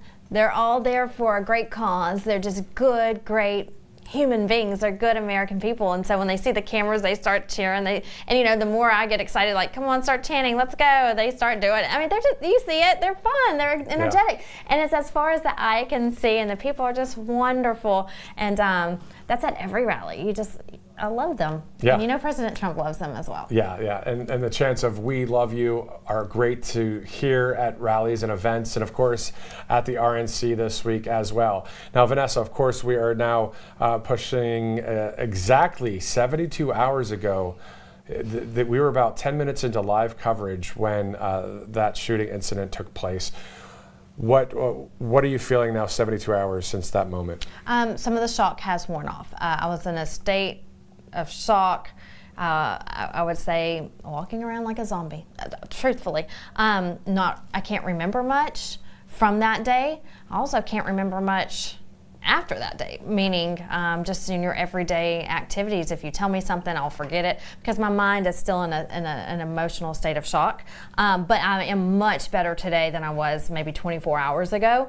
I believe that seeing President Trump walk out the first night of the RNC helped me a lot, and then I've been getting a lot of rest since then. But it's just a coping mechanism. It's normal. I realize that. I'm not here to say, oh, what's wrong with me? Something must be wrong with me. Well, I just witnessed and wasn't caught in the crossfire of an assassination attempt, and so it's a shock for everybody who was either there or witnessed it at home live or maybe just saw the videos. So a lot of people are in shock right now, and so I've mentioned this before, and I wish I could have shown you, but we were running to our cars. People embracing each other, crying, shocked, scared for President Trump, scared for themselves, scared for the country, you name it. And it's just strangers embracing each other, and that's what America's all about. It exactly is about that, and prayer and camaraderie. The traumatic kind of event that you saw and witnessed there, you brought up some very personal things earlier about trauma that you've dealt with, and we all have, most of us have dealt with some traumatic things in life, trauma, right? Yes. And so through prayer and family and friends and counseling, all of these things work together to make someone more whole and more united with themselves moving forward. So have you seen, even the prayer that we did this morning on the phone, for myself too, it was just encouraging, Absolutely. I've spoken to several people who were there, other media outlets, someone who I haven't spoken to maybe in a year, checking in, and I didn't even realize that he was there. And because I was in another section than him, but he was there covering the event, and he was asking how I was doing. I asked how he was doing, and everybody's in the same mindset. Everybody's trying to cope. We're in it's this mechanism, your brain, it does that. You're just in a, what do they say, the fight or flight mode. Right. And so and so thankful that things could have been so much worse, not just for President Trump, but for so many more of the wonderful citizens that were there. You see the people. You saw the video just now, and it could have been nothing for that gunman just to shoot across the crowd. And so we're all just blessed. And again, thoughts and prayers to the family of the other victims. We're there for you. We think about you. We pray for you. And we're just getting word today that President Trump will be at the funeral of that brave firefighter. That's right. He was 50 years old, Corey Comparatori, an American hero who shielded his loved ones and is in heaven right now, a believer, a Christian, a believer in Jesus, and is in heaven. And we will someday see him again. I will give him a high five. Oh, absolutely. Definitely. I'll give him a high five and a hug because that's a fellow patriot. And anybody that loves freedom is a patriot, right? And you could be from anywhere in the world. If you just love freedom, you're a patriot, in my opinion. The Birch Gold Group, we want to thank you guys so much for being a sponsor with us here at Right Side Broadcasting Network. So all you got to do is text Trump to 989898. You'll get a free info kit. I have the info kit somewhere around here. It's right here, actually. This info kit, really high quality kit too, by the way, gives you all the information you need for gold, precious metals, and all the details of even how to get started. They will send you a digital one too through texting Trump to 989898. So a lot of great information there, Vanessa. Absolutely, and these people have 5-star rating with the Better Business Bureau, thousands of satisfied customers. The Birch Gold Group, that when you talk to them on the phone, they're there to help you. They ask you questions about how can we help, what can we do, and they try to see where you're at with your finances and basically because they want to know what your goal is, and they're going to help you get to that goal.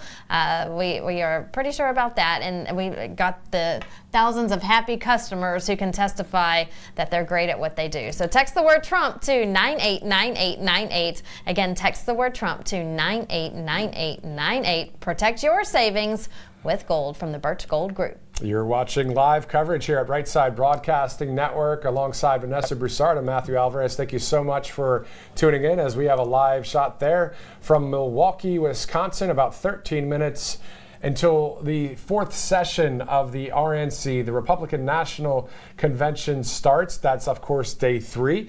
And we have some great speakers lined up. When I say we, I mean the RNC. We'll be showing every one of them and all of the musical interludes, of course, by that band Six Wire, who's doing a great job. Who doesn't love a good cover band, right? I mean, it's always good. Always good, yeah. Yes. Playing all of our musical favorites, so make sure you stick around for that as well. We still have coverage tomorrow when we expect President Trump to speak his first speech since Saturday night. Cannot wait for it. My heart's ready for it, and to hear him just give probably the most wonderful speech of his lifetime. We're excited about it. And then on Saturday, he doesn't stop now. He's still going to keep going on the Trump train. He goes down to Grand Rapids. And so, Matthew, you'll be there. That'll be his first time speaking at a rally since Saturday. What are your feelings towards that? I think it's great. I think that's what you call keep America great, in a sense of he's going to keep going. And so will the American people, so will Right Side Broadcasting Network, so will conservative media. And the truth sets you free. The truth's always there in the sense of God's power, right? So, yes, there's security. Yes, God's with us. Thank you, God, for that. But also President Trump showing that strength and saying, you know what, just like he went to Milwaukee, you remember he posted something on Truth Social the day before of when he went there on Sunday, I believe. He says, you know, I thought about maybe we postpone a couple days here and there with the RNC. And he said, you know what, not going to do it. Yeah. And he showed up. And he walked out there like the rock star he is. And you know what? The everyday Americans, all of us, we're rock stars as well because it's we the people. So obviously we're going to hear from everyday Americans tonight. We're going to hear from well-known speakers, everyone from Donald Trump Jr. to J.D. Vance and others. It's going to be quite the night, Vanessa. It really is. I'm excited about it. It's Make America Strong Again. That is the theme for tonight. You can see people starting to pack in, ready to see these great speakers. It's been wonderful so far, and wonderful in a sense that we're really getting a personal aspect, emotions from people, because people are still emotional and blessed. We were blessed before Saturday, but we're blessed that not only is President Trump there, that the scene could have gone a lot worse for everybody. And so everyone is just thankful and ready to get this party started tonight and, you know, continue it on until November. Every day that we cover what's going on in the news is historic, especially obviously because of President Trump. So yet another historic night about to happen at the RNC. And Vanessa, would you say that this week is not only encouraging and celebratory and strong and powerful, going in the right direction, it's also a week of healing? It really is. Oh, absolutely it is. The tens of thousands of people who were there to witness what happened in person are healing right now. We all are. And it may take days, it may take weeks. And I spoke about this earlier. When you are in a form of recovery, there is no time limit. There is no just because your neighbor may be feeling a little better today than you are, that's okay. They may, jump back to normal in 2 weeks. You may take 2 months to get through what you witnessed in person. And I really feel sorry for the people who were front row, and really got a handle on that, or the people who are on the bleachers right behind President Trump. everybody heals differently, so don't think that there's a time limit or think that there's something wrong with you if you haven't. Even the people watching at home, this is just a very emotional time. It is definitely a week of healing and a week of celebration as President Trump became the official nominee for president with the Republican Party. And I'm keep thinking about that Ben Carson moment yesterday, and every time President Trump is smiling or saluting or standing up to a round of applause and cheers, and then that pastor that's prayed at the end, the benediction last night, it felt like it was a church service there in front of 20,000 people. I mean, it was a very real moment. People had their eyes shut. They were praying. They were seeking God together.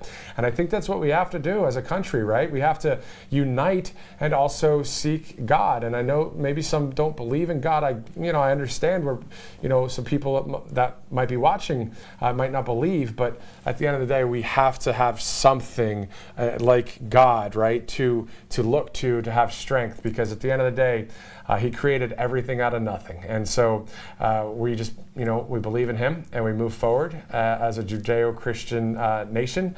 And we're going to see in 8 minutes how things go today.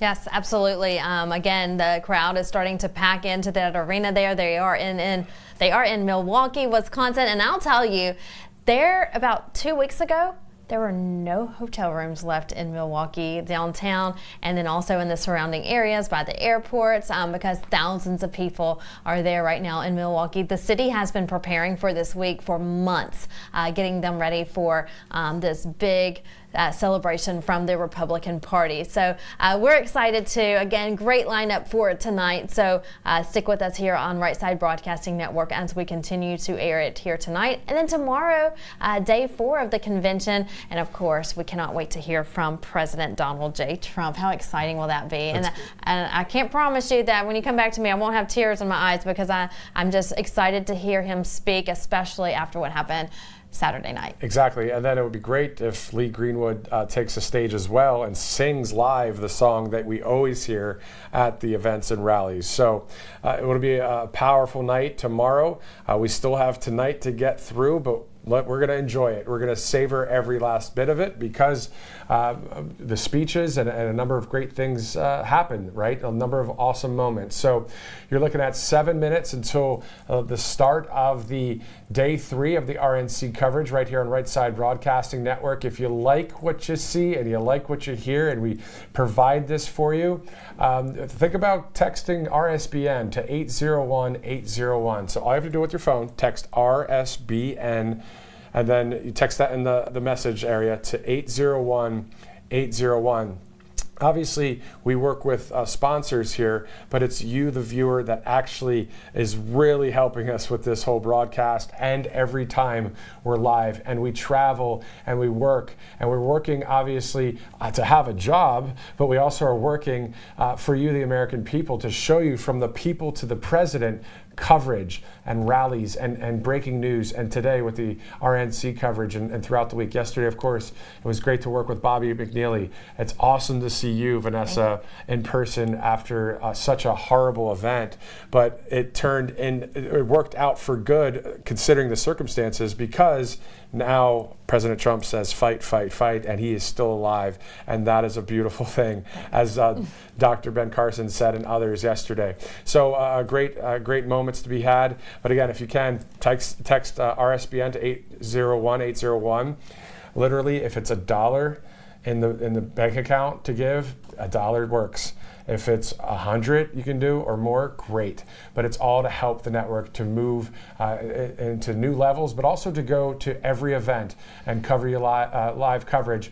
And Vanessa, 9 years, the 9-year anniversary was celebrated not too long ago here at Right Side Broadcasting Network. I know, happy birthday, RSBN, hitting the double digits soon. Can't wait for that. So we'll have to have a big celebration on the 10th birthday. Yeah, that'll be great. That's a big one.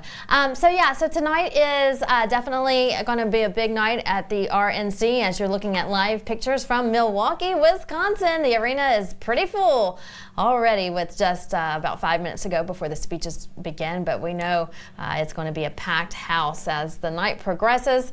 Make America strong again. I'm expecting to hear about how we need to rebuild our cities, keep them safe, clean, beautiful, and especially these Democrat-run cities where crime is running rampant. We need to keep our cities strong and safe, and also strengthen our military. That's a big one. A lot of our military personnel are, just saying that our military has gone woke. So it was still the best military in the world. Thank you to our soldiers who fight for us day in and day out, our veterans. But we need to strengthen and modernize our military. That's one of the plans of President Trump, making it without question the strongest and most powerful in the world. So that falls under making America strong again. So we're expecting a lot of different topics today about how we can make our country strong yet once again. We can do it. And if anybody can lead the pack, that's definitely President Trump. Well said, Vanessa. And we thank every branch of the military, everybody from the Marines to the Navy, the Army, of course, the U.S. Coast Guard and Space Force. I mean, there's so many great people that are in our military, but the leadership in some of them, not so good right now. So that's what we are seeing when we move forward with a new Trump administration. Hopefully, we'll obviously change some things in some areas there. Absolutely. It can be done. And the last thing we want is a draft, which has been hinted upon by the Biden administration. But, if we had the right leaders in place, like you mentioned, we would. Your military is only as strong as your leaders, and so if they're not getting the training that they need, and they're letting everything slide, and they're letting not our finest take the front lines, then those finest are going to start saying I can't do this anymore, so they're dropping out. So we need to rebuild our military, really take a look at what's going on, strengthen it, and still, again, I'll reiterate this: we are the most powerful military in the world. We love our military, but we feel like there are some glitches there as well when it comes to those in rank, and we need to fix those problems. Air Force, Army, Marines, Navy, Coast Guard, and Space Force. I mean, at the end of the day, thank you guys so much for doing what you do for our country. I have not been to, I think it's Annapolis, Maryland yet. I wanted to go to Annapolis. I used to live in the Northeast. It'd be great to see, the Navy there and other universities around the country. But you have any family in the Army? Oh yes, I come from a military family and a law enforcement family, so I'm used to the guys and women who are on the front lines, whether it's in local law enforcement, federal law enforcement, or in the military. And so I know what it's like to have a loved one serve. And they're just great. Our military and our law enforcement are wonderful people, and I can't give them credit enough. Just last night I was in the elevator going up to my room in the hotel, and there was a soldier dressed in his camouflage on the elevator with me, and as he got off on a floor before mine, I thanked him for his service. That's what we do, and so I encourage you to do the same thing anytime you see him. And they light up when we go to these rallies, especially after Saturday. This is just coming to me as well. When I was leaving, I was thanking them as they're like, "Y'all go, we got to exit." I was thanking them. Thank you for what you do. Thank you for protecting us. Thank you, thank you, thank you. They cannot hear it enough. Always thank our brave men and women in law enforcement and also in the military. Exactly, and all of our veterans out there, thank you so much for your service. We love you guys and gals out there. We are about a minute, Vanessa, to Day 3 of the RNC, the Republican National Convention, here live on Right Side Broadcasting Network. This is usually the visual we get right before they put the 10-second countdown clock on. So Michael Whatley out of North Carolina will be stepping up there, the chairman of the RNC. Of course, we heard from the co-chair yesterday, Laura Trump. A lot of great speeches about to happen here. And Director, if you can please repeat what you just mentioned to me, as we are 30 seconds away from the start of Day 3 at the RNC. And there, Vanessa, go ahead with the countdown. A little lighter than that. They're ready to go, I think, more than we are. 6, 5, 4, 3, 2, 1. Here we go to Milwaukee.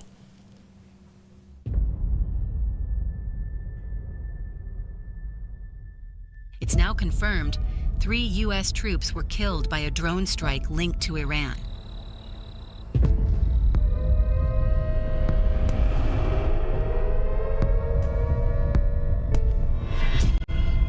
Americans died today in Israel after an attack by Hamas.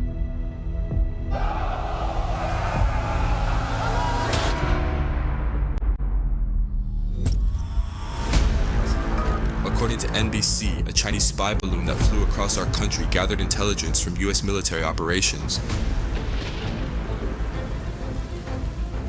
13 American soldiers have been killed by a suicide bomber in Biden's failed pullout from Afghanistan.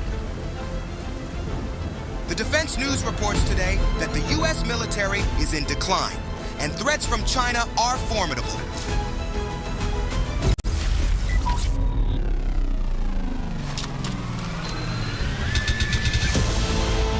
Prevailing view among Americans is that U.S. influence in the world is weakening, and China's is growing.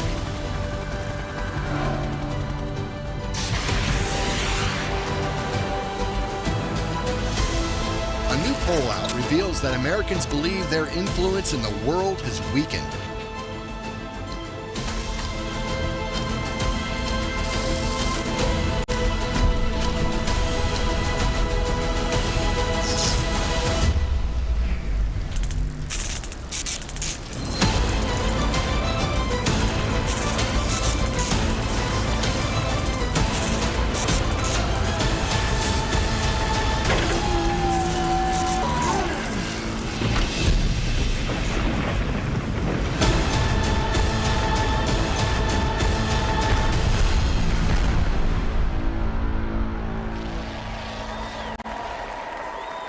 Ladies and gentlemen, the chairman of the Republican National Committee, Michael Whatley of North Carolina.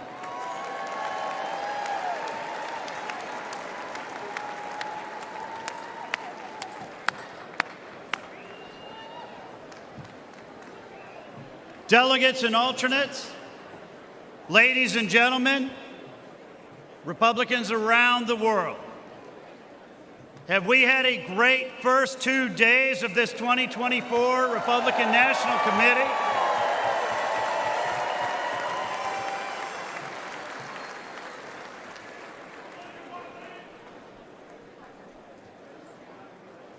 You know, when you think about where we are as a country today, you got to start by thinking about where we were 4 years ago. 4 years ago, Russia was in check. China was in check. Iran was in check. Our southern border was secure, and our economy was strong. Where are we today? Russia has invaded Ukraine. They've parked a nuclear missile-capable boat 90 miles off our shore in Havana, Cuba. China is saber-rattling and threatening Taiwan. And Iran has openly attacked our ally, Israel, through its proxies and with its missiles. 10 million illegal immigrants have come across our southern border, and we don't know who they are, where they are, or what they're doing. Our economy is not nearly as strong as it was 4 years ago. We can do better. We need to do better.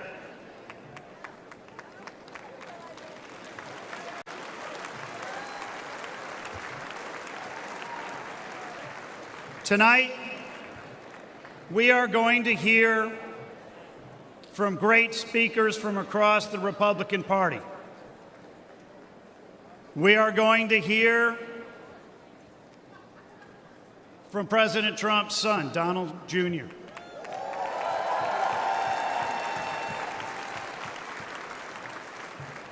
We're going to hear from the next Vice President of the United States, J.D. Vance.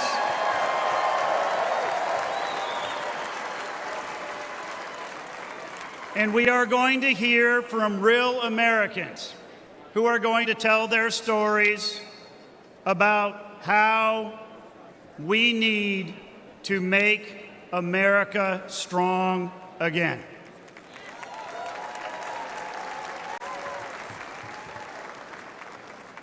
So it is my pleasure to gavel open this third day of the 2024 Republican National Convention.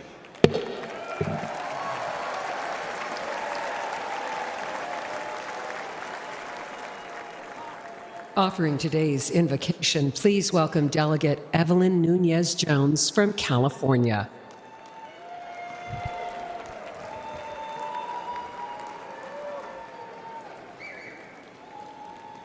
Please bow your heads. Lord, we thank you for the opportunity to be together in this room. It has been a long journey for many of us, especially for President Trump and his family.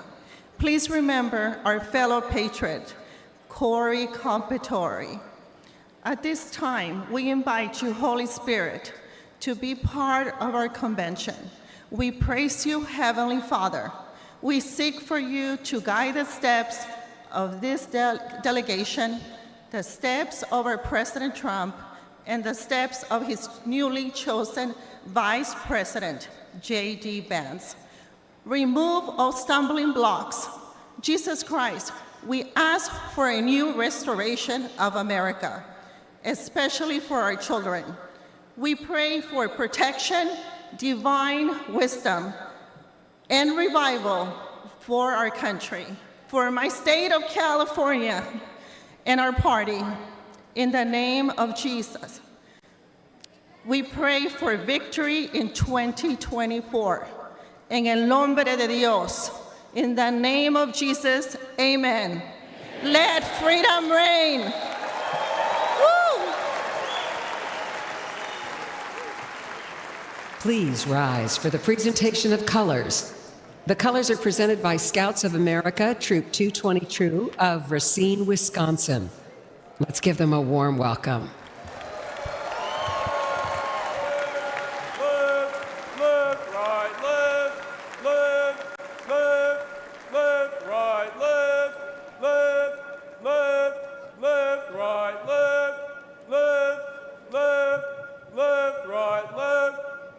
Color guard, hold. Color guard, forward, face. Please remain standing for the Pledge of Allegiance and the National Anthem.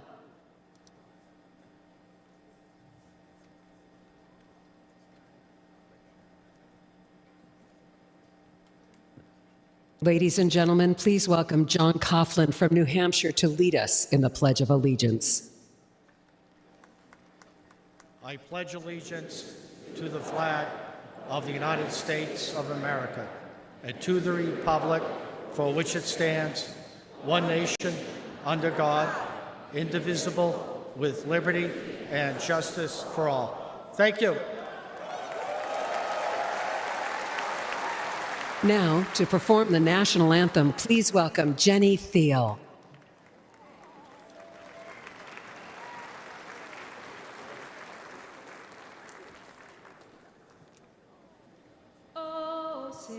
Can you see by the dawn's early light what so proudly we held at the twilight's last gleaming, whose broad stripes and bright stars through the perilous fight o'er the ramparts we watched were so gallantly streaming, and the rockets' red glare, the bombs bursting in air, gave proof through the night that our flag was still there.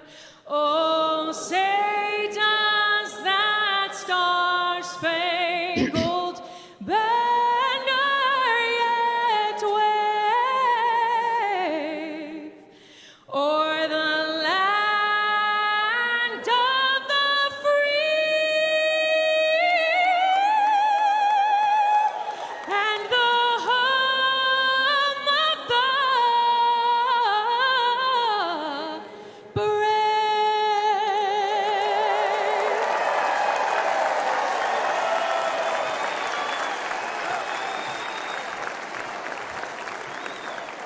Please remain standing while the colors are retired.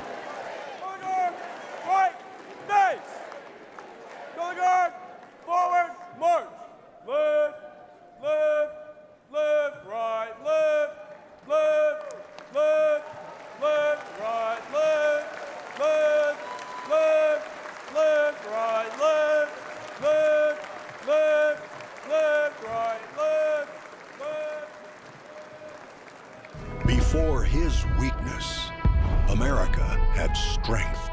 Strength respected by our allies, feared by our adversaries. Strength that kept Russia out of Ukraine. The Middle East at peace. Iran's nuclear efforts stalled. Our borders safe and secure. Terrorists ISIS destroyed. And American soldiers out of war. Because that's what a strong leader does. And our soldiers always knew this commander-in-chief had their backs. He was there with them on graduation day, visited with them here and around the world, gave them their largest pay raise in a decade, and he never forgot them after they served, and made sure every vet finally got the health care they deserved. President Trump, he's making America safe and strong again. Ladies and gentlemen, please welcome Congressman Brian Mast of Florida.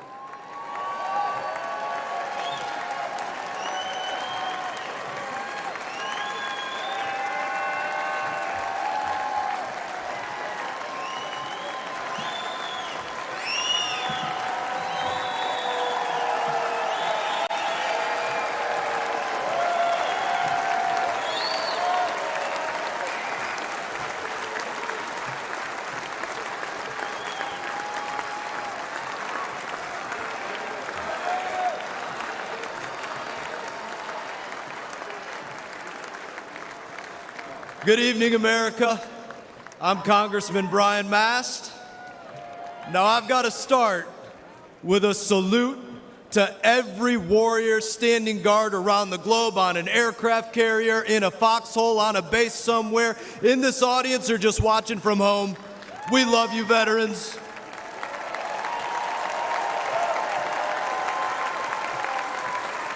We love them.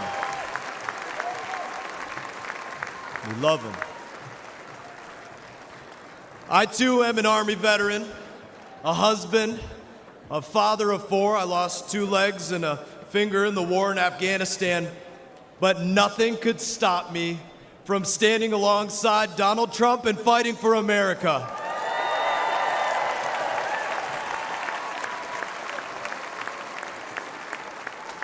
Every one of you American service members and every veteran knows the dangers when we join the armed forces, but we risk our lives because we believe in America. As president, Donald Trump rebuilt our military, deterred our enemies, and he made America strong again. Now, I'm not here to sugarcoat it. Joe Biden and Kamala Harris have once again weakened our armed forces, and through inflation slashed the size of our military budget, just like they slashed the family budget. And at the same time, they've distracted our troops with millions of hours of so-called extremism training, and they've based promotions on adherence to left-wing political ideology rather than merit. They would rather lose a war than use the wrong pronouns, and we've had enough.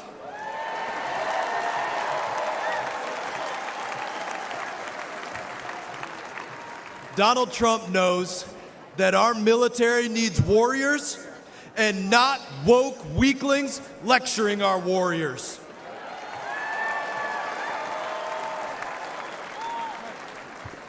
Biden and Harris's weakness invites aggression, and our enemies are on the march. Russia invaded Ukraine, Hamas attacked Israel, Iran is funding terror across the Middle East, and the Chinese Communist Party has Taiwan in their crosshairs. And with his botched withdrawal from Afghanistan, Biden delivered what President Trump rightly called the most embarrassing day in American history. And what's worse is that Joe Biden doesn't even remember. that it cost the lives of 13 American heroes. But when their coffins arrived at Dover, he did remember to check his watch, didn't he?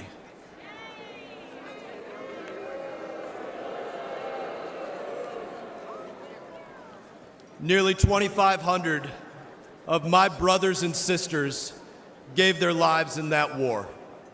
Joe Biden disgraced their sacrifice and the sacrifice of all Afghanistan veterans. Kamala Harris stood with him when he did. Neither deserves to be saluted as commander-in-chief or to sit in the Oval Office.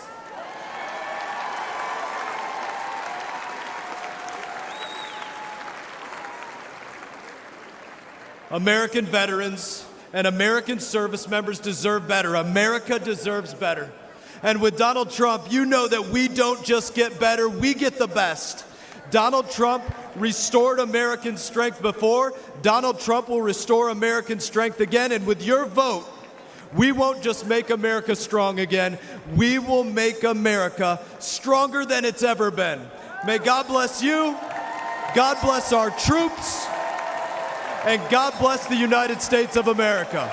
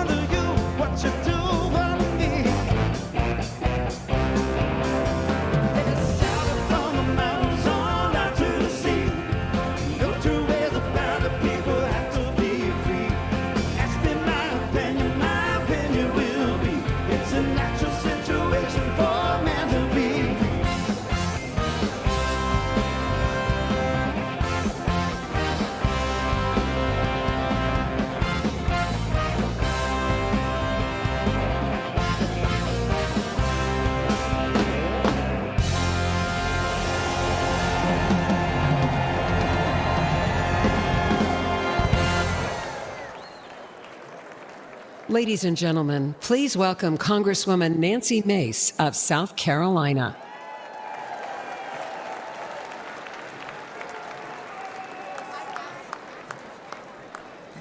Good evening, America. My name is Nancy.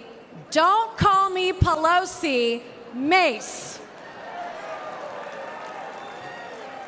I'm a congresswoman representing the great state of South Carolina.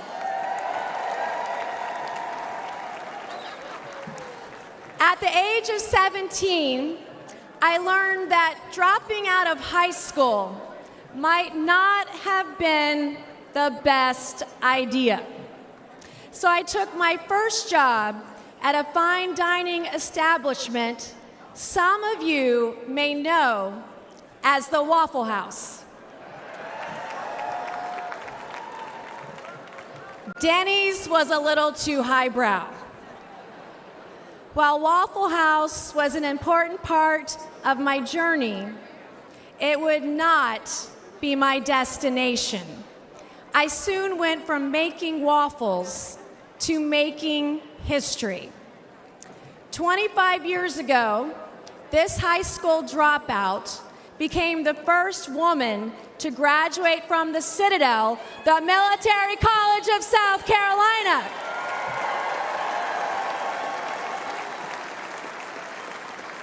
A college campus where we don't burn American flags, we salute them.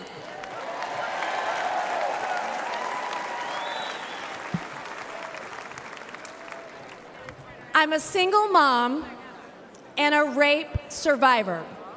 To women tonight who can relate, please know you have a friend and a sister in me. And I will fight like hell for you.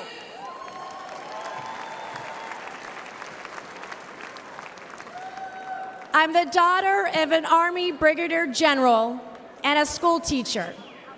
I've admired my dad's Distinguished Service Cross from Vietnam. I've endured the rigors of a Citadel education. And today I represent a district that includes Parris Island, where we make Marines.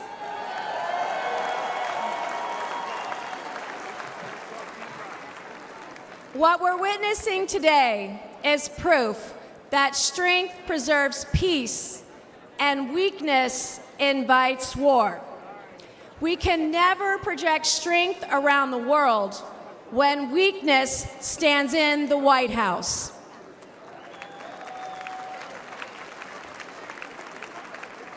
Nations like China see weakness as opportunity. China's fentanyl invades our borders. Their arms supply Putin's regime. China supports enemy states like Iran. They oppress their own people, especially their women. The world is watching America, and we must show them what we're made of.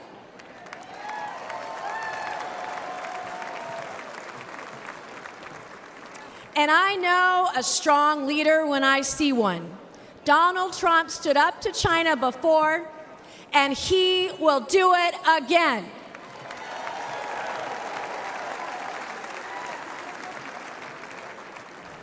Anyone who thinks they can take on Donald Trump or take down America is now on notice. Just as Trump quickly rose to his feet with a defiant fist in the air in Butler Township, Pennsylvania, when we re-elect him as president in November, America will soon be back on hers. We will be courageous, we will be resilient, we will be united, and we will be prepared to take on the challenges of this historic moment. Thank you, God bless you, and God bless the United States of America, and God bless Donald J. Trump. Thank you. Ladies and gentlemen, please welcome Congressman Ronnie Jackson of Texas.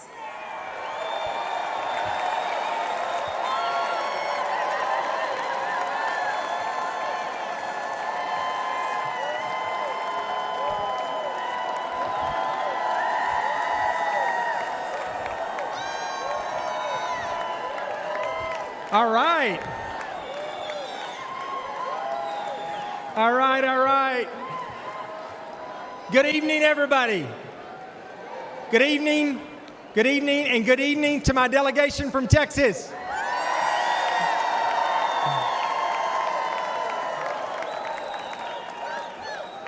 My name is Dr. Ronnie Jackson, and I'm the congressman from the 13th Congressional District of the great state of Texas.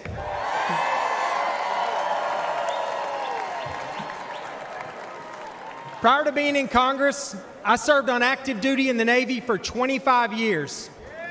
I was a Navy deep sea diver, an emergency medicine doctor, and a combat physician in Iraq. During that time, I also had the distinct privilege of serving for 14 years as White House physician. But most importantly, I served as the appointed physician to the greatest president that this country has ever had, Donald J. Trump.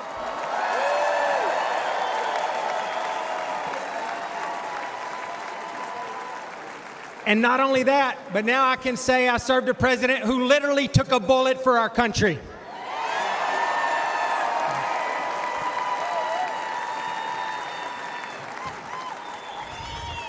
President Trump and I have been through a lot together over the years, but I have never, ever been prouder of his leadership than I was last Saturday. His warrior spirit and his display of will to keep fighting for our country, even after getting shot down, will go down as an all-time moment in American history. I know firsthand from my time at the White House that being a president is an unrelenting 24/7 job. Time off truly just doesn't exist. Our president needs to make clear and decisive decisions in a moment's notice. When the phone rings in the middle of the night, the president must be ready. Unfortunately, our current president is not ready for that call. Let's not kid ourselves. Father Time has not been kind to Joe Biden.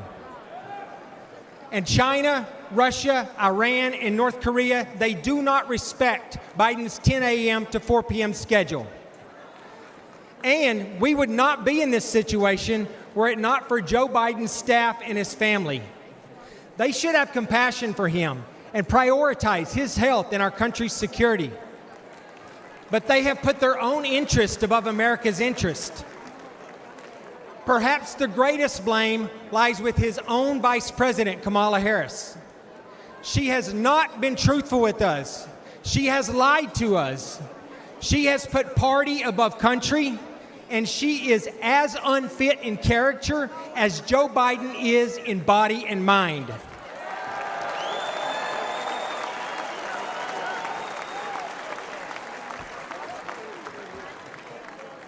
Between the wide open southern border, the botched Afghanistan withdrawal, record high inflation, and the devastating crime in our streets, this administration has now produced a legacy of failure, disappointment, and danger. There is simply too much at stake to have someone who can barely shuffle to a podium be the one that is responsible for the safety and the security of our country.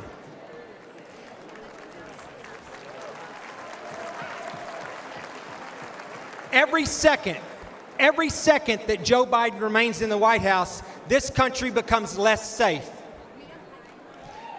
However, under President Trump's leadership, we will restore our standing on the world stage.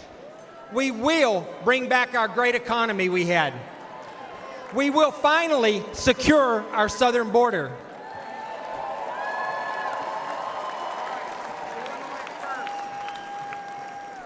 We will rebuild our great military.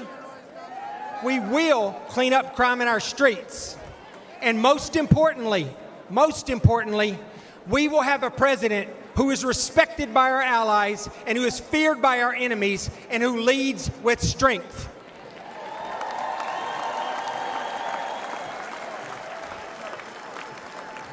Let me close by saying the path forward is simple. It is very simple and straightforward.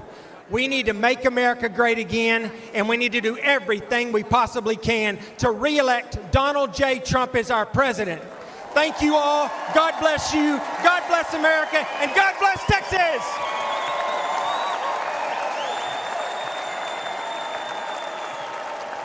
Ladies and gentlemen, please welcome former Acting Director of National Intelligence, Richard Grenell.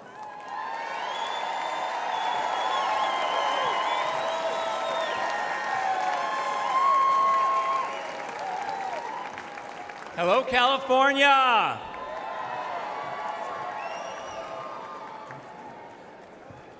Last weekend, the American people bore witness to the instinctive courage of President Trump. We all know the contrast to Joe Biden could not have been greater. Tonight I want to talk to you about why President Trump's strength and grace, which now even his opponents struggle to deny, have consequences beyond American borders. From 2001 to 2008, I served as America's spokesman at the United Nations.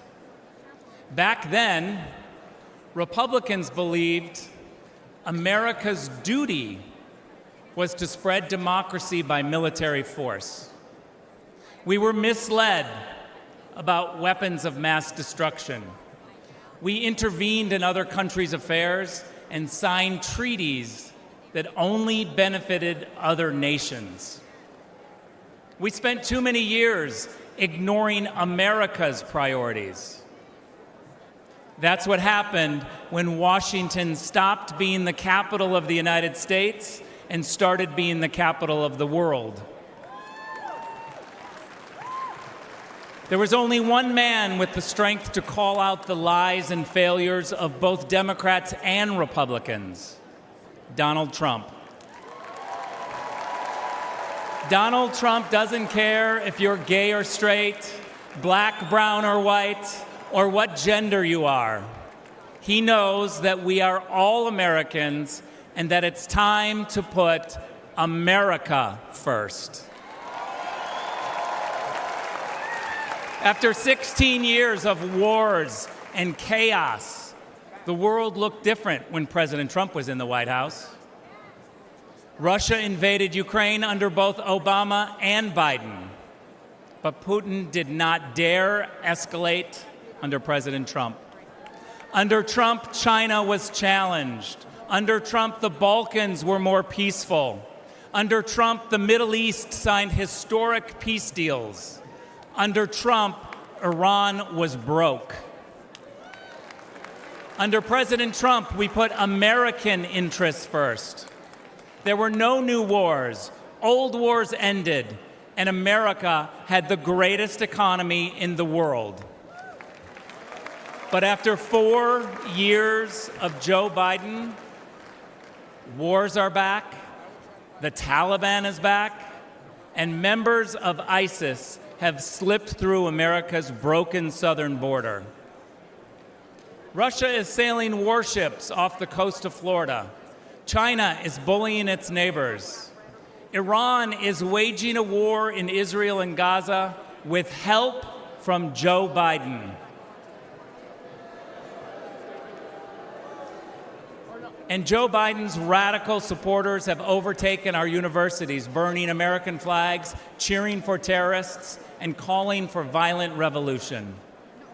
The reason the world is on fire is because President Biden is weak in more ways than one.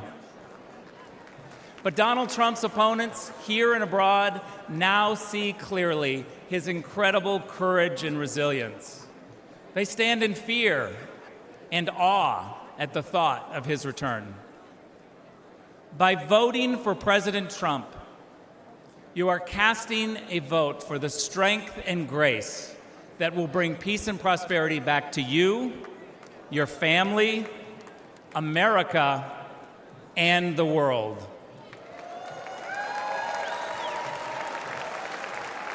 Don't let anyone ever tell you differently. Thank you very much. Ladies and gentlemen, please welcome Congressman Matt Gaetz of Florida.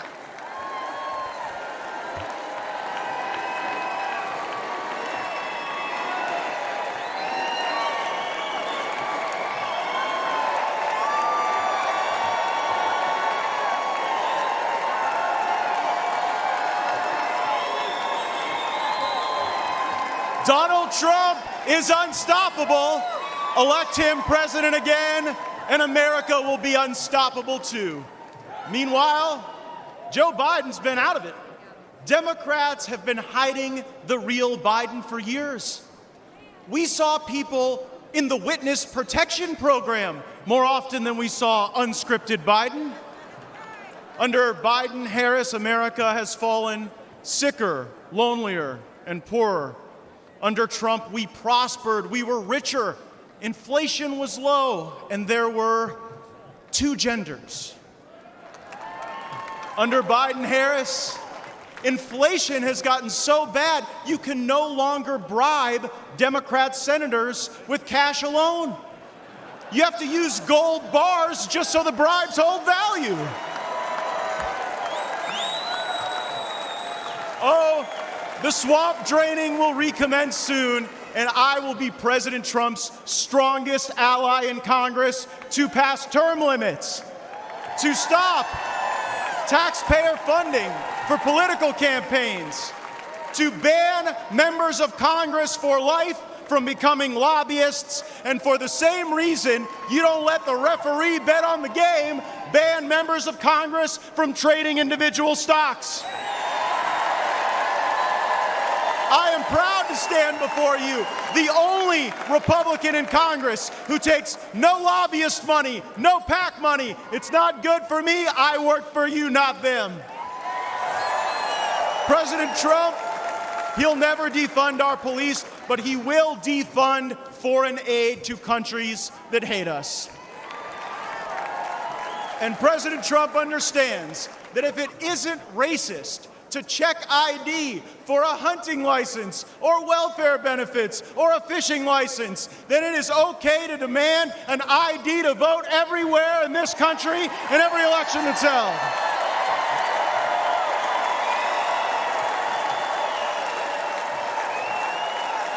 A Democrat congressman recently said that any criticism of Joe Biden is ableist. I don't think it's too much to ask that the American president be able to do the job. Kamala Harris isn't able to do any job. She was appointed border czar. Appointing Kamala Harris to oversee the border is like appointing Bernie Madoff to oversee your retirement plan. President Trump has shown the world what he is made of, and now we will show the world what America is made of by having his back. And how about the choice President Trump made for a running mate? JD looks like a young Abraham Lincoln, but he's from Ohio, like General Grant. And like General Grant, JD Vance knows how to fight. So they can run Biden from the nursing home, Harris, George Clooney, Robert De Niro, whoever they want to run. We are on a mission to rescue and save this country, and we ride or die with Donald John Trump to the end. Thank you all so much. Thank you for having my back. Let's go get him. Ladies and gentlemen, please welcome former United States Ambassador to the Holy See, the Vatican, Callista Gingrich.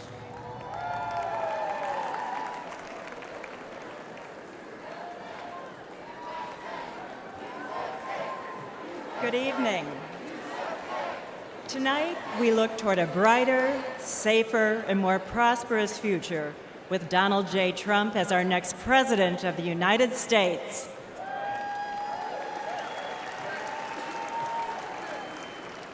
When I served as President Trump's ambassador to the Vatican, I witnessed the importance of having a president who stands up for religious freedom.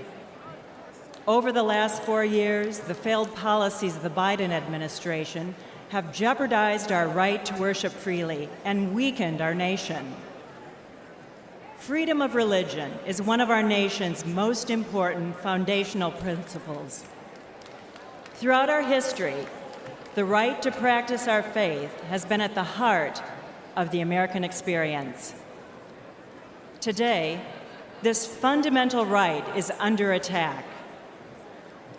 In recent years, the radical policies, rules, and regulations imposed by our own government have threatened people of faith. However, we have reason to hope. In our lifetime, no president has done more to advance and defend religious freedom than President Donald Trump.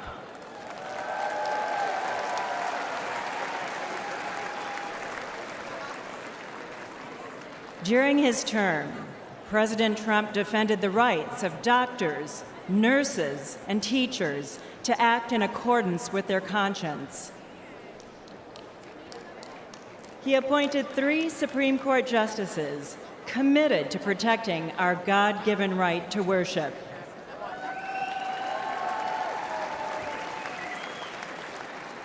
He expanded school choice and defended the First Amendment freedom of every student to practice their faith in public schools.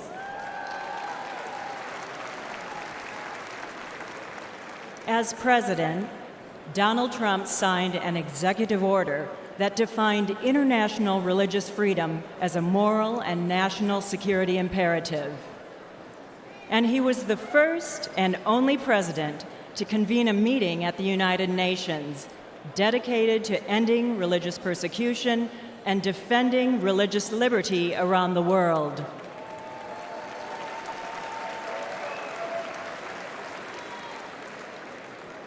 Tragically, many of President Trump's policies have been replaced by the Biden administration's anti-faith agenda that uses the power of the government to impose its far-left ideology on religious believers. Biden's FBI has even stated that practicing Catholics present an elevated risk of domestic terrorism simply because of their faith.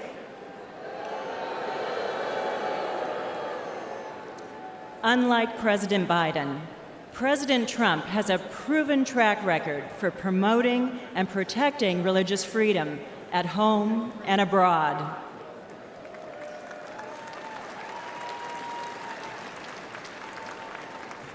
Our choice is clear. We need strong leadership, bold action, and unwavering commitment to preserve our God-given rights.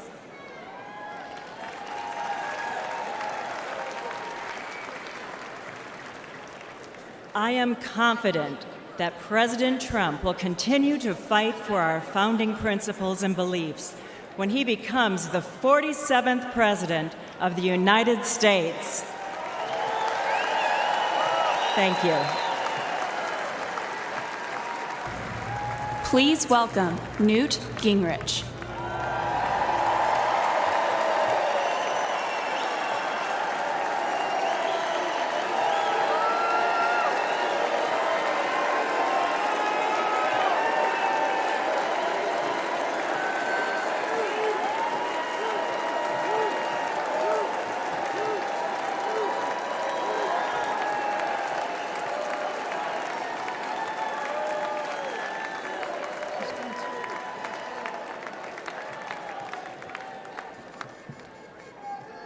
Thank you very much. That's a very warm welcome. You know, President Trump understands that the world is dangerous and that it takes an enormous effort to defeat anti-American and anti-freedom forces around the world. He also understands that when faced with multiple adversaries across the globe, the Reagan principle of peace through strength is the only road for safety for the America and the American people.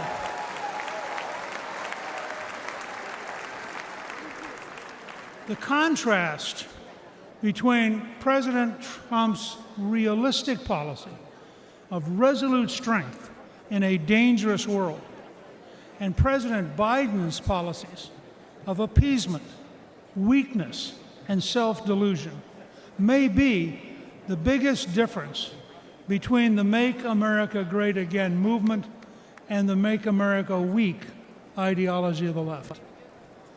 We have to remember that the greatest threat to American safety is not Biden's brain. The greatest threat is Biden's policies and the people he appoints to implement them.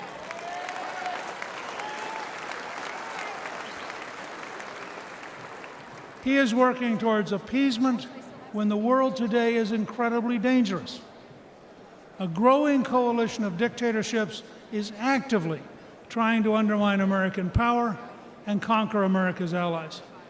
a religious dictatorship in Iran, which chants death to America, is on the verge of having nuclear weapons. Russia's dictator has unleashed the deadliest European war since World War II. Communist China continues to develop its military power while actively seeking to undermine America through espionage, fentanyl, and the infiltration of our companies and our universities. Faced with these clear and present dangers, President Biden has adopted failed policy after failed policy. Where President Trump orchestrated an orderly end to the Afghanistan war with no American killed in nearly 2 years.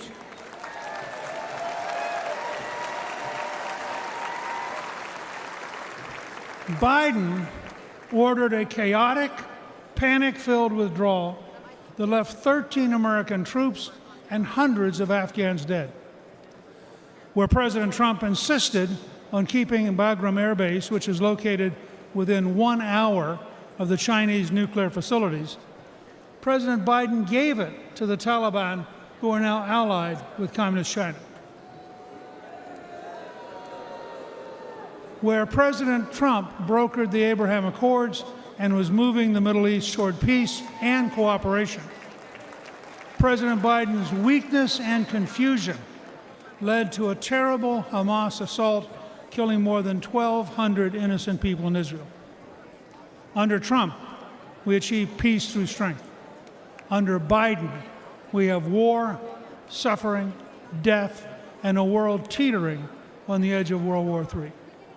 Like Prime Minister Winston Churchill and President Abraham Lincoln, President Trump understands that only a firm, courageous policy of strength will work in a dangerous world. The message for this November is clear. You can vote for weakness and war with Biden, or you can vote for strength and peace with President Trump.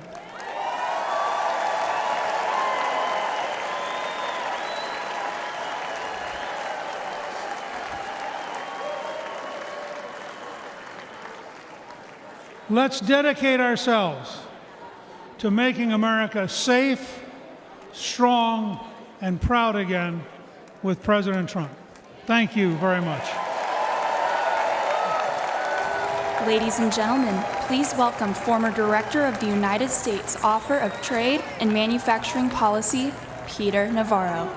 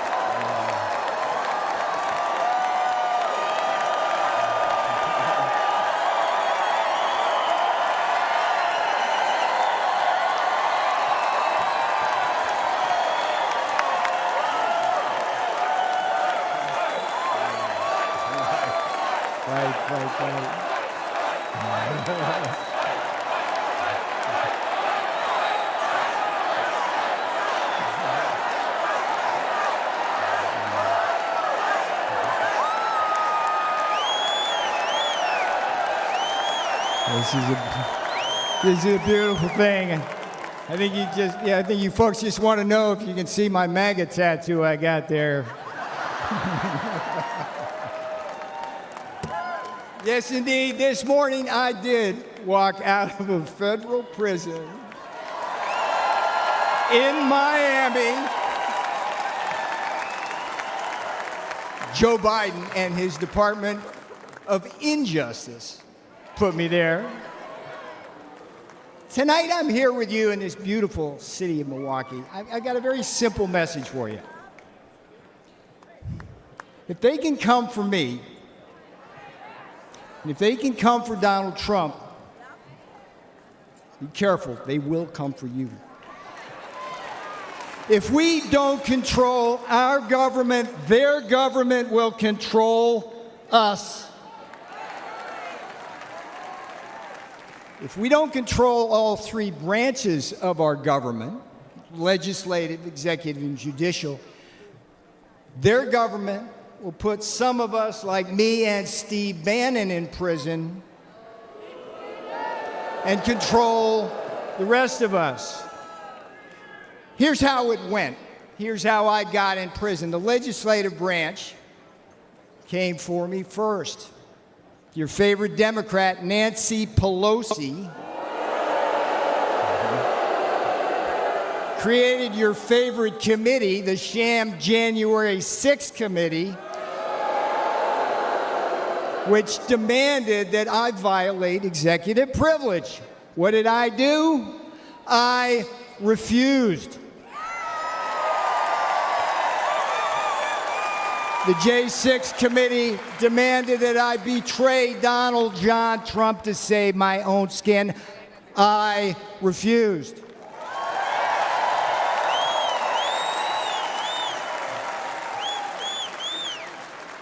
Here's the thing about the Constitution. They demanded that I break the law because they have no respect for it. I refused. And a Democrat majority in the House then voted to hold me in contempt. All right, what happened next? The next jackboot to drop was the executive branch. Another one of your favorite Democrats, Democrat Attorney General Merrick Garland. There's a winner.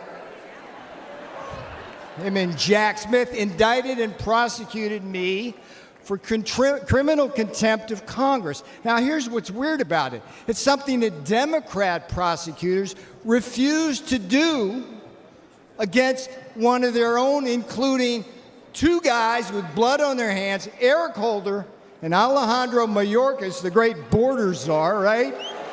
They've actually gotten people killed.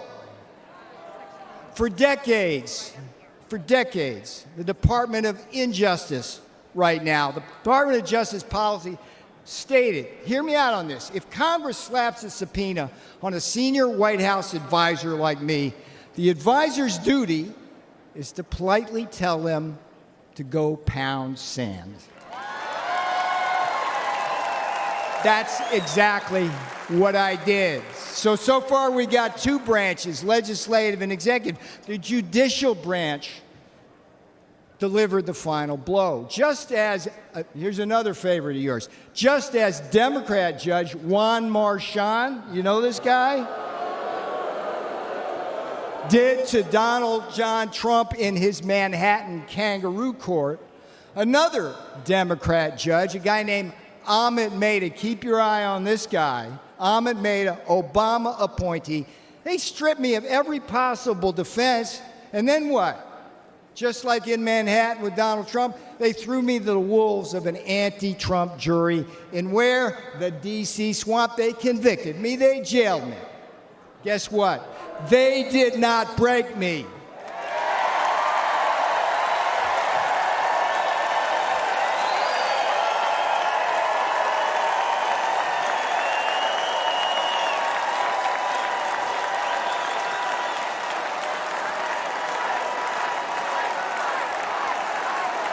And they will never break Donald Trump. They will never break Donald Trump. All right, now here's the most important thing I'm going to tell you. You may be thinking this couldn't happen to you. Make no mistake, they're already coming for you. Joe and Kamala, they threw out the woke blue carpet across the Rio Grande, opened our borders to what? Murderers and rapists. When Donald Trump said it, thank you for saying that, when Donald Trump said murderers, rapists in 2016, they go, oh, racist, whatever. We read the papers. It's murderers and rapists.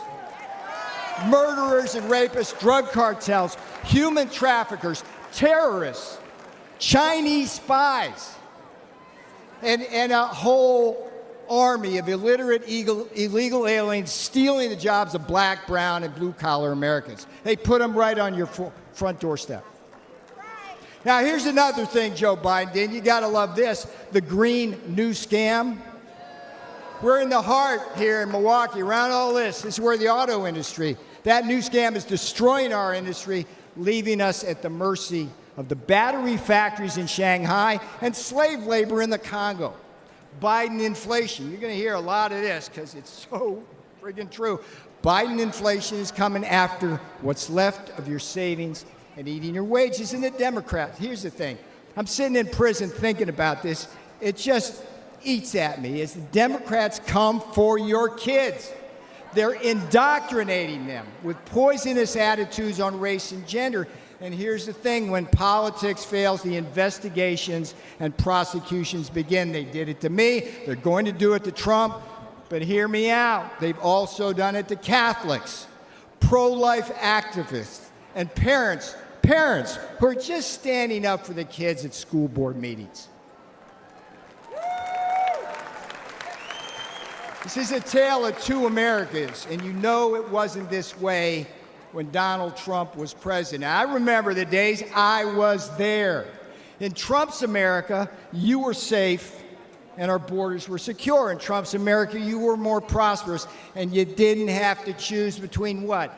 Food on the table, medicine in the cabinet, and a roof over your head.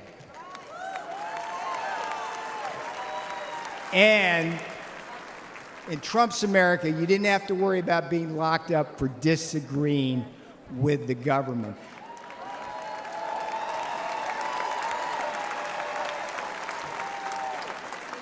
I went to prison so you won't have to.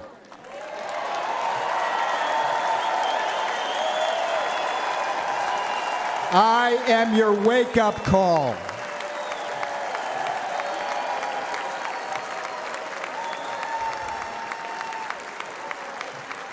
All right, this is where I'm going to have fun now, because I'm going to leave you now with the last three words my beautiful fiancé said when I left that morning for prison.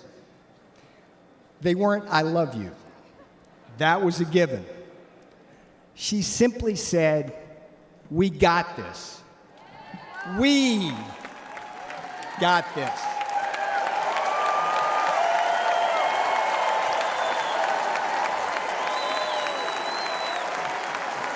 That's what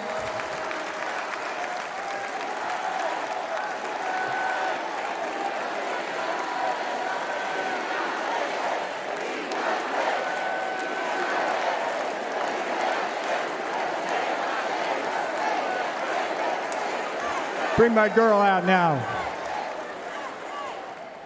That's what these lawfare jackals don't understand. When they put people like me in prison and fire figurative and now literal bullets at Donald Trump, they also assault our families.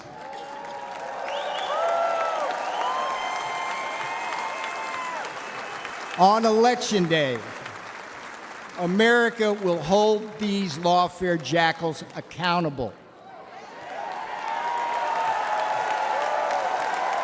Now, here's the sweetest thing that's going to come off my lips. Vote Trump Vance. 24 for Trump 47.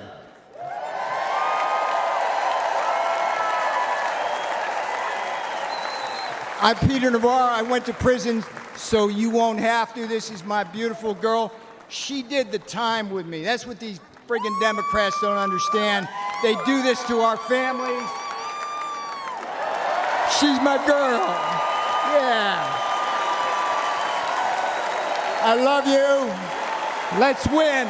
Do not let up. Do not let up. Pedal to the metal till November.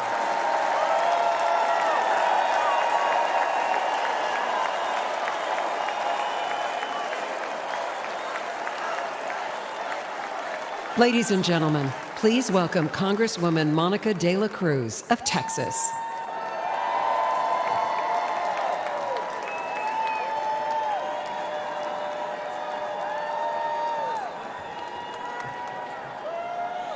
Hello, Milwaukee.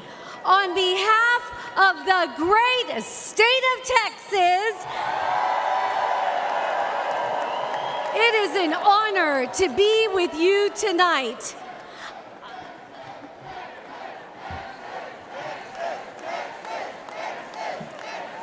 I am the proud granddaughter of Mexican farm workers who came here with little more than faith in God. They never had much money, but they instilled in us strong Texas values. They taught me that through hard work, anything is possible in America. And then I proved it. By getting myself through school and building a successful small business. It wasn't easy, but I'm living proof that the American dream, el sueño americano, can become reality.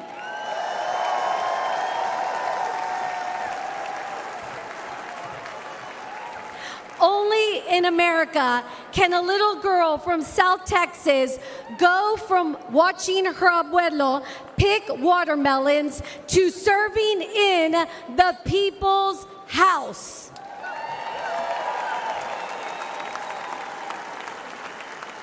Now, as a mother, I often think about my kids' future, and I'm worried. The American dream is slipping away. Joe Biden and Kamala Harris make it impossible for hardworking Americans like the people in my community to get ahead. Their policies put home ownership out of reach. Wages can't keep up with inflation. They give benefits to illegal immigrants and cut Medicare Advantage for our seniors. They say their immigration policies are compassionate, but there's nothing compassionate about open borders. They threaten our national security, flood our country with deadly drugs, killing our precious children. Biden and Harris don't care about immigrants. They just use them for political gain. We deserve so much better. We must make America strong again by re-electing President Trump.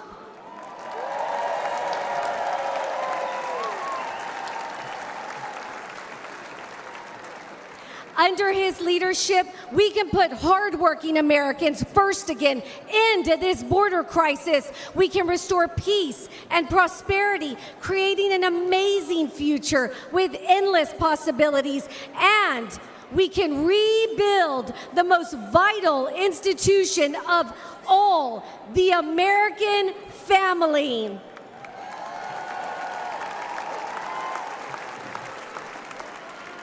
Together, we can turn Joe Biden and Kamala Harris's national nightmare into a revival of the American dream.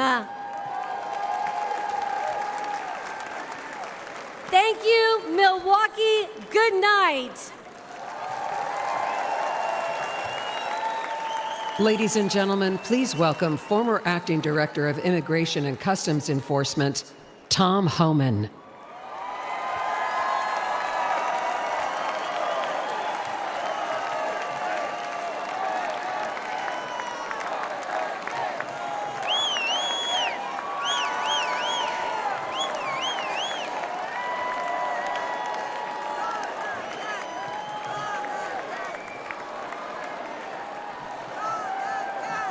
Thank you.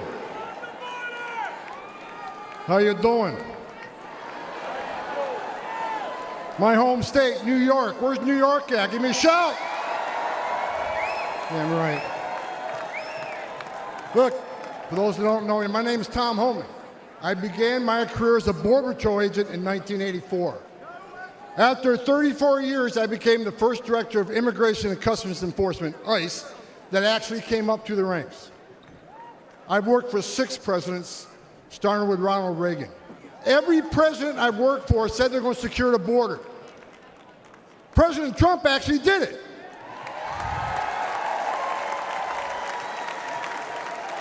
He created the most secure border in our history, and that's a stone cold fact. The data proves it, and guess what? He's going to do it again.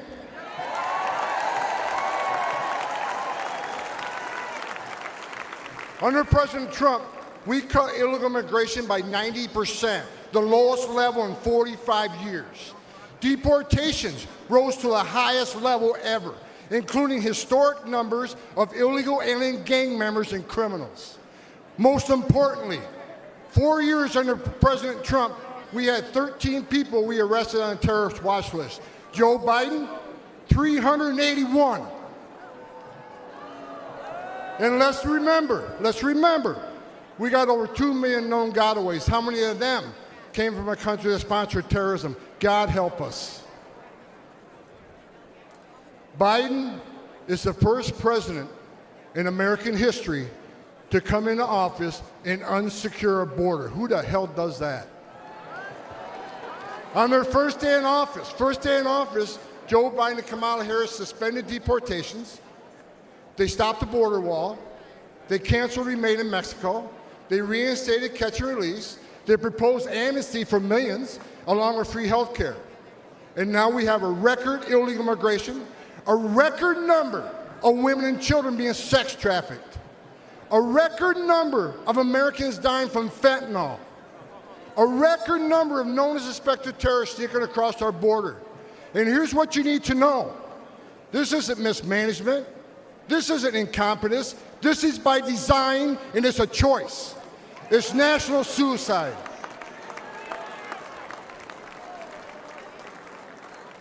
But you know what? On November 5th, the American people do have a choice, and they're going to stop this madness. I got a message. As a guy who spent 34 years deporting illegal aliens, I got a message to the millions of illegal aliens that Joe Biden's releasing our country in violation of federal law. You better start packing now.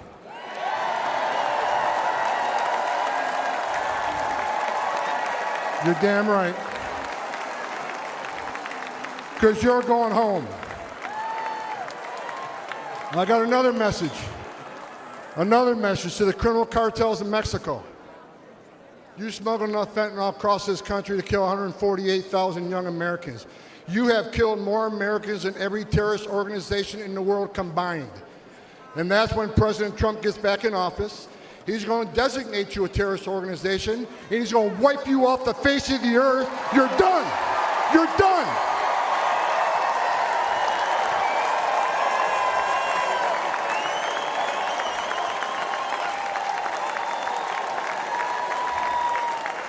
President Trump is going to end the Biden-Harris open border madness. We will stop the drugs and the crime from pouring into your neighborhoods.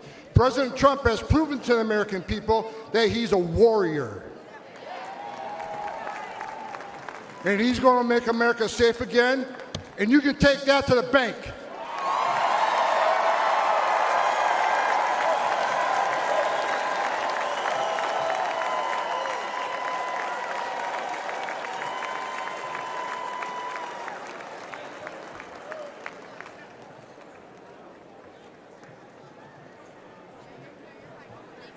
Ladies and gentlemen, please welcome to the stage David Lara.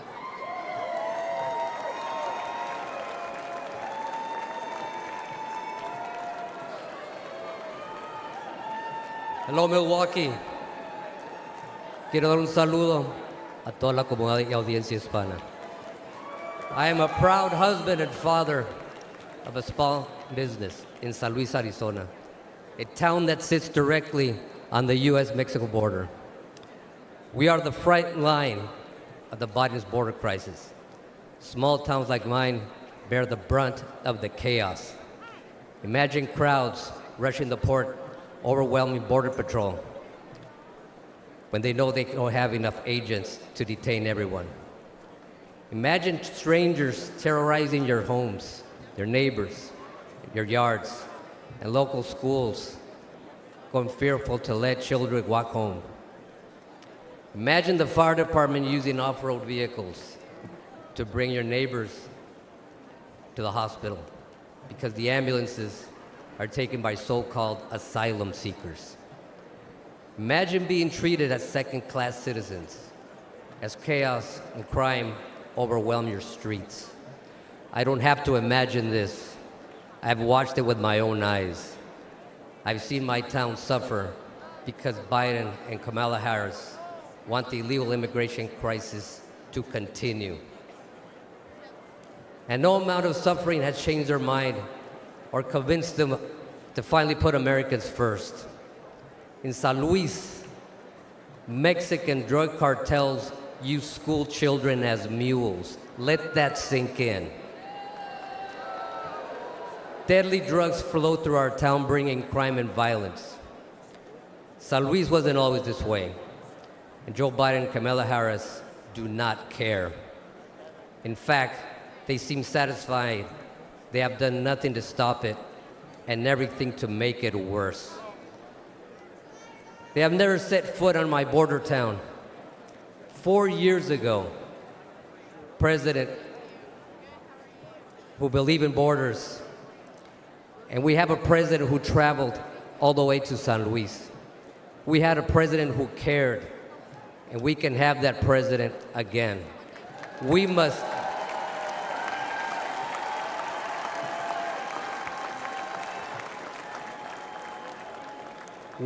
re-elect President Trump to close the border, the crime, and stop the drugs from pouring in.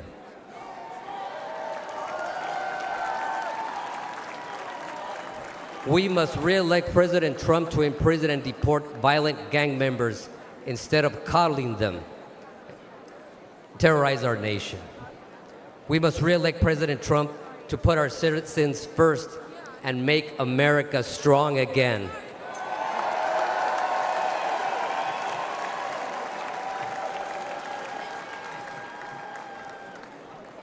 Los Latinos estamos con Trump. Thank you, Milwaukee. American Latinos for Trump.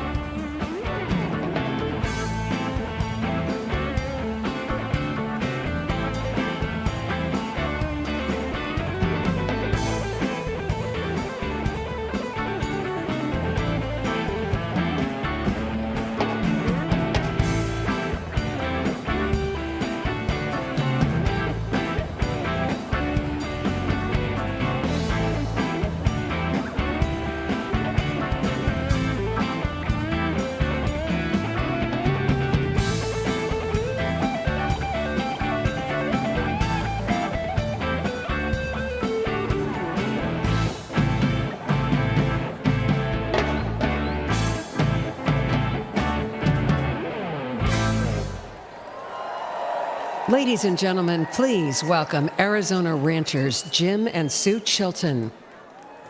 My name is Jim Chilton, and this is my beautiful wife, Sue. We've been married for 60 years.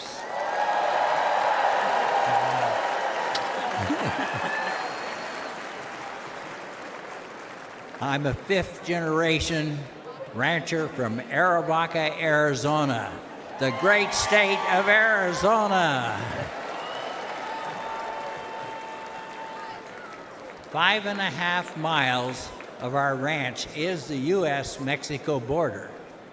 It's a known route for drug smuggling and human trafficking.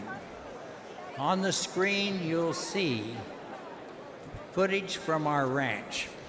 Since Joe Biden took office, our hidden cameras have recorded over 3,500 drug packers and others dressed in camouflage marching north through our ranch.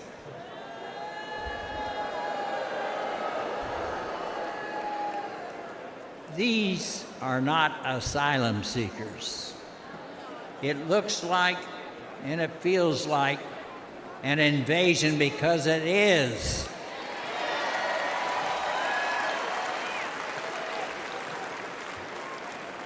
In April alone, over 5,000 additional unvetted aliens entered our ranch claiming economic asylum. We know firsthand that Biden's open border is our nation's greatest national security threat.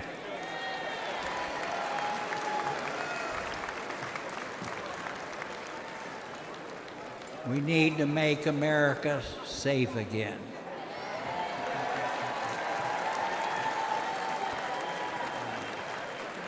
Every time Jim leaves the ranch house, I have to worry that he won't come back alive. Our house has been broken into twice. A Border Patrol agent was shot 5 times by drug smugglers on our ranch.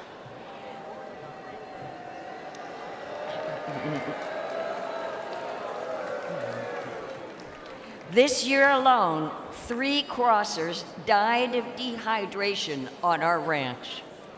The cartel drug smugglers are crossing our nation's border every day.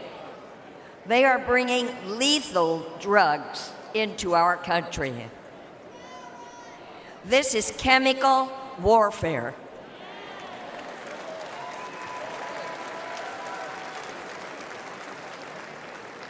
It's killing Americans. Under President Donald Trump, it wasn't like this. And if we bring him back, I know he'll stop it again.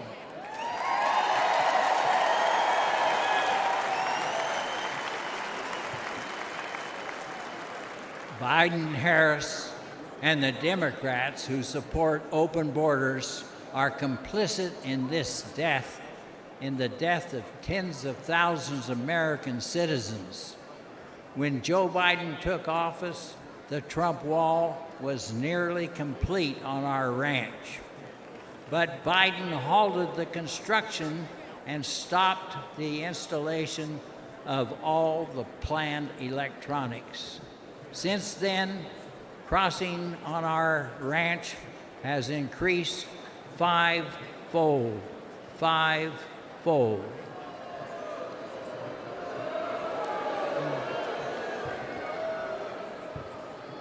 It's like Biden and Harris want the lawlessness. The fact is that walls work. We must elect Donald Trump to finish the wall.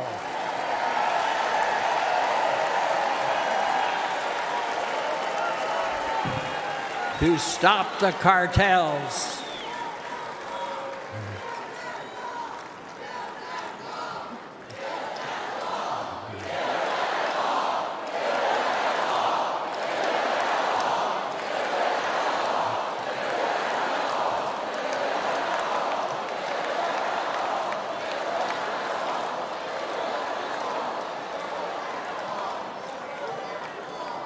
And we must keep America safe and strong.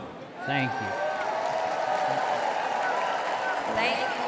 God bless all of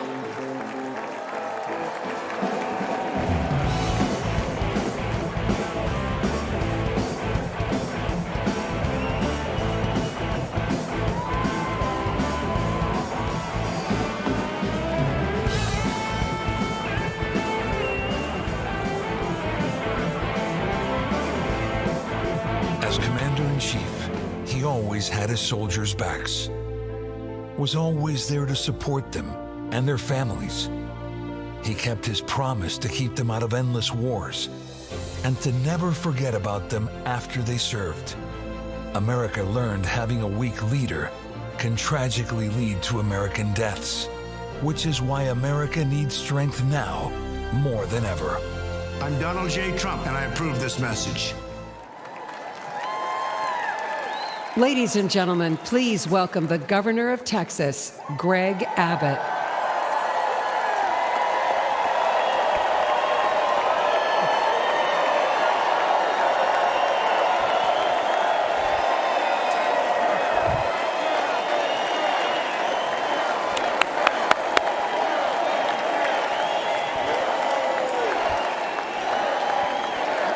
Thank y'all very much.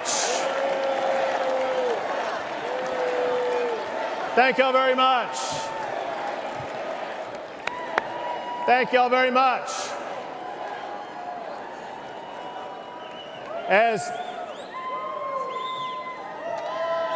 Come on, let's go. As governor of the largest border state, the great state of Texas,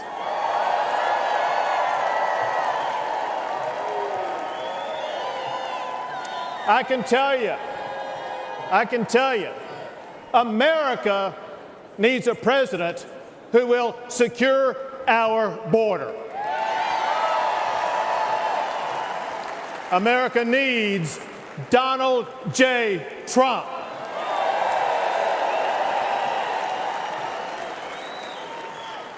The president's most sacred duty is to secure our country. Donald Trump fulfilled that duty by eliminating illegal immigration. Under President Trump, we had the lowest illegal border crossings in about 4 decades. By contrast, however, Joe Biden deserted his duty. On his first day in office, he gutted President Trump's policies. And the result has been catastrophic. Under Joe Biden, illegal immigration has skyrocketed. Under his watch, around 11 million immigrants have crossed our border illegally. That's more than the entire population of Michigan. It's twice the population of Wisconsin. Biden has welcomed into our country rapists, murderers, even terrorists. And the price that we have paid has been deadly. Among the many victims was 12-year-old Jocelyn from Houston, Texas, raped and murdered by 2 illegal immigrants. She's one of thousands whose lives have been destroyed by Joe Biden's open border policies.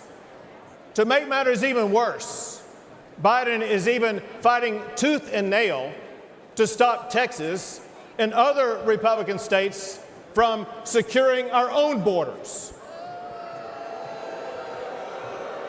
I deployed thousands of National Guard soldiers to build hundreds of miles of razor wire barriers. Give it up for our National Guard.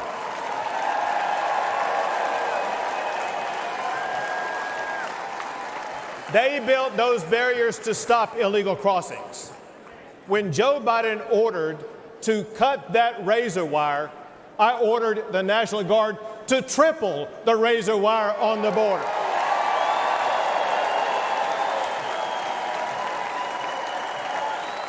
When Biden took 50 acres of Texas border property to illegally process up to 5,000 illegal immigrants a day, I directed the Texas National Guard to take back our land and wire it shut.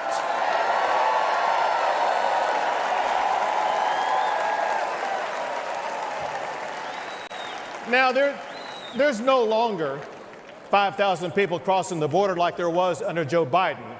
Now that the National Guard wired that shut, on average, there is one illegal immigrant crossing the border at that location a day.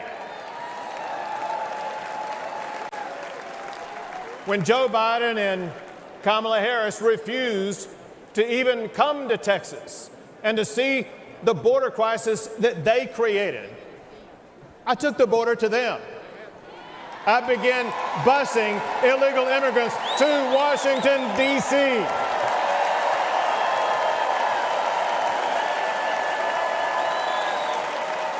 And we have continued busing migrants to sanctuary cities across the entire country. And those buses will continue to roll until we finally secure our border.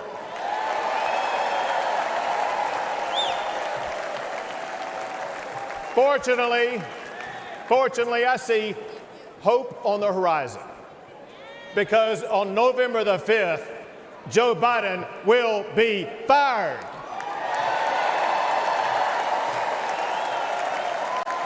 And Donald Trump will once again become the President of the United States of America.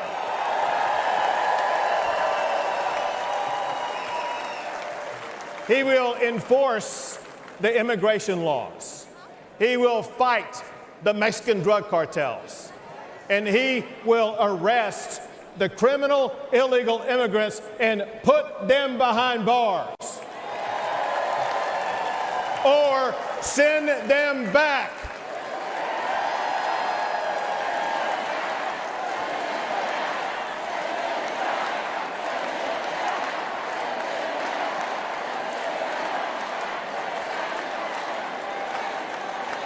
It is time to restore order at the border. It is time to rid our streets of crime and chaos. It is time to secure our nation by returning Donald Trump as President of the United States of America. Thank you all. God bless.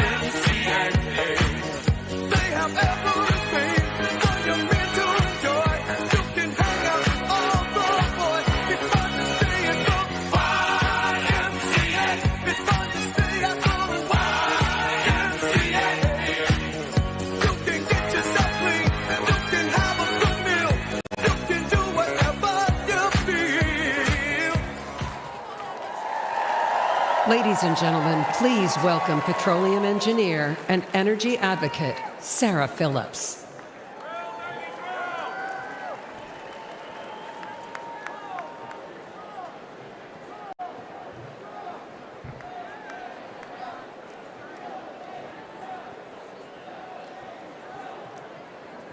Good evening, Milwaukee.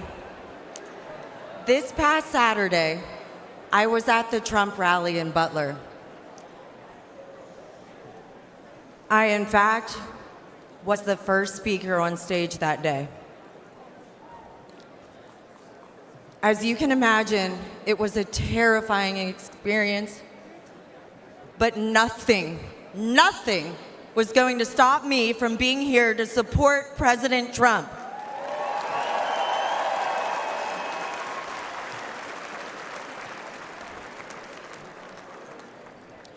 Thank God President Trump is alive.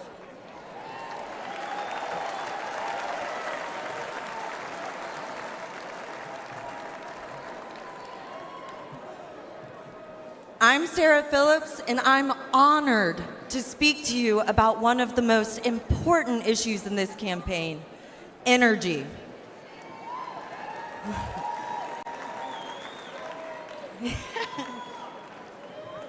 President Trump is high energy and supports energy. Biden is low energy and is against energy.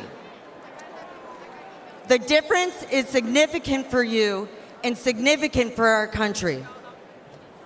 President Trump understands that abundant, affordable energy is vital to our economy and to our national security.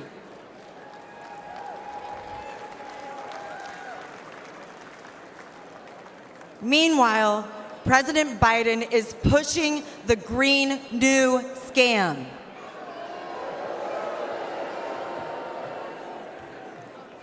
President Biden declared war on the oil and gas industry since day one. He canceled the Keystone Pipeline, overrode congressionally directed oil lease sales in Alaska, and has proposed massive tax hikes on oil and gas. His campaign against responsible development of oil and gas is crushing everyday Americans like you and me. I know this firsthand as a petroleum engineer who worked on the front lines as a roughneck. I have witnessed the safe and environmentally responsible way America develops oil and gas resources.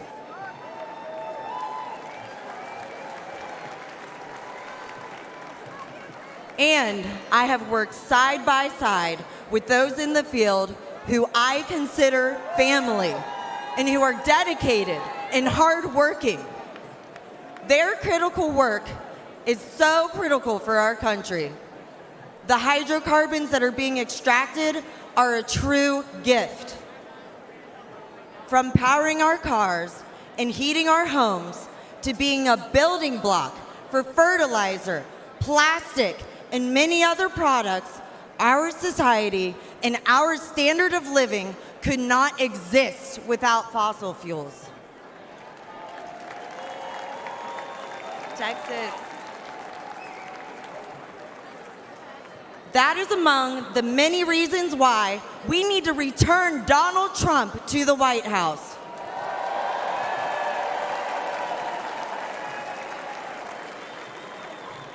With President Trump back in charge, we'll not only be energy independent, we'll be energy dominant.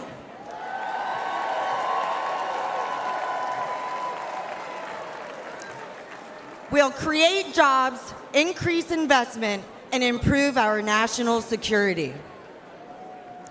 Under President Trump's leadership, America's great economic revival will be powered by American energy.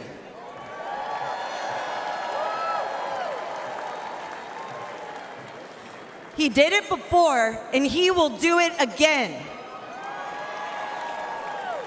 For the sake of our economy, for the sake of our quality of life, and for the sake of America's future, let's return Donald Trump to the White House. Texas.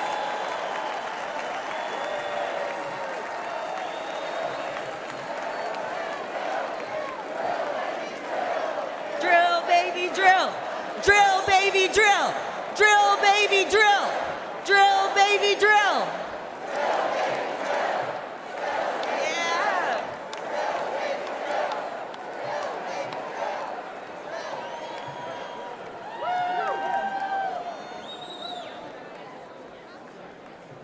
Ladies and gentlemen, please welcome the mayor of East Palestine, Ohio, Trent Conaway.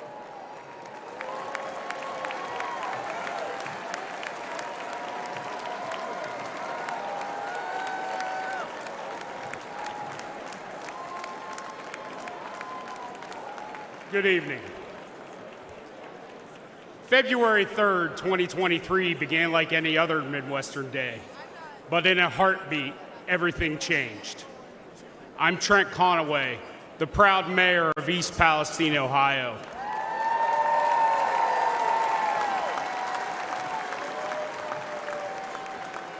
When the train derailed, spewing flames and toxic chemicals to our town, faced a disaster unlike we'd ever seen.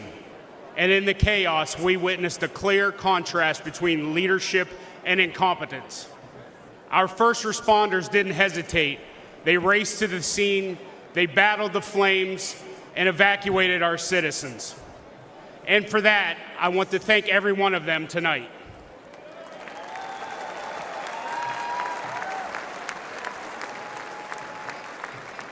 Unfortunately, the Biden administration's federal response was much different. It consisted almost entirely of meetings and press events. They talked and talked, but they delivered little help. Then there was the clear difference between former President Trump and President Biden. For the longest time, the White House was silent, and we never heard a word from Vice President Harris. I guess we weren't their type of folks. No Hollywood elites or Wall Street billionaires live in East Palestine, just hardworking Americans.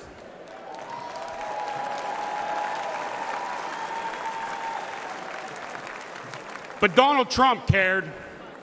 First, he called to ask permission to visit, not wanting to intrude, and then he asked how he could help. When he arrived with fresh pallets of drinking water, he met with everyone, from first responders to local officials and residents. He toured the derailment site. He listened to us, and he shared a meal with volunteers at a local McDonald's. His presence was genuine. His concern was real. After a year of criticism, President Biden finally did show up. His appearance was brief, forced, and scripted. He met with a select few and then left. We needed so much, and he delivered so little. I know a thing or two about train wrecks now, and let me tell you, that's what the Biden administration has been.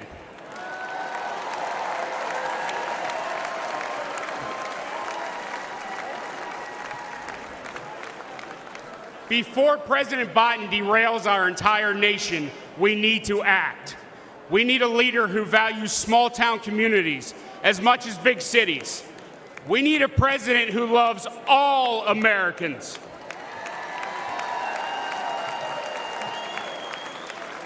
We need Donald J. Trump. Thank you. Ladies and gentlemen, please welcome the Governor of North Dakota, Doug Burgum.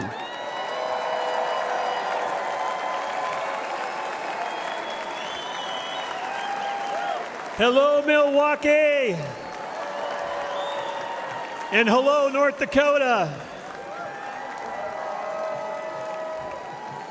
Feels good to be here. The last time I was in Milwaukee, in this building, standing behind a podium was for the debate, and I stood on one leg for 2 hours. You guys might remember I blew my Achilles the day before.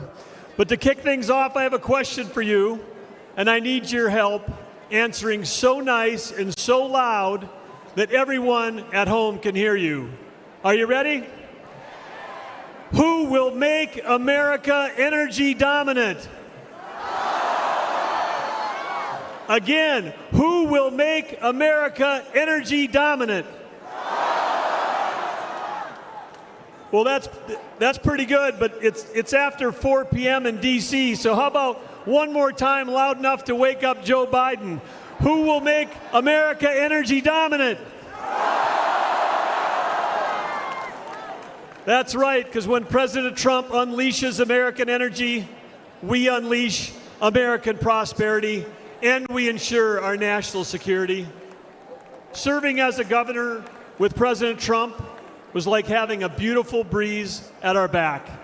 He cut taxes and he cut red tape. Serving as a governor under Joe Biden has been like a gale force wind in our face. Biden's war on energy hurts every American because the cost of energy is in everything we use or touch every day. Biden's red tape has raised the price of the gas in your car, the cost of food on your table, the clothes on your back, and it's even raised your rent. Biden's green agenda feels like it was written by China, Russia, and Iran. Let's look at Biden's EV mandates. Where do nearly all the batteries and rare earth minerals come from? China, you know. And the day that Biden halted permits for clean U.S. natural gas export facilities, just think about the party they must have thrown that night at the Kremlin. Because Biden's policies are making Russia and Iran filthy rich. And they're using that money to fund wars and terrorism against our allies. At home, Biden is acting like a dictator. He's using mandates to shut down reliable baseload electricity. That's why your electric bills have soared upwards as our nation's electric grid reliability spirals downward. 4 more years of Joe will usher an era of Biden brownouts and blackouts. Imagine no electricity for your fridge, your lights, or air conditioning. President Trump will ensure that there is power for you, and importantly, that we have the power as the United States to beat China in the AI arms race.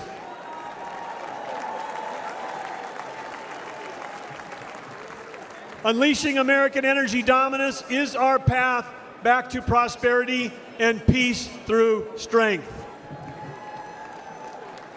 Teddy Roosevelt encouraged America to speak softly and carry a big stick.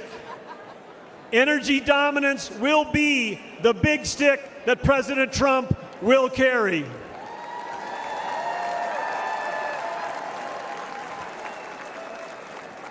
Yes, President Trump will make sure that America is selling energy to our allies versus buying it from our adversaries.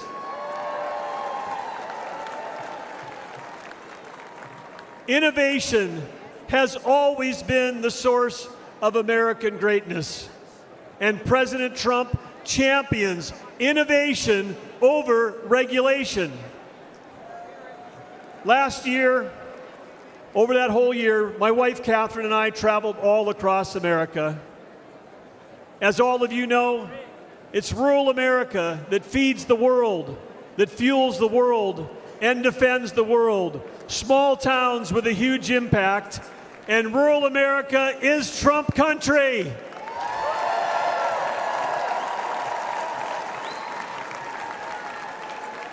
In North Dakota, we know one thing for sure because we've seen him do it, and that's that the hardest working president in American history is Donald J. Trump.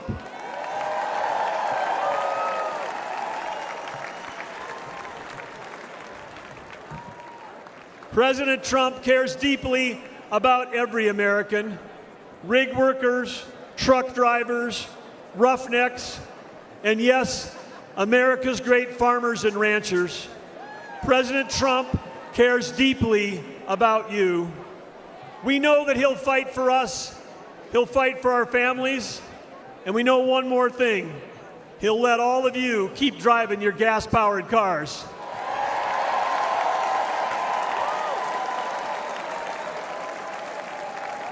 When President Trump unleashes energy dominance, he will make America affordable again. He will make America strong again. And when President Donald J. Trump and J.D. Vance together, they will make America great again.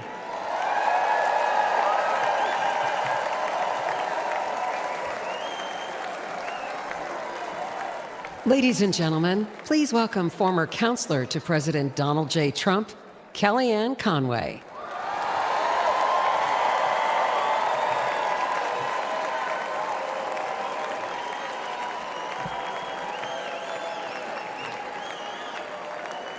Good evening, Patriots.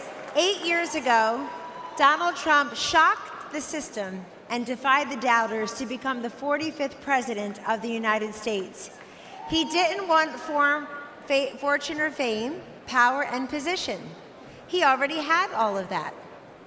Donald Trump and his family made enormous sacrifices to run and to serve as president. He didn't need to do it. He wanted to do it. My relationship with Mr. Trump was forged under fire in a foxhole in 2016 after he asked me to be his campaign manager.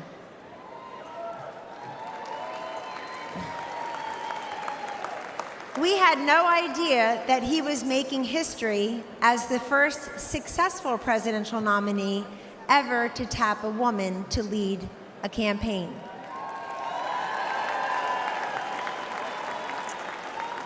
But that was a natural for Donald J. Trump. He had elevated women in New York real estate decades before when few people would. One morning, I was in an early senior staff meeting in the White House, and as I glanced around the table, something caught my eye. In that meeting were Sarah Huckabee Sanders, Mercedes Schlapp, Brooke Rollins, Ivanka Trump, and me.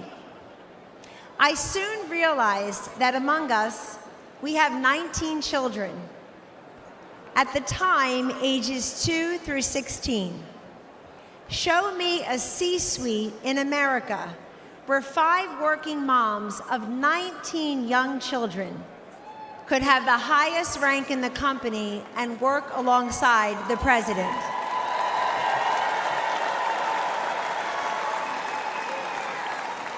In the Trump White House, we lived it. Sure, he saw something in me and the other working moms that perhaps we did not see in ourselves. But more importantly, he sees what's best and what's possible for millions of decent, hardworking Americans. Now, 8 years later, he and his family have made the sacrifice again for him to run and serve as president.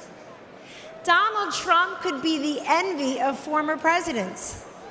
He's a billionaire who could play golf every day at his own golf courses. He can enjoy a magnificent life with his incredible 5 children, his 10 amazing grandchildren, and that extraordinary, elegant, beautiful, brilliant wife.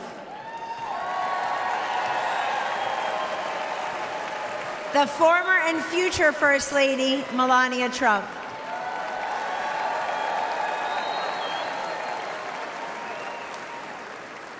He does not need to do this, but we need him to do this.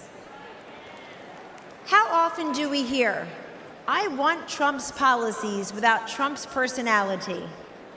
Well, good luck with that. We don't get those policies without that personality.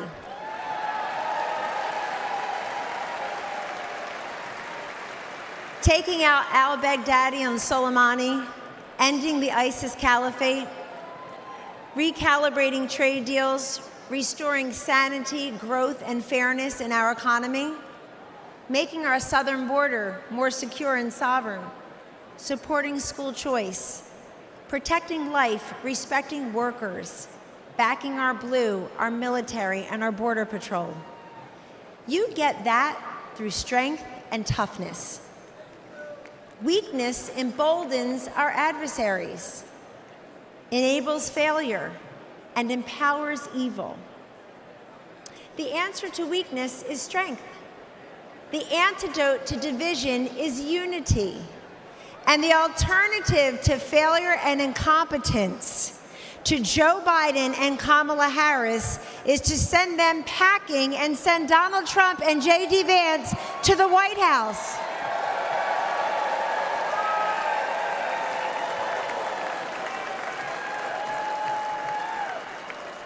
If you know someone who is skeptical about the Republican Party or who is cynical about politics, don't dismiss them.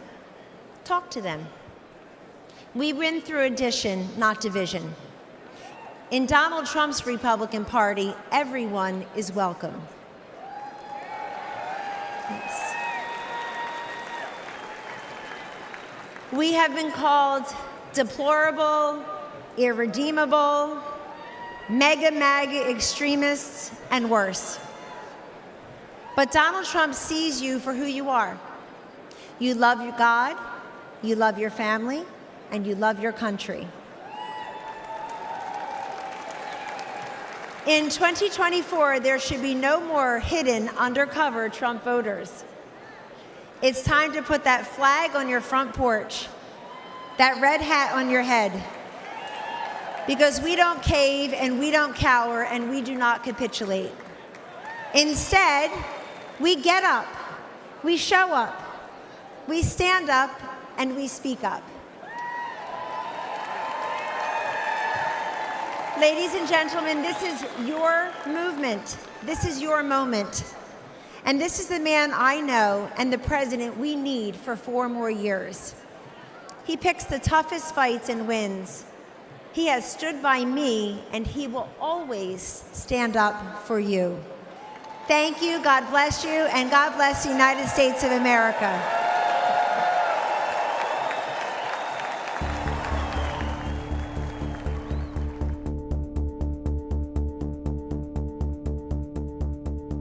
I would describe Joe Biden as an absolutely horrible commander-in-chief and a danger to every single person wearing the uniform. We don't have that sense of leadership. We don't have that sense of trust. I think it's absolutely unforgivable that a commander-in-chief would leave people behind. The military has been unfortunately demoralized. You've seen the enrollment drop precipitously under this administration. They don't feel like they have a leader, somebody that they can follow. I do believe this country is less secure with Joe Biden as president. We're absolutely 100% weaker with Joe Biden as our president. We are far less secure today under Joe Biden's watch than we've probably ever been. Our enemies see Joe Biden as a weak president. Our enemies have taken full advantage of Joe Biden's weakness as commander-in-chief. The weakness of President Biden has strengthened our enemies. All you have to do is take a look at the border. Even in America, we're scared. It's not safe to walk our streets here in the United States of America because of President Biden. Well, I served under every president from Ronald Reagan when I first enlisted, all the way through Joe Biden. And by far, Donald Trump was the most respected and best commander-in-chief that we had. Donald Trump is a strong leader. He cared about the troops. He showed in his actions that he put us first. I have the utmost confidence in President Trump as our commander-in-chief. He will stand up for the American service member. Under Donald Trump, that military can be brought back to as strong as it was. We were absolutely more respected under President Trump from all countries, even if it was ones that were adversaries. Leaders across the world knew that if he said something, that he would act. Under President Trump, in 4 years, there was no foreign war to be fought. There was no invasion of Ukraine. If President Trump was still president, we wouldn't have had the attacks in Israel. We wouldn't have a lot of these foreign issues that we're seeing right now. He was respected on the world stage. When President Trump was president, these people all stayed in their place. They understood we had a strong leader. We are definitely more secure with Donald Trump as the President of the United States. Joe Biden puts veterans last. President Trump is the only president that's actually cared about the veterans. President Trump was led from the front, not the rear. I'm a proud Democrat, but I'm more proud to say that I'm a veteran, and I do wish that all Democrats, all people would vote for President Trump. President Donald J. Trump has been the best commander-in-chief for the men and women in the uniform in the last 20 years. Ladies and gentlemen, please welcome Congresswoman Paulina Luna of Florida.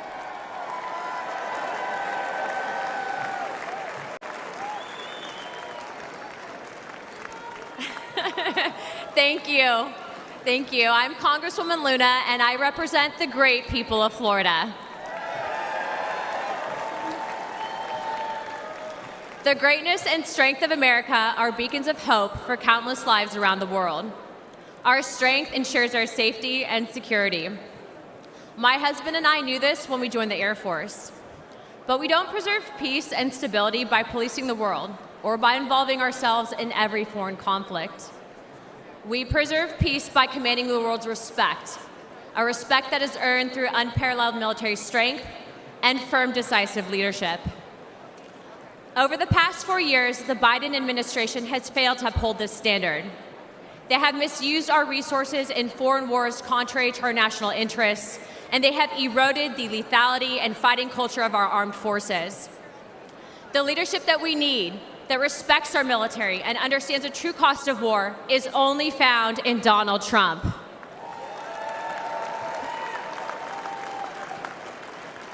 He will make America strong again. He will fight for the American warfighter, the American people, and America's interests. Hawks and globalist elites do not sway President Trump. He knows the cost of military action like I do.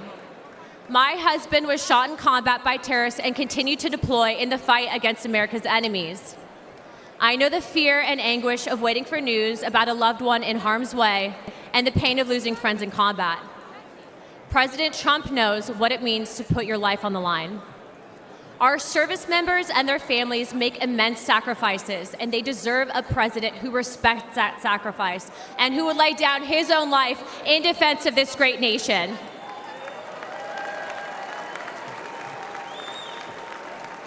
President Trump has demonstrated he's ready to do just that. It is time that we all rise to his stature. The world needs a strong America, and America needs strong leadership. President Trump will provide it.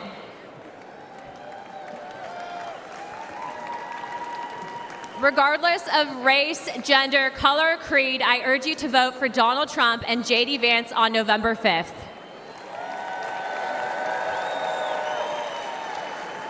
It's time to unite America. Thank you, Milwaukee. God bless the United States. Let's get him in.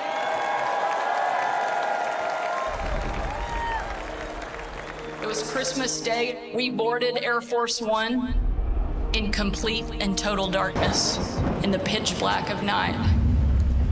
We landed in war-torn western Iraq. No lights on the runway.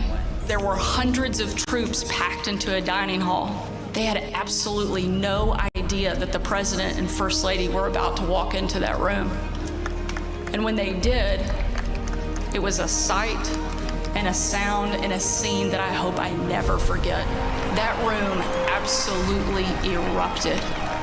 That was the kind of patriotism President Trump brought back to our country. One of the young soldiers yelled from the back of the room, "Mr. President, I re-enlisted in the military because of you." And without missing a beat, the president said, "And son, I am here because of you." Ladies and gentlemen, please welcome Medal of Honor recipient, David Bellavia.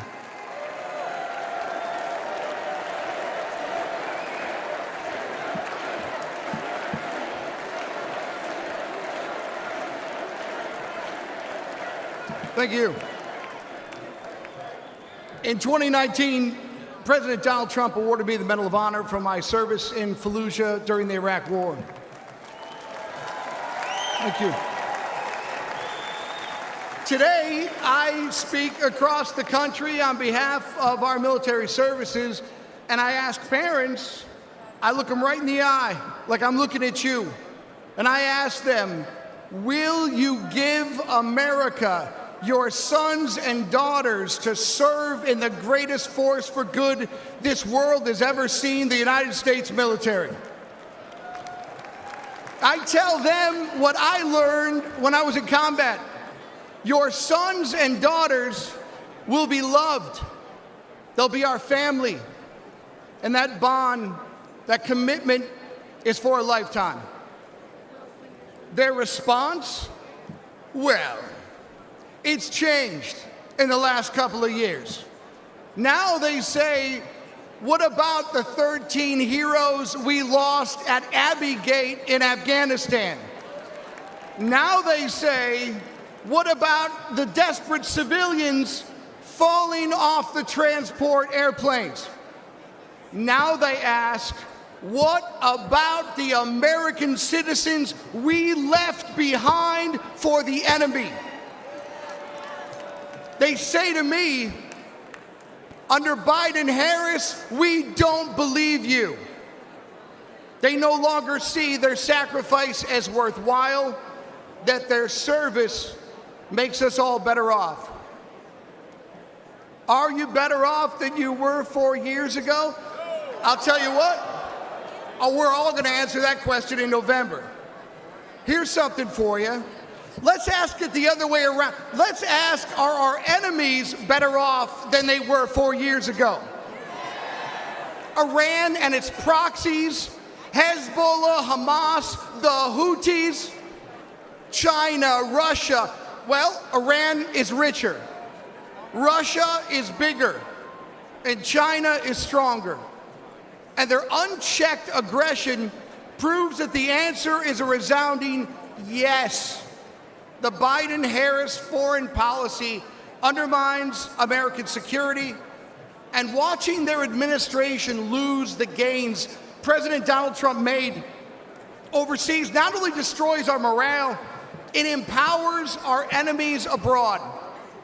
Under their watch, a record number of American embassies have been forced to evacuate, and military recruitment has plunged, and confidence in the armed forces has reached a 20-year low. Under President Donald Trump, our enemies will know that American power is as decisive as it is overwhelming.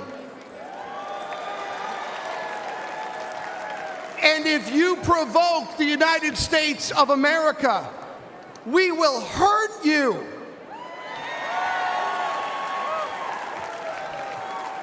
And if you threaten citizens of the United States of America, we will hurt you for generations to come, so help me God. Donald Trump is a commander-in-chief that I am confident to tell parents is at the helm. Donald Trump loves America. He too has bled for the nation that he loves. May God bless America. May God bless our Gold Star families. Thank you for what you've given this country. And may God keep President Donald Trump safe and in his hands. May God make America strong. May God make America great again. Join me in voting for Commander-in-Chief Donald J. Trump for President of the United States. Thank you very much.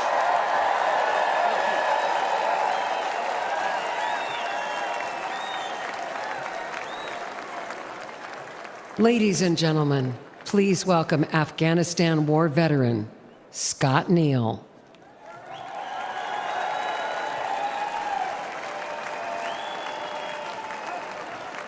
Thank you. Look at all these great Americans here. Well, good evening, my fellow Americans. My name is Scotty Neal, and I'm a proud United States Army Green Beret veteran. Thank you. And the most important part is I'm a proud veteran entrepreneur. Almost 23 years ago, Al-Qaeda declared war on America September 11th, 2001. Weeks later, Green Berets from the 5th Special Forces Group became the first Americans in uniform to deploy to Afghanistan, and I was one of them. Thank you. Deep in enemy territory, some of us rode on horses. Some of us went further behind the lines to track down the terrorists who killed our fellow Americans. Today they call us the horse soldiers. Thank you. For the next 17 years, we were on the forefront of this country in Iraq, in Africa. Again and again, we deployed for our fellow Americans. Some of us sacrificed our bodies. Some of us sacrificed our lives for the American people. And for me, America was worth it. Thank you. Thank you. Now, after leaving the military, I wanted to live the American dream I had been defending. And I wanted to start a business with my friends that I served with. Today, my company's known as American Freedom Distillery, and we make Horse Soldier bourbon.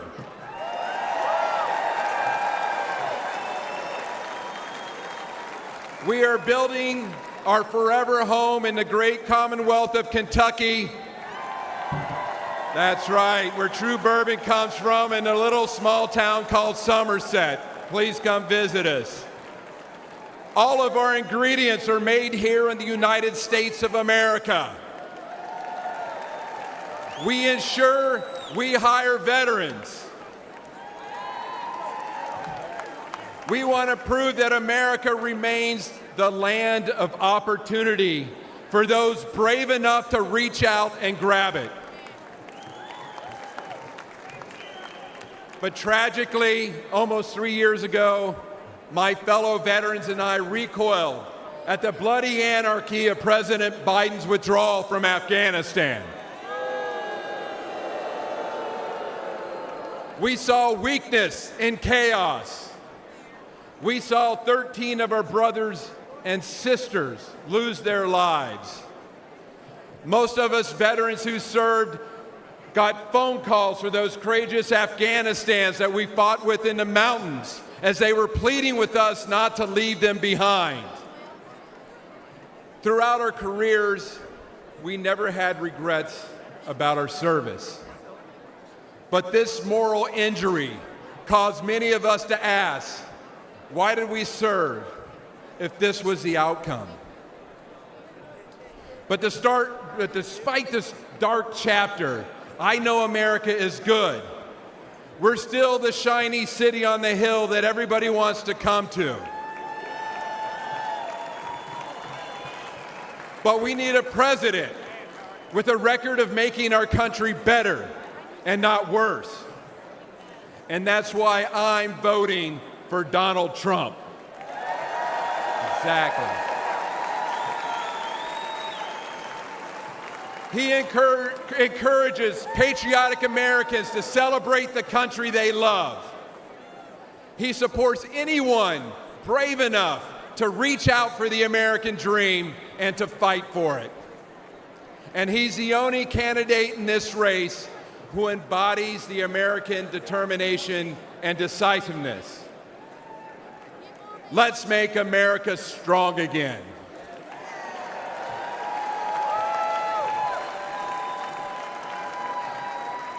Let's vote for Donald Trump.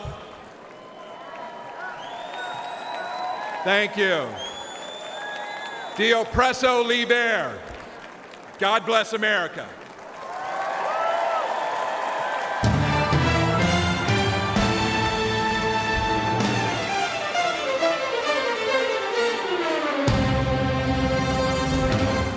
This is a man's world.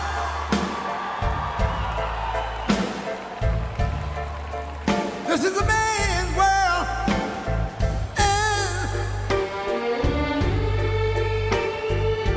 But it wouldn't be nothing. Ladies and gentlemen, please welcome the next President of the United States, President Donald J. Trump.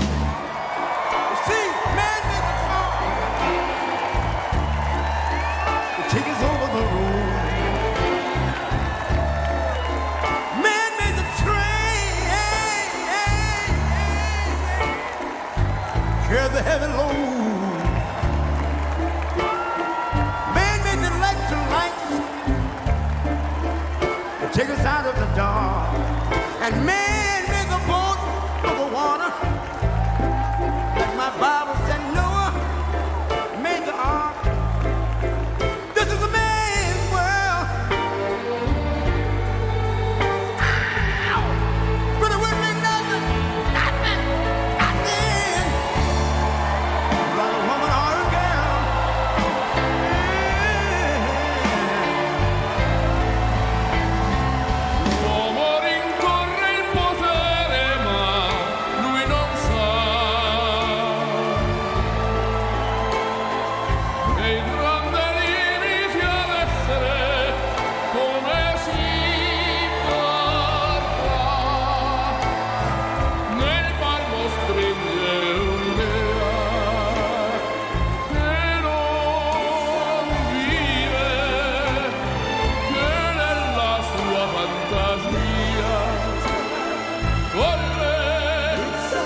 se non si accorge poi non ha più senso se si vive solo per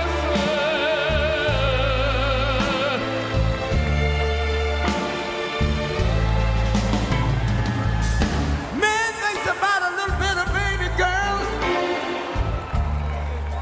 and a baby boy.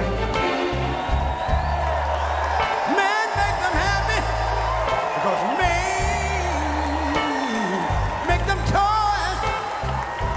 But after man make everything you can. Man make lira, pesos, dollars, rubles.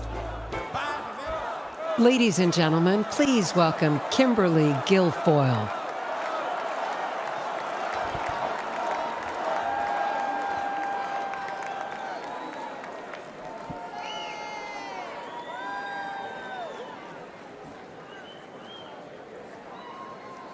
Good evening, ladies and gentlemen. Like you, I have spent much of my time the last few days in prayer. And I know that God has put an armor of protection over Donald Trump.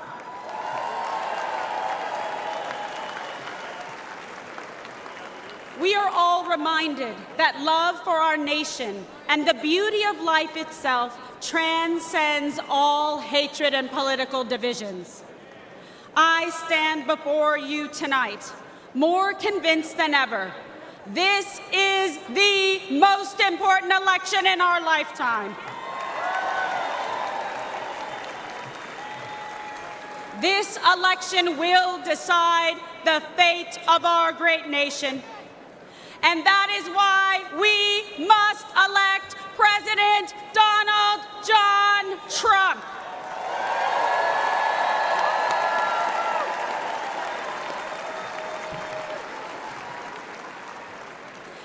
This is not just a choice between Republicans and Democrats. This is a choice between safety or chaos, wealth or poverty, national sovereignty or open borders. This election is a choice between Joe Biden's vision for American weakness and Donald Trump's vision of American greatness.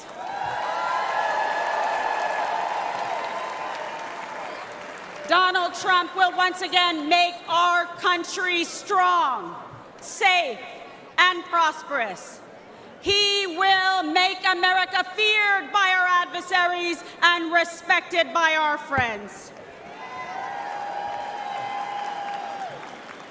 And most importantly, he will always put America first.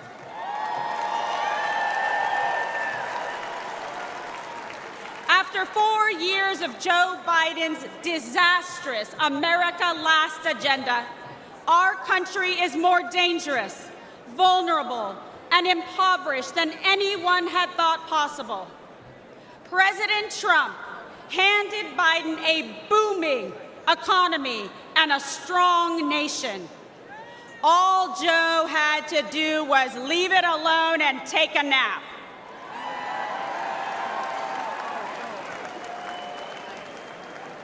But Joe just couldn't help himself. Joe Biden cannot lead America. He cannot even lead himself off a stage. Now Americans are drowning in inflation. Insanity spreads like a cancer in our schools. We are closer to World War III than any time in my life. And we are facing an unprecedented invasion of millions of illegal aliens across our southern border. Rioters and looters go free, while Biden and the Democrats persecute American heroes like Donald Trump.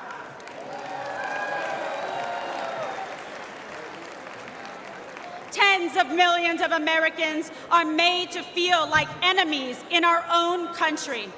An enemy for wanting to defend our border, for not wanting our children indoctrinated in school, for not wanting to erase our history, for praying to our God, saying what we think, and fighting for what we believe. It is no wonder that the heroes who stormed the beaches of Normandy and faced down communism sadly say they don't recognize our country anymore. This is not an accident. The powerful elites in the swamp will say anything to crush and destroy the America First movement. But we will never give up, and neither will Donald J. Trump.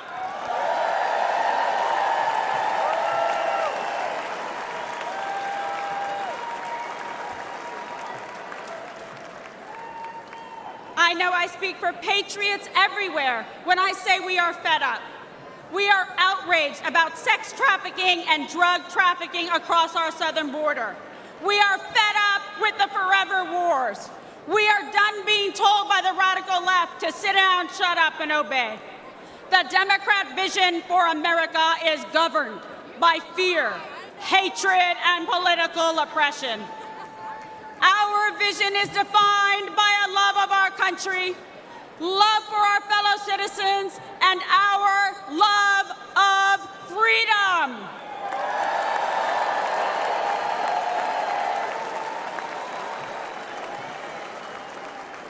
In our vision, we will secure the southern border and deport the violent criminal aliens once and for all.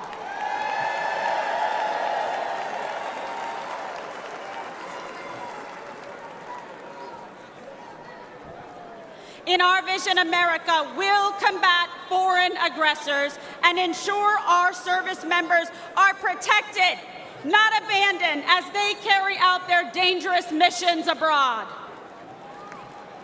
Because we know we can only have peace through strength.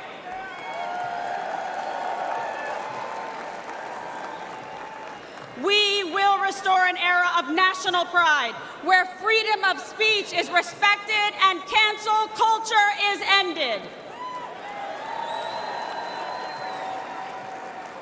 Where high school girls only compete with other girls, not biological men.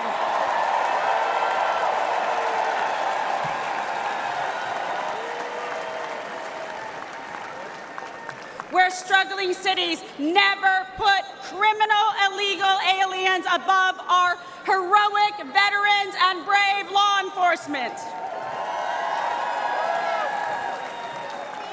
Where our streets are not ruled by gangs and rioters, but governed by law and order. Where students are freed from failing schools and corrupt teachers' unions through universal school choice.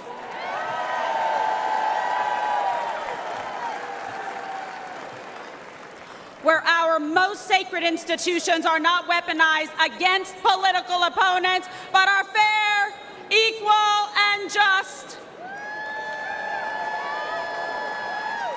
And where we teach our children to love our country, learn our history, and respect our American flag.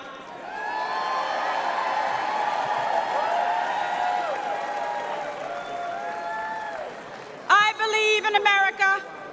I believe in our freedom and liberty. And I believe in Donald John Trump.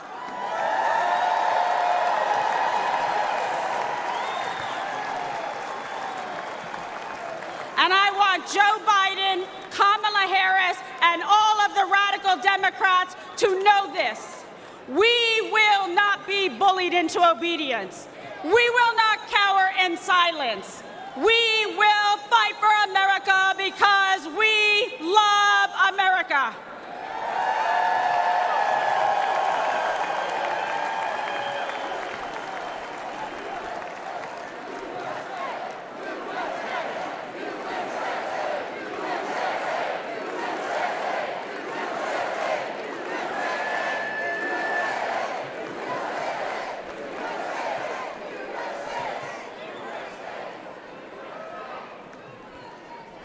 I stand before you as a working mother, a former prosecutor, a Catholic, and a proud Latina.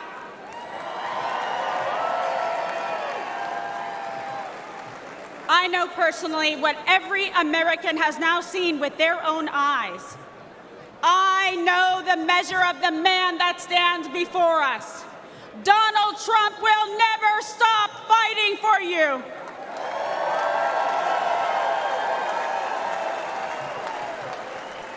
So join me in voting for Donald J. Trump for president again.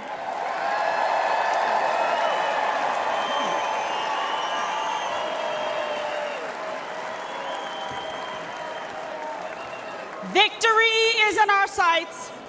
America's future is in our hands. America's destiny is in our control. And America's prosperity is in our hearts and souls. America, this is your moment. Will you stand for President Trump? Rise up! Rise up! Ladies and gentlemen, lovers of liberty and freedom and the American dream, this is our last chance to make America great again. God bless you. God bless President Trump, and may God bless America.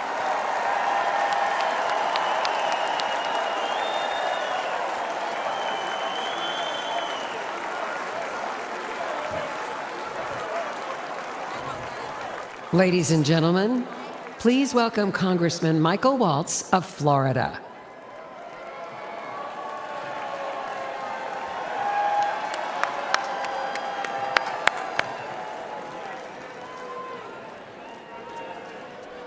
I am so honored.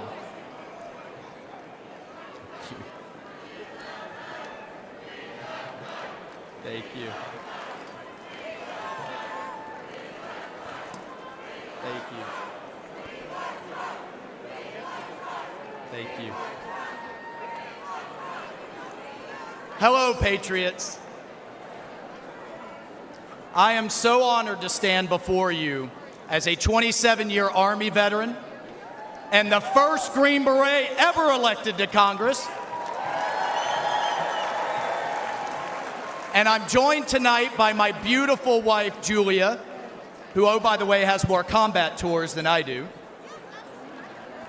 Look, folks, we have deployed all over the Middle East, all over Africa, all over Afghanistan, and I have never in my lifetime seen the world falling apart like it is under Joe Biden. And that's because under President Trump, we had a president who defeated ISIS, broke Iran, stood with Israel, always stood with our allies, made China pay. You didn't see any spy balloons under President Trump, did you? He deterred Russia. You know what he told Putin? You try anything, and I'll take the tops off the Kremlin. And he didn't dare, did he? He did under Obama, he did under Biden, but not under Donald J. Trump. He defused North Korea. And importantly, he got our hostages home and didn't pay billions of dollars to get our Americans back. And here's my favorite part about Donald Trump, the commander-in-chief.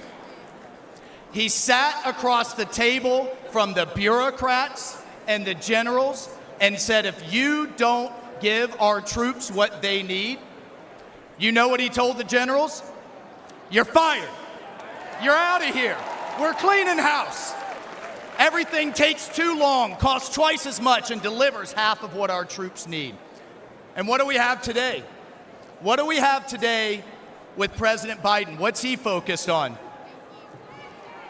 He's focused on pronouns. He's focused on renaming bases. He's focused on DEI. And here's my favorite. He's focused on building electric tanks. Has anybody seen any charging stations in the Middle East for the Biden's electric tanks? And here's what I can tell you straight up in combat. Our enemy's bullets Listen to me, folks. Our enemy's bullets could give a damn about black, white, or brown, or about religion, or about gender, or about anything else. The only colors that matter in the foxhole are the red, white, and blue, baby. That's the only thing that matters. That's the only thing our military should care about. And that's the only thing our fellow soldiers care about. And that's the only thing President Trump cares about. Now, I want to tell you a story about the man, the leader, the commander-in-chief, that is Donald J. Trump. We all remember Biden's disgraceful withdrawal from Afghanistan, the debacle and the stain on our national conscience that was. The 13 Gold Star families have to relive it every day, the ones that lost their sons and daughters that disgraceful day. Biden won't even take their calls. He calls it an outstanding success. He won't even take a meeting with them. Well, I called President Trump. We talked about it, and he said, Michael, I would love to meet them. Get them up here. Get them up here to Bedminster. He was scheduled, folks, hear me on this. He was scheduled to spend an hour with them. You know how long he spent? He spent 6 hours with them. He met each one. He listened. He cared. One of the moms kind of leaned over to me and she said, do you think he'll sign a picture of my son? I said, oh, hell yeah, he will. Please ask. He will be happy to. And he spent hours more. And if that wasn't enough, he then has them up to dinner. And at the start of the dinner, he promised them this. When he gets back in the White House, he will release all the tapes, all the videos, all the records, all the emails, and give these families the accountability and the transparency that they deserve and that they will never get from Joe Biden.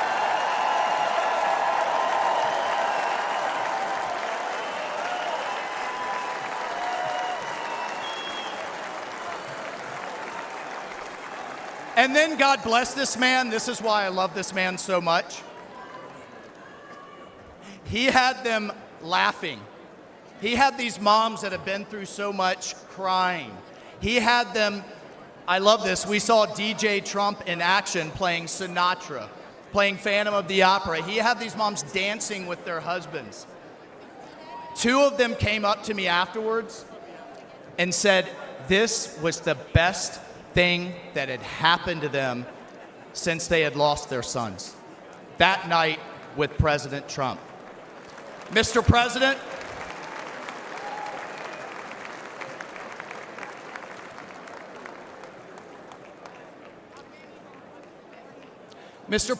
you helped them heal.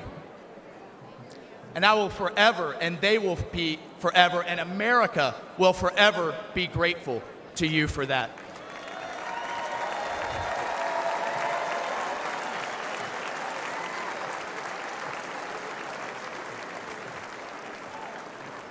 Patriots, that's the Donald Trump that I've come to know.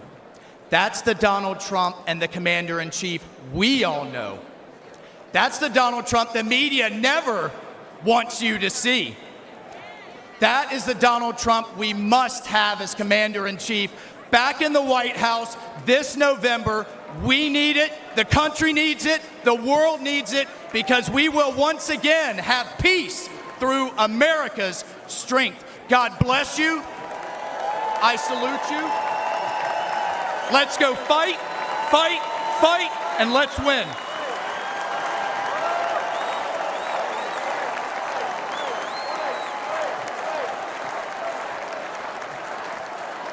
Ladies and gentlemen, please give your solemn attention to the following video presentation honoring our nation's Gold Star families.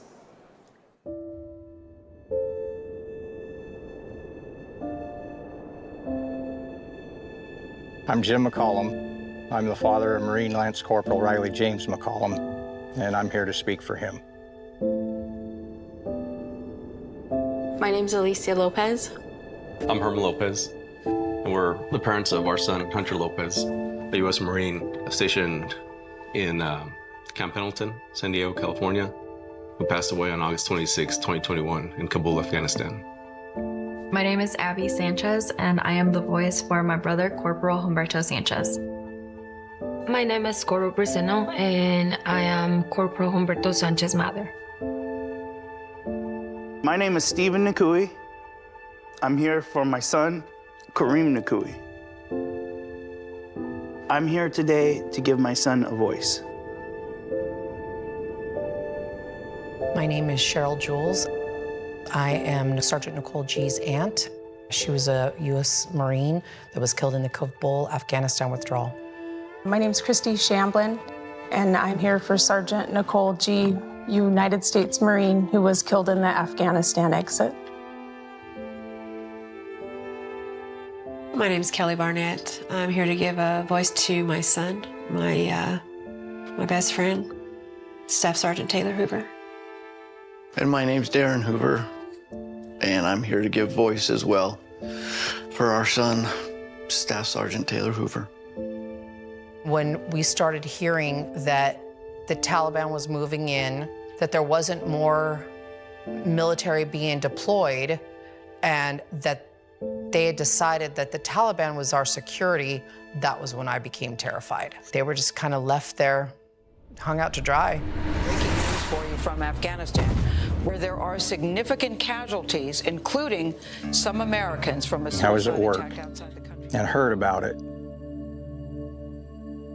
Instantly had that just chill go through me, and I started sending messages. I'm talking to people, I'm calling his girlfriend, I'm saying, well, have you heard from him? I'm calling his sisters, have you heard from him? You know, we're texting, we're saying, please, just send us a text, just whatever.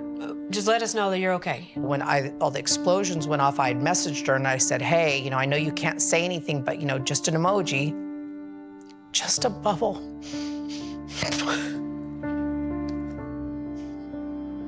And then 3:30 in the morning that night, I got the knock on the door. There's no other reason 2 Marines are standing on your door. Right away, they told you, we have news about your son, and he just passed away. I just start screaming. I throw myself on the floor. I pull up the street and I see a white van. And once I saw them, I knew.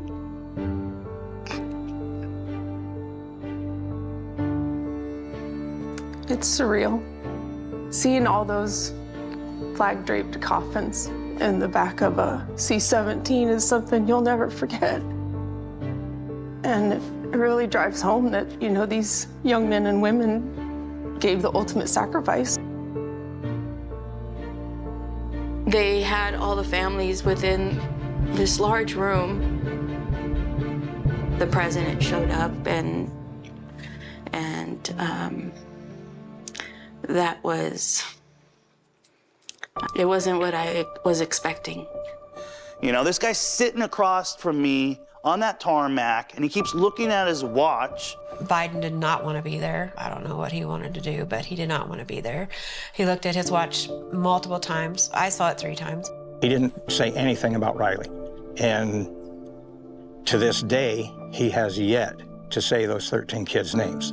And that makes me so upset because those kids were serving their country. Those kids, they were giving their life for this country. And I always said they were thinking that their commander-in-chief was gonna have their back because they were fighting for this country, and that didn't happen. The administration, the White House, our president has never once mentioned their names, not one of them. Honestly, I don't feel like Joe Biden cared. He just had no empathy for us at all. I do think incompetence played a huge factor in what happened. Bad decision, bad leadership, and it all starts at the top. Joe Biden should not be leading this country. There was no point in making that hard deadline August 31st. It was 100% a political stunt. He let my son down. He let the 13 down. He let the 45 wounded down. He let those 174 civilians down. He let our country down. And then what it hurts the most is that they could be here.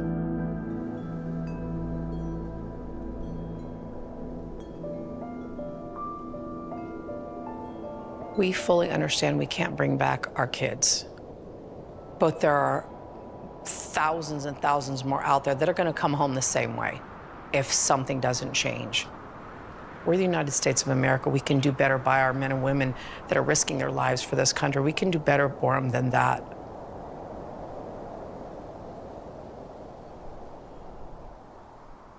To this day, Joe Biden and Kamala Harris have never mentioned these fallen soldiers' names. President Trump will never forget them.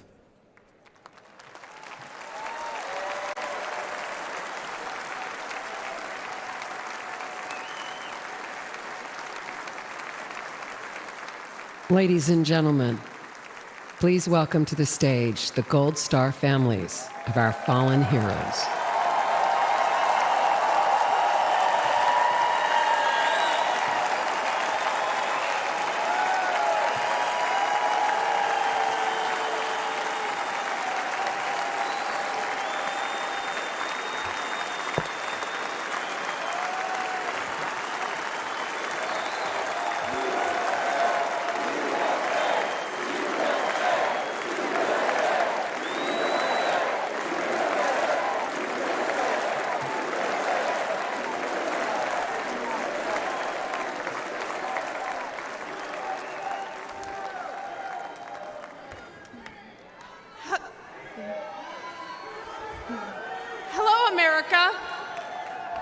I'm Christy Shamblin. My daughter-in-law, Sergeant Nicole Leanne G.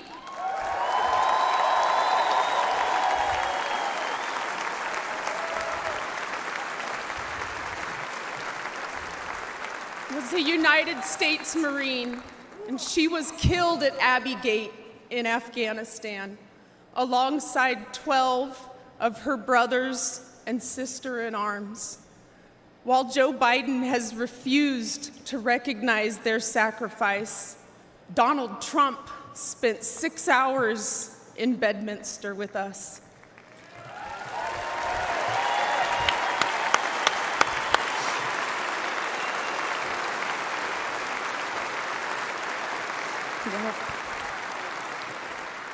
He allowed us to grieve. He allowed us to remember our heroes. Donald Trump knew all of our children's names. He knew their stories, and he spoke to us in a way that made us feel understood, like he knew our kids. Donald Trump carried the weight for a few hours with me.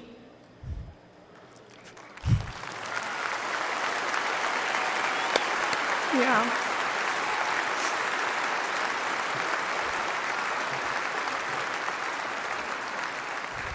And for the first time since Nicole's death, I felt I wasn't alone in my grief. Thank you.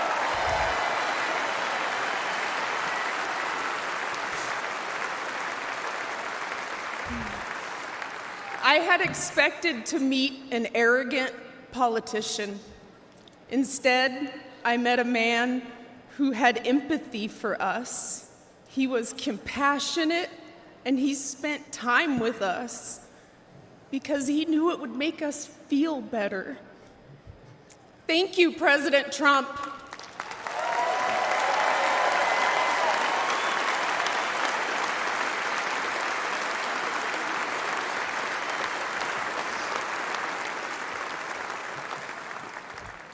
I'm Cheryl Jules, Nicole's aunt. Joe Biden said the withdrawal from Afghanistan was an extraordinary success. An extraordinary success. Look at our faces. Look at our pain and our heartbreak. And look at our rage. That was not an extraordinary success. The humiliation of our nation was not an extraordinary success.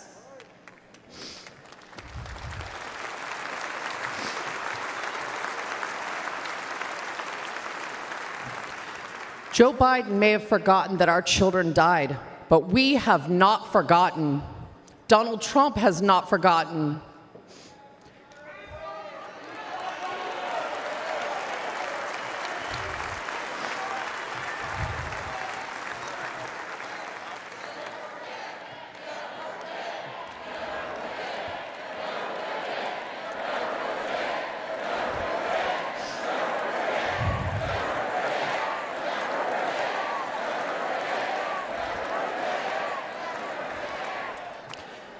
Joe Biden owes the men and women that served in Afghanistan a debt of gratitude and an apology.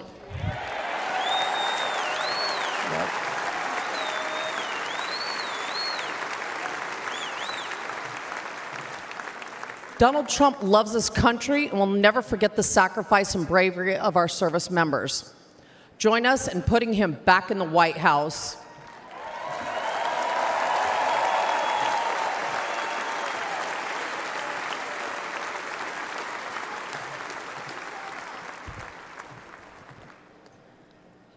I'm Alicia Lopez, and this is my husband, Herman. Our son, Corporal Hunter Lopez, whose name Joe Biden has refused to say out loud, was killed on August 26, 2021. He died during Joe Biden's disastrous withdrawal from Afghanistan. Hunter was 22 years old and planned to come home to California after his tour to follow in our footsteps. Herman and I work for the Riverside County Sheriff's Office.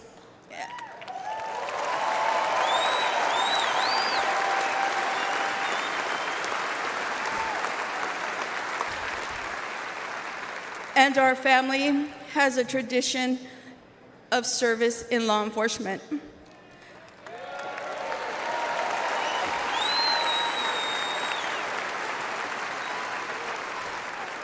Hunter was excited to carry it on.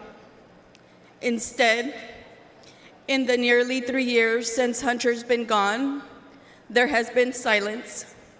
Silence from that empty space at the dinner table,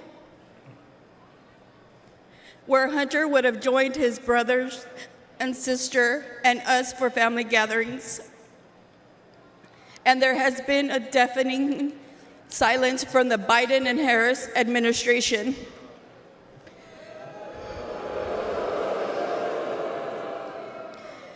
Despite our pleas for answers and accountability, they have pushed us away and tried to silence us.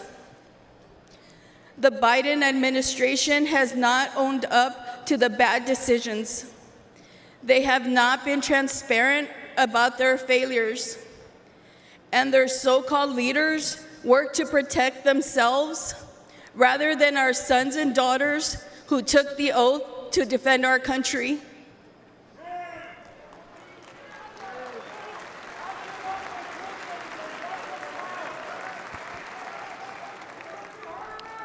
Thank you.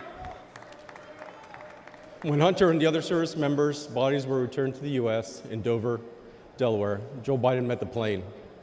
But he made the occasion more about his son, lost to cancer, than our sons and daughters, lost on his watch. Worse than that, he has never said their names out loud. And during last month's debate, he claimed no service members have died during his administration.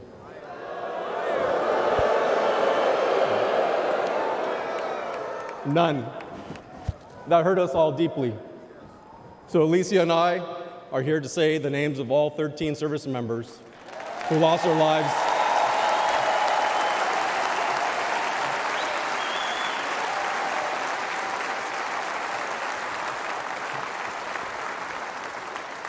all 13 service members who lost their lives at Abbey Gate.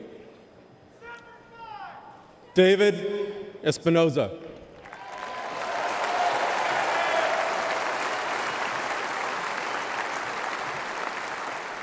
Nicole G.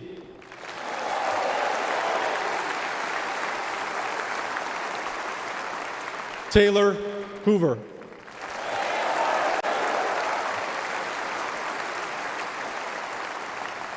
Ryan C. Knaus.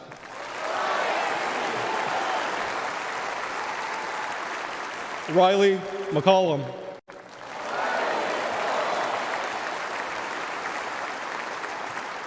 Dylan Marola.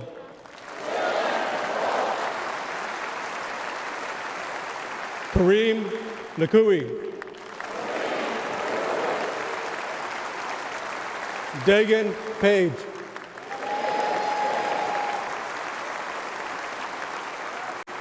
Johanny Pichardo.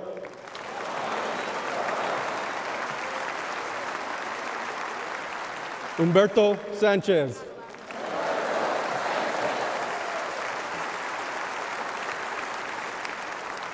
Jared Schmitz.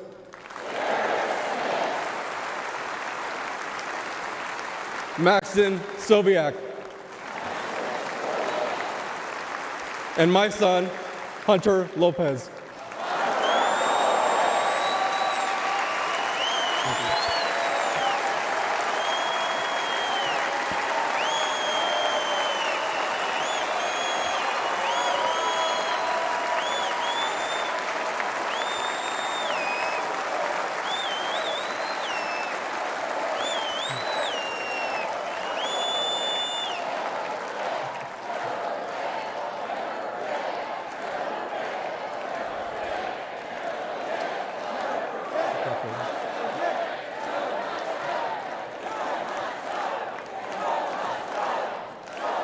Joe Biden has to go. He failed the American people. He failed the Afghan people and our military service members. He failed our family, and he failed Hunter. Donald Trump has a proven record of keeping the peace and honoring those in uniform.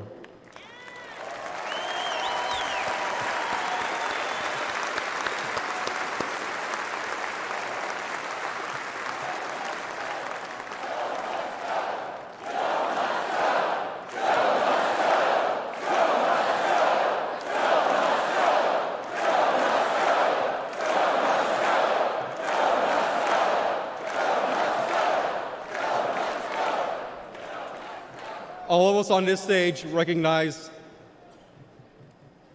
the efforts of Mr. Trump. We know this firsthand. We've experienced it. Whenever we've met with him, he has demonstrated compassion. He has joined us on our mission for answers, and he has given hope to our extended Gold Star family.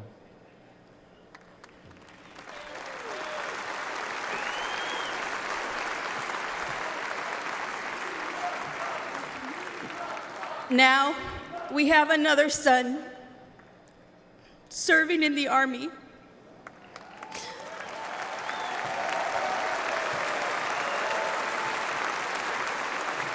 And we do not trust Joe Biden with his life.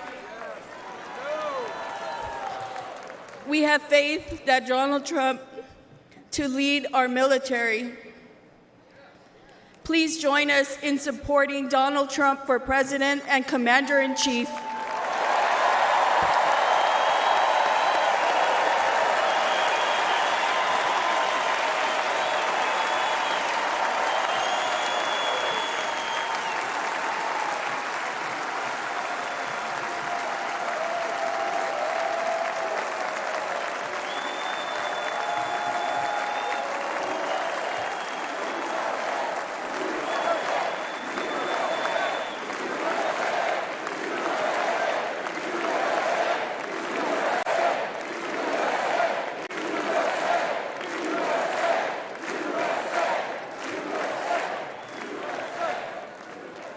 While campuses struggle to get control of their students, at UNC Chapel Hill, they are bringing order back. Students restoring the American flag and singing the national anthem.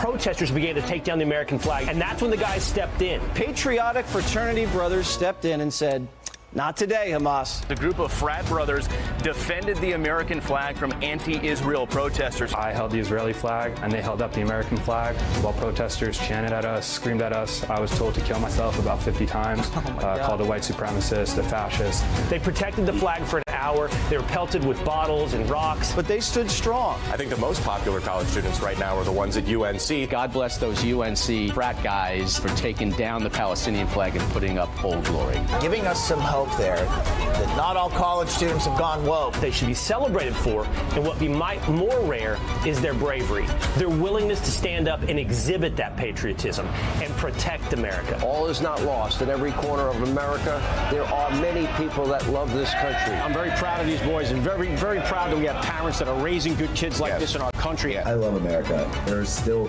patriots in this country that actually want to fight and would sacrifice themselves for this flag, this country. It's good to know that there's some patriotic women out there supporting the flag still out there. Don't bend the knee to these people.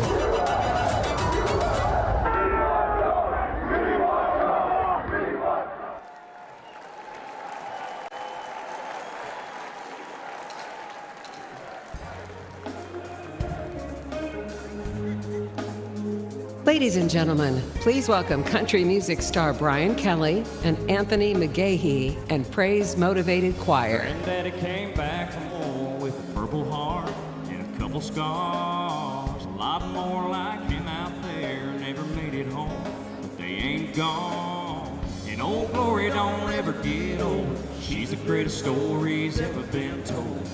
You can try, but you can't take it, can't break this American spirit, that red, white, and blue. It's flying for freedom, for me and for you. It's what I believe in, this country I love. That American spirit runs in our blood. That American spirit. Ladies and gentlemen, please welcome the fraternity brothers from the University of North Carolina, Chapel Hill, who protected our American flag. Service members and the brave defenders, the epic dollars and the first responders, the army stripers and the giving lifers, all running on American spirit, that red, white, and blue. It's flying for freedom, for me and for you. It's what I believe in, this country I love. That American spirit runs in our blood. That American spirit.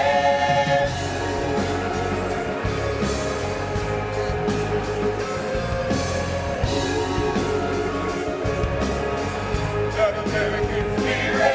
Oh, in every big city and all the small towns, hats come off when the flags come out. Every mom and pop shop flying them proud. You can't take down American spirit, that red, white, and blue. It's flying for freedom, for me and for you. It's what I believe in, this country I love. The American spirit runs in our blood. Come on.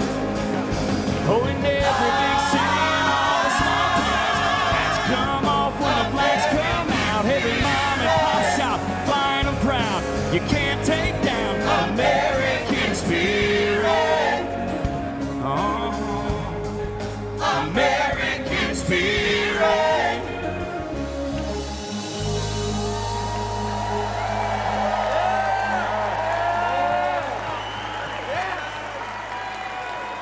When a mob tried to take down the American flag on our campus, we knew we couldn't let that happen.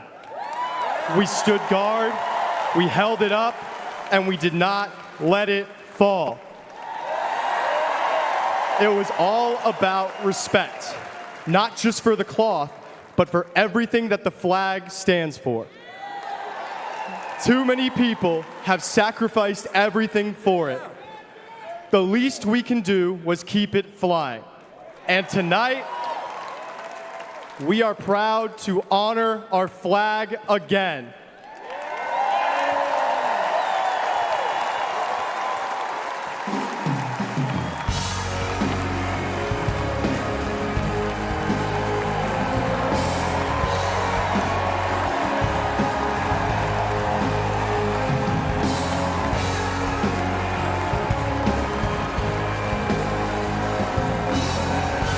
First day that we take back the White House from crooked Joe Biden, the worst president in the history of our country, I believe that we're going to have 4 of the greatest years in the history of our country.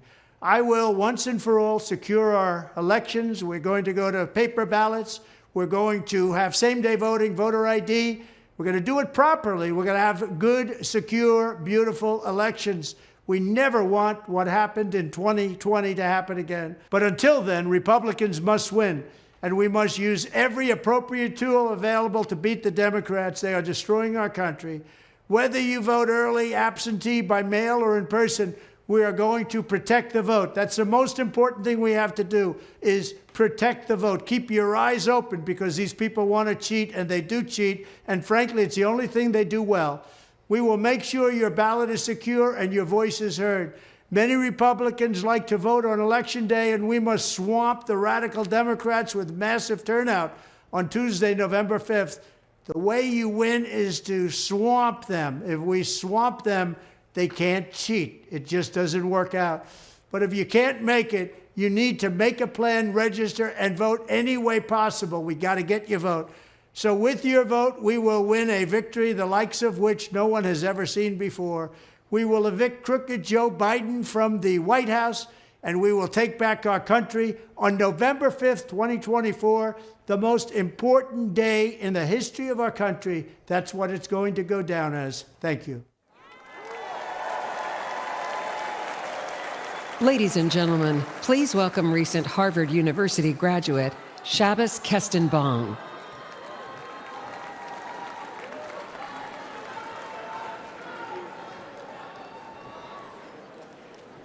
My name is Shabbos Kestenbaum. I am a proud first-generation American. I am a proud Orthodox Jew. And as of 5 months ago, I am the proud plaintiff suing Harvard University for its failure to combat anti-Semitism.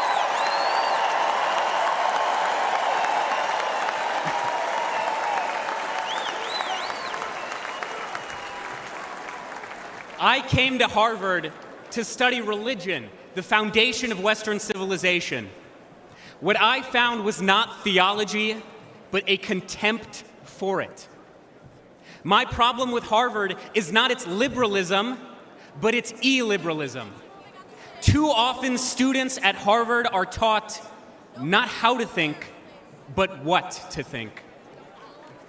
I found myself immersed in a culture that is anti-Western, that is anti-American, and that is anti-Semitic.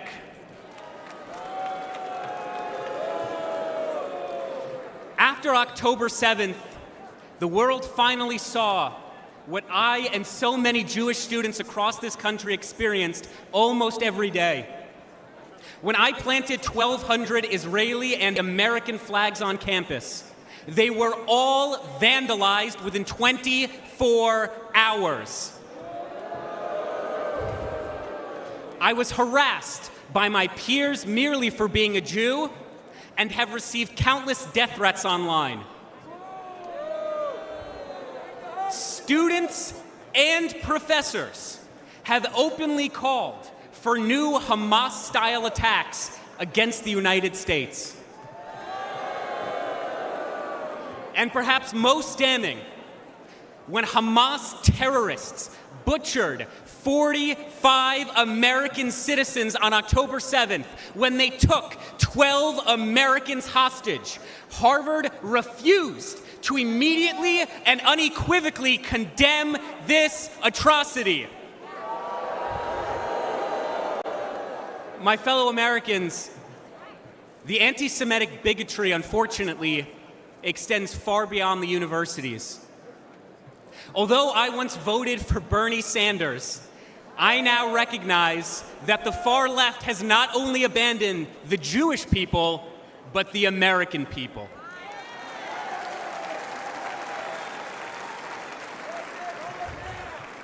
The Democratic Party, the party I registered to vote for the day I turned 18, has become ideologically poisoned. And it is this poison, it is this corruption that is infecting far too many young American students. Let's be clear.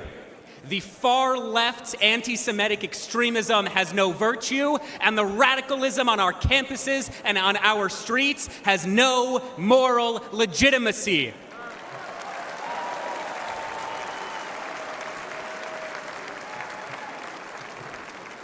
Sadly, the far left-wing tide of anti-Semitism is rising. But tonight, we fight back. I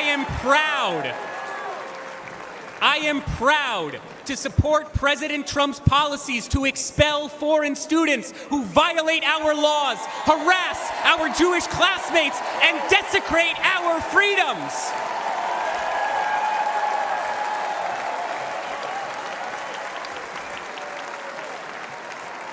Let's elect a president who will instill patriotism in our school once again. Let's elect a president who will confront terrorism and its supporters once again. Let's elect a president who recognizes that although Harvard and the Ivy Leagues have long abandoned the United States of America, the Jewish people never will, because Jewish values are American values, and American values are Jewish values. God bless the United States. God bless the land of Israel. God bless, protect, and return the American hostages in Gaza now.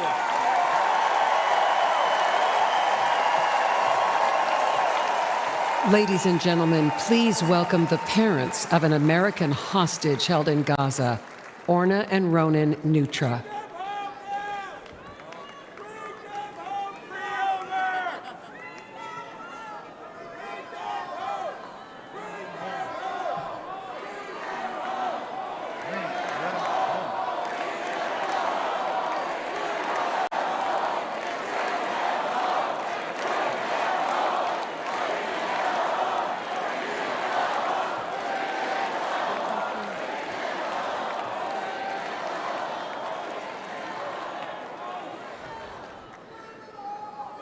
Our son, Omer, is an American citizen. For 285 long days and nights, Hamas terrorists have been holding Omer imprisoned in tunnels underneath Gaza. Omer, which is a biblical name and means in Hebrew the first crop, is our firstborn. He was born in New York City 1 month after 9/11.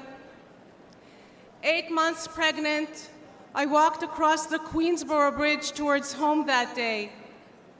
And here we are, 23 years later, and he's the victim of another vile terrorist attack.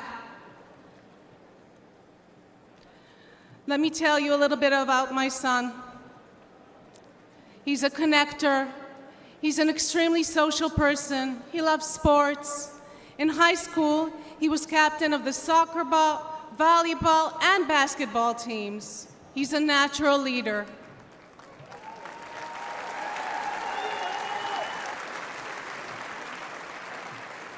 And he cares deeply about others and about helping them grow. He turned 22 on October 14th, 2023.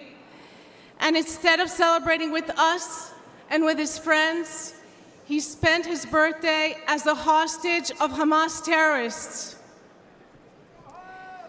Imagine, over 9 months, not knowing whether your son is alive, waking up every morning, praying that he too is still waking up every morning, that he is strong and is surviving. I recite Psalm 23 in his merit every single day. Gam ki elech begaetz al mavet, lo erara ki ata imadi. I walk through the shadow of the valley of the shadow of the death. I will fear no evil, for thou art with me, thy rod and thy staff, they comfort me. Bring them home. Bring them home. Bring them home. Bring them home. Bring them home.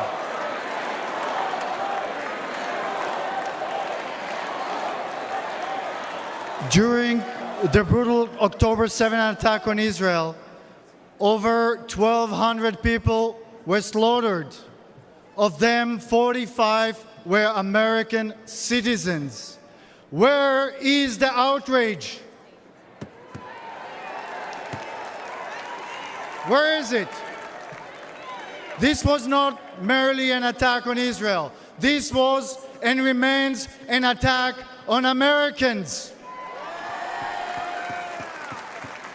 Omer is one of 8 American hostages and one of 120 hostages still left in Gaza. Citizens of 24 countries and 5 different religions, still held by Hamas, denied basic human needs, their lives threatened every day. President Trump called us personally right after the attack when Omer was taken captive. We know he stands with the American hostages. We need our beautiful son back. And we need your support. We need your support to end this crisis and bring all the hostages back home.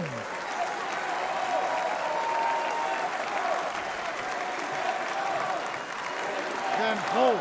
Bring them home. Bring them home. Bring them home. Bring them home. Omer, we love you. We won't stop fighting for you. Say it with us. Bring them home. Bring them home. Bring them home. Thank you, everybody. God bless Israel and God bless America.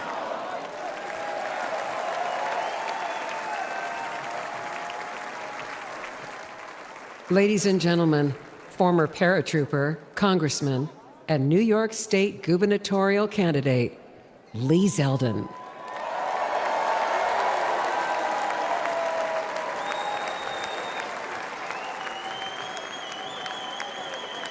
Hello, Wisconsin.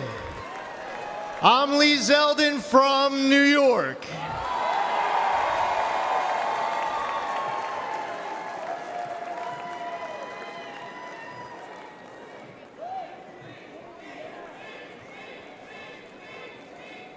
A nation led by President Trump is a nation stronger, safer, and more secure. As a former 82nd Airborne paratrooper,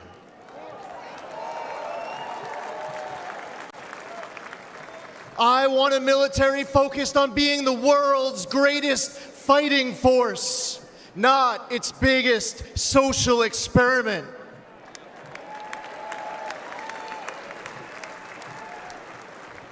We need a president treating our friends as friends and our adversaries as our adversaries, understanding they only respect strength, not weakness.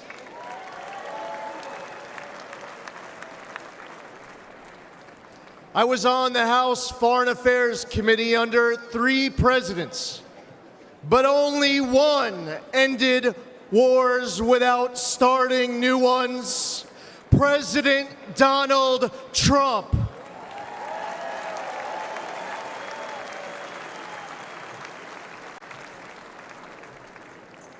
As one of 2 Jewish Republicans in Congress, it was amazing to witness history-making progress, strengthening the U.S.-Israel relationship under President Trump, moving our embassy in Israel to Jerusalem,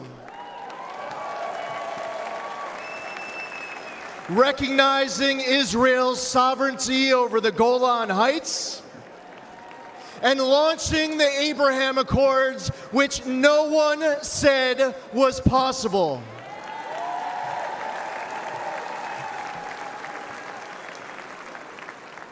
Soleimani and the ISIS caliphate were eliminated. President Trump withdrew from the Iran deal, stopped those insane ransom payments, and crippled Iran with maximum pressure.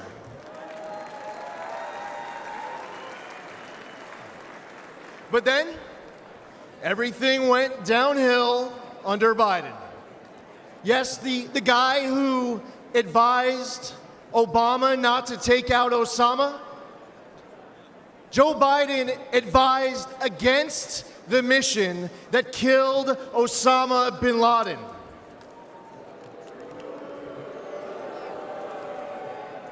As an American, and especially as a New Yorker, that's unforgivable. Even in his prime, he had bad judgment.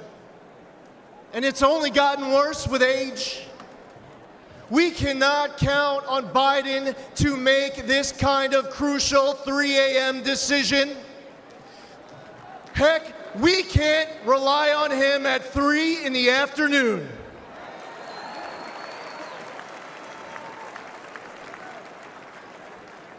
He has refilled Iran's coffers. Since October 7th, Biden has pandered to anti-Semites who cheer Hamas's attack. All while Americans are still being held hostage in Gaza. Biden turned 13 Blue Star families into Gold Star families with his fatal withdrawal from Afghanistan, and then he lied about it during last month's debate, claiming that no service members had died under his watch.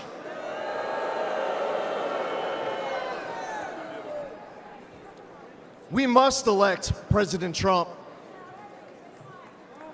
Whether building an Iron Dome defense shield at home, countering China and other bad actors abroad, or securing our borders, he will make America strong and respected again. President Trump risks everything for us.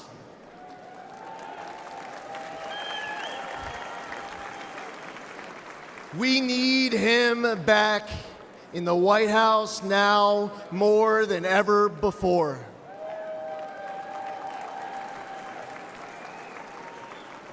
To make America great again, we must first, and God willing, we will expand the Republican majority in the United States House of Representatives.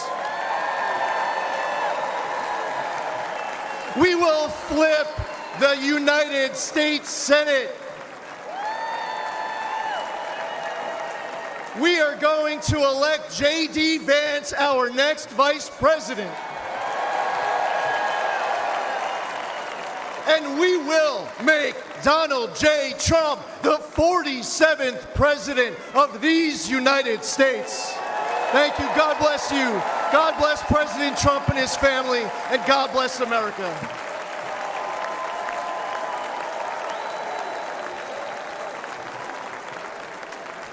We are gathered here on freedom's altar, on these shores, on these bluffs, on this day 75 years ago, 10,000 men shed their blood and thousands sacrificed their lives for their brothers, for their countries, and for the survival of liberty. Those who fought here won a future for our nation. They won the survival of our civilization. These men ran through the fires of hell, moved by a force no weapon could destroy. The fierce patriotism of a free, proud, and sovereign people. And they showed us the way to love, cherish, and defend our way of life for many centuries to come. And our children and their children will forever and always be free.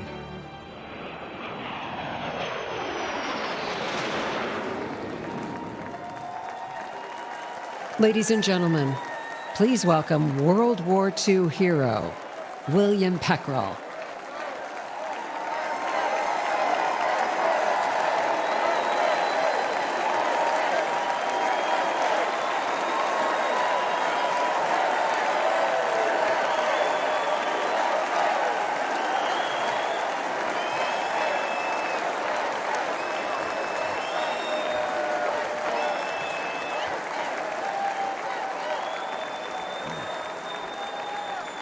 Thank you very much.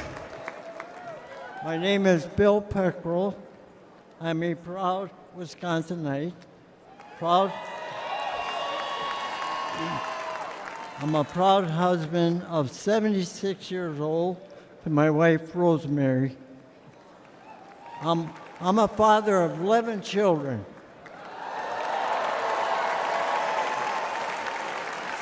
6 girls, 5 boys. Our family across 5 generations and a proud World War II veteran.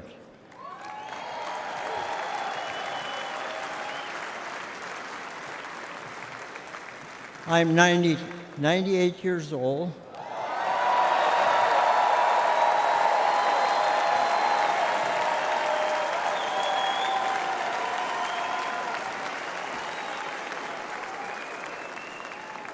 Some call us the greatest generation.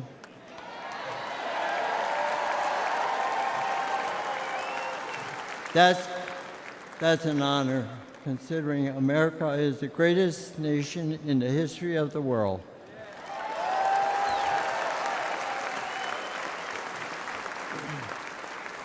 I will never forget and witness the horror of the Nazis' war camps. In the Battle of the Bulge, my friends and I fought to stop the Nazis' last major push in the Western Front.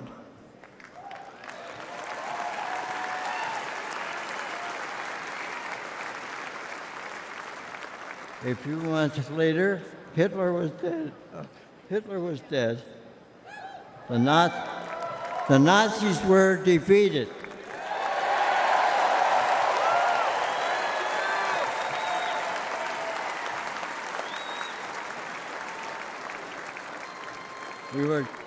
We gave thanks to Almighty God for delivering us from evil.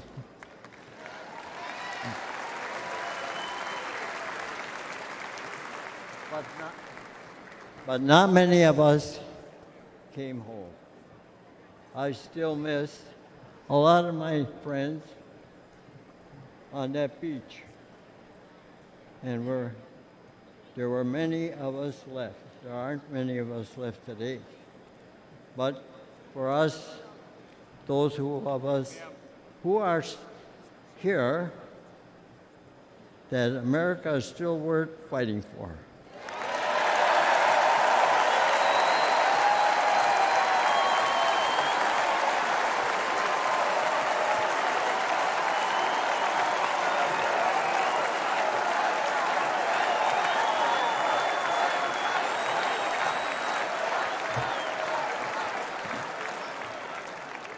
It hurts my heart to see what our current president and vice president have done to the country I love so well. They humiliated us in Afghanistan. We pushed around in China. Terrorists run wild in the Middle East. And they let our own southern border get overrun.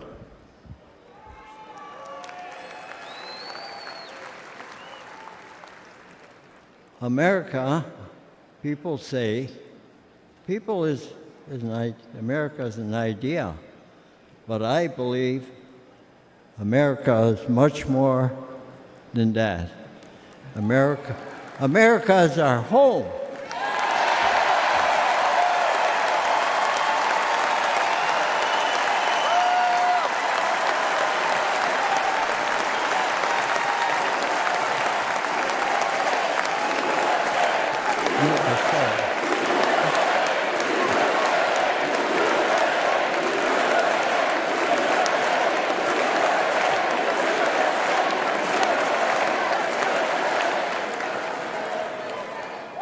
You know, when I was fighting in Europe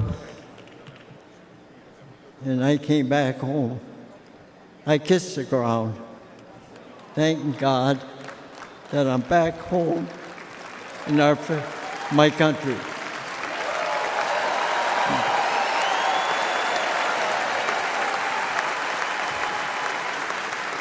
And where I come from, when somebody comes for me or my home, you dig in your boots in the ground and never look back.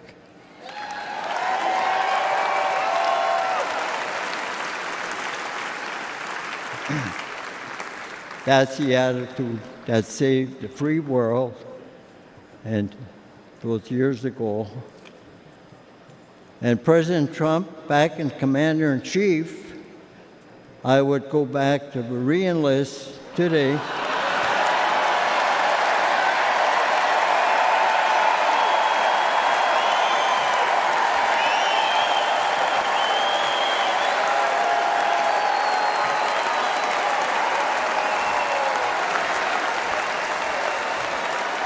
And I would storm whatever beach my country needs me to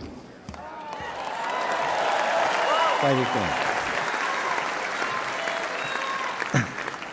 God bless you. God bless our home and the United States of America.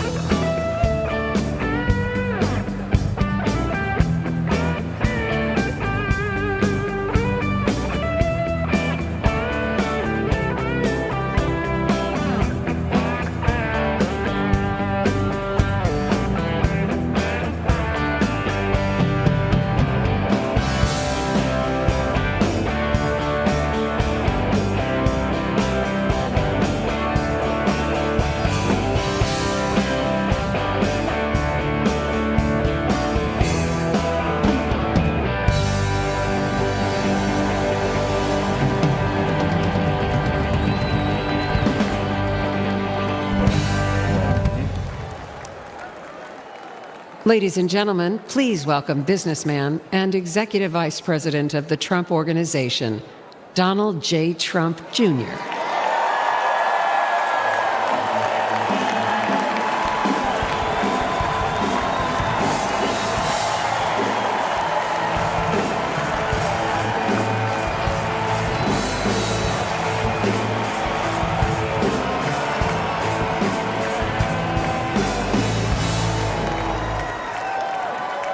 Good evening, America. Before I begin my remarks, I'm going to do something a little uncharacteristic. A Trump is going to give up the microphone. Doesn't happen often, you may never see it again. But I got a call on Monday morning from a young lady who said, "Dad, I want to speak at the RNC."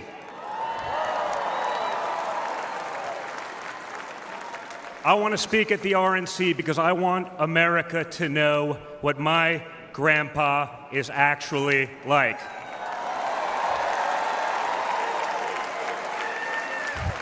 So for the first time ever on a stage, first time ever giving a speech, I want to bring out my eldest daughter and the eldest granddaughter of the President of the United States, your favorite president, Kai Madison Trump.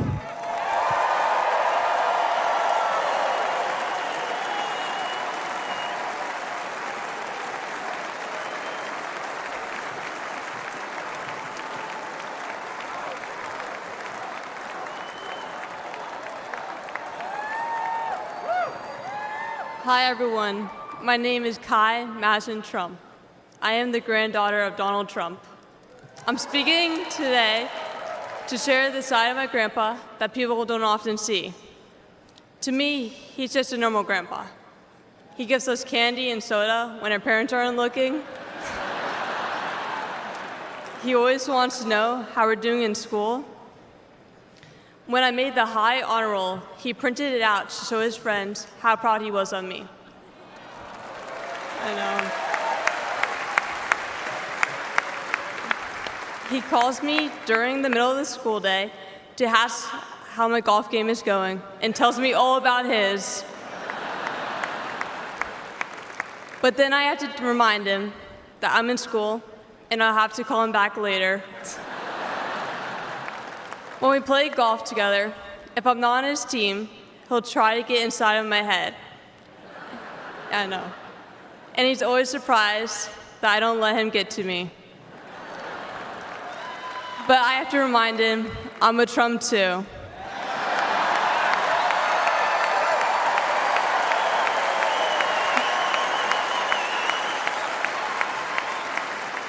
Even when he's going through all these court cases, he always asks me how I'm doing. He always encourages me to push myself to be the most successful person I can be. Obviously, he sets the bar pretty high, but who knows, maybe one day I'll catch him. On Saturday, I was shocked when I heard that he has been shot, and I just wanted to know if he was okay. It was heartbreaking that someone would do that to another person. A lot of people have put my grandpa through hell, and he's still standing.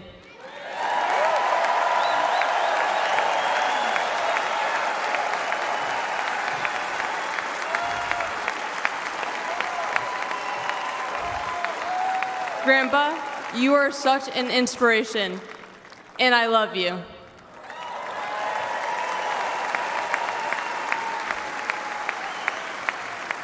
The media makes my grandpa seem like a different person, but I know him for who he is. He's very caring and loving. He truly wants the best for this country, and he will fight every single day to make America great again. Thank you very much.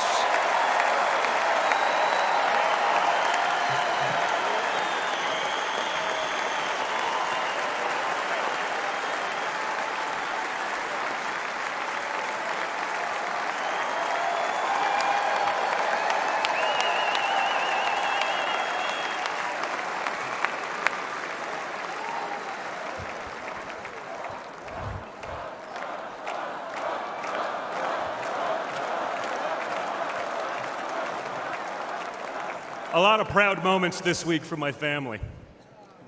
Thank you again, guys. Really appreciate that. That's not easy. That's the first time. I mean, this is what we call a large crowd for a speech, so incredible work, Kai. Now, back to business. Guys. Thank you, sir. Tonight we gather here in Milwaukee at one of the most crucial moments in American history. Just days ago, something that once seemed unimaginable became a terrifying reality. My father came under literal fire as an incredible patriotic rally turned into a tragedy. On a field in Butler, Pennsylvania, a brave firefighter died. Others were injured, and as those bullets rained down, we came millimeters away from one of the darkest moments in our nation's history. But we did lose an American hero that day. We wish that he were with us tonight, but his memory will live on forever in the hearts of his family, his community, and the nation that he loved.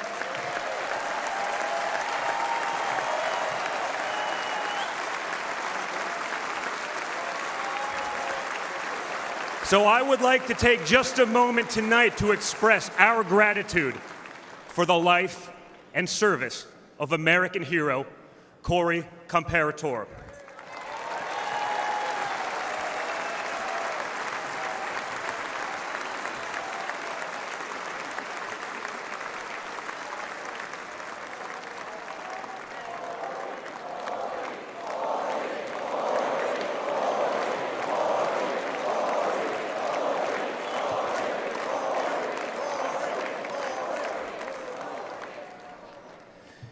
They say you can't truly know how you'll respond in a moment of danger until you're actually confronted with it.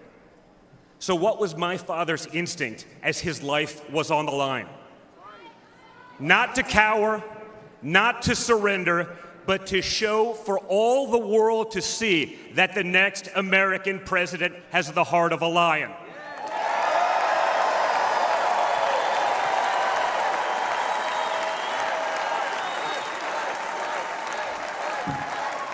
That the next American president has the courage to put the American people first once again. And in that moment, my father didn't just show his character, he showed America's character. When he stood up with blood on his face and the flag at his back, the world saw a spirit that could never be broken.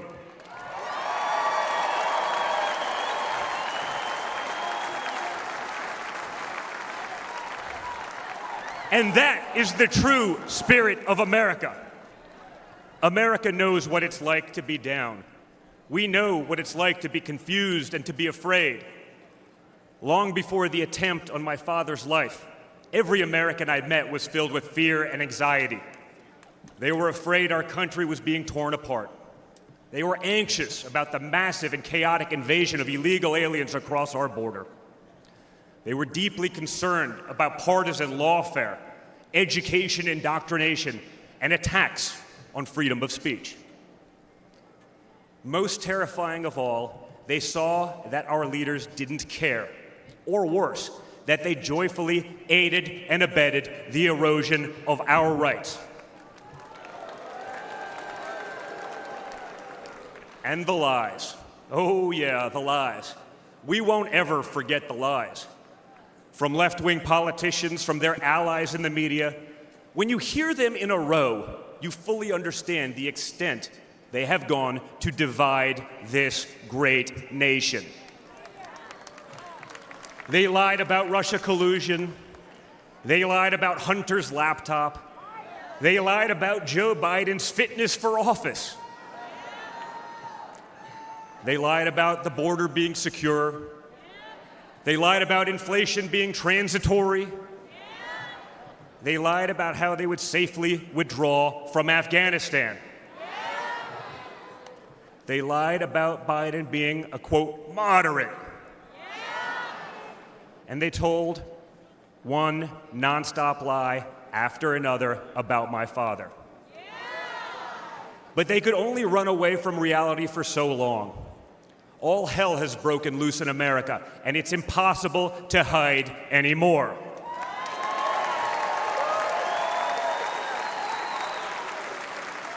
Remember Build Back Better? Instead, we got broke, bumbling Biden. Nothing is built, nothing is back, and nothing is better. Bridges are collapsing, our credibility is crumbling, and our money is worth less and less every single day. It was just one giant bait and switch, and normal Americans are the ones left holding the bag. Housing costs, gasoline prices, grocery bills just keep going up. Wave after wave of illegal aliens, deadly drugs keep pouring across our border. Meanwhile, pro-crime district attorneys have turned our cities into giant crime zones. They've turned criminals into victims, prosecutors into criminal defense attorneys, and police into public enemies. Left-wing activists are pretending to be educators, teaching our kids that there are 57 genders, but they can't even define what a woman is. On one hand, they think free speech protects their right to expose your children to explicit drag shows. On the other hand, they want to put you in jail for making a meme. It's like the entire world has been turned upside down. Does any of this sound like a country that's going in the right direction? And honestly, who is actually running the country anyway? It's obviously not Joe Biden. So who are they asking us to elect? Seriously, who's running things? Does anyone really know? Is it Jill? Is it Hunter? Barack Obama? Maybe it's the ghost of Corn Pop.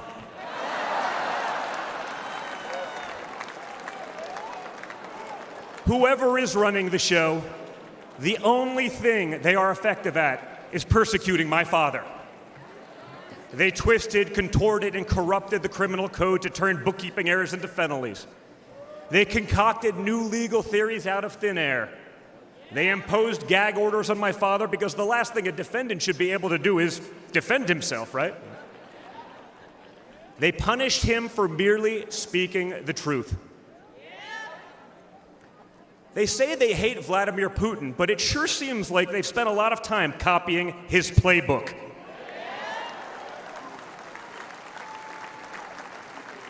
In this country, we don't criminalize political differences. We debate them. We vote on them. But we don't make you choose between picking a party or picking a jail cell.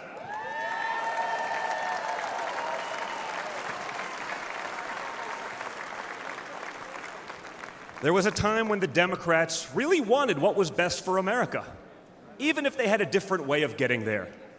It was the party of Franklin Roosevelt, John F. Kennedy, Martin Luther King Jr.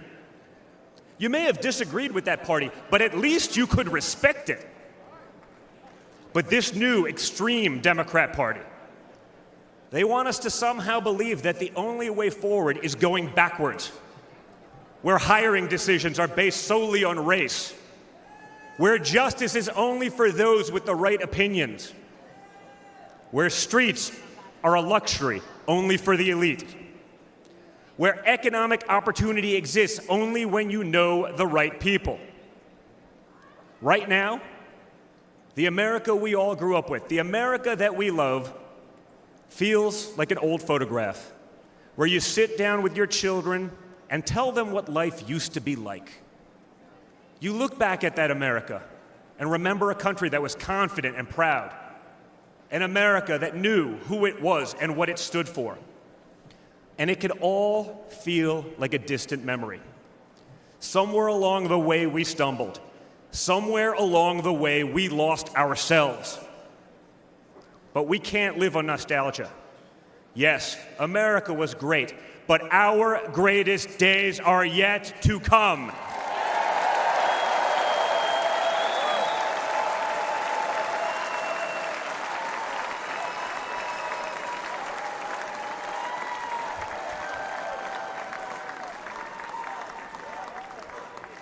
Because no matter how far off that old photo may feel, it's not the end of our story. We're like that man who stood on that platform and felt the bullet pierce his flesh just days ago in Pennsylvania. He may have moved to the ground, but he stood back up.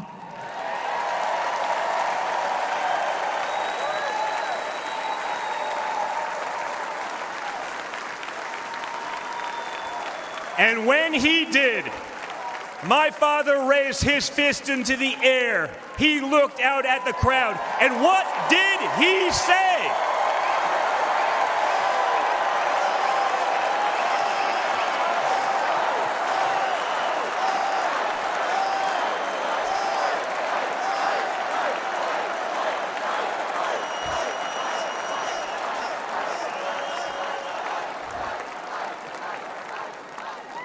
And we will fight. We will fight. We will fight with our voices. We will fight with our ideas. And on November 5th, we will fight with our vote.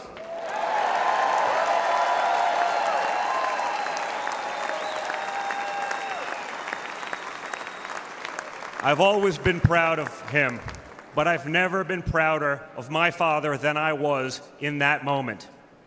That's when the world found out that there is tough, and then there's Trump tough.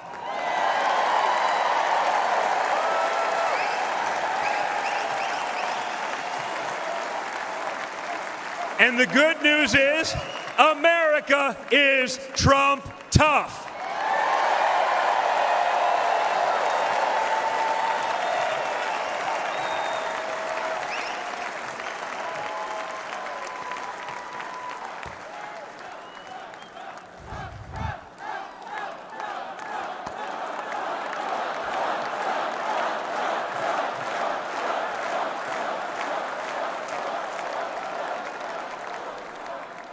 In 1912, more than a century ago, another legendary Republican president came right here to Milwaukee.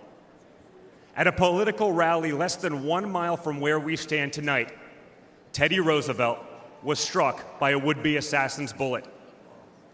But he didn't quit either. He finished his speech and he kept fighting.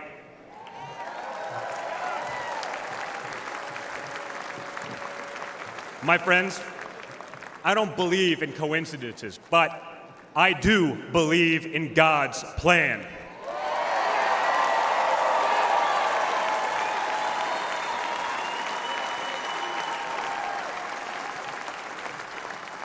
Today, Teddy Roosevelt's man in the arena has a name, and it's Donald J. Trump.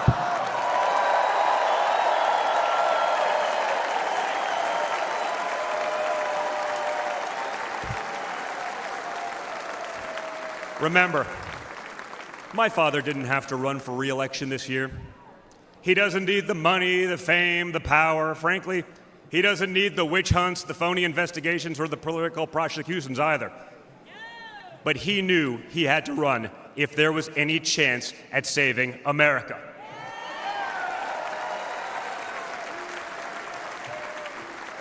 He's not doing it for himself.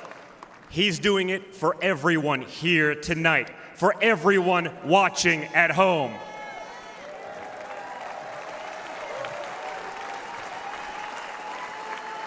No matter who you are, you can be a part of this movement to make America great again. Look at me and my friend J.D. Vance, a kid from Appalachia and a kid from Trump Tower in Manhattan. We grew up worlds apart, yet now we're both fighting side by side to save the country we love. And by the way, J.D. Vance is going to make one hell of a vice president.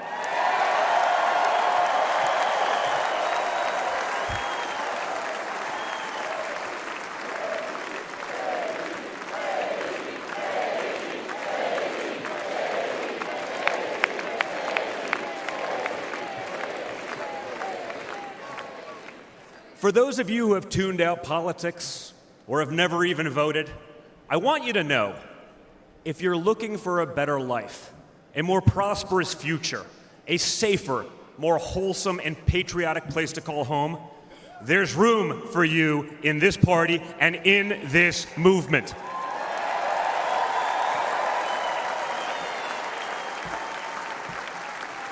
In fact, you're the ones who matter most of all.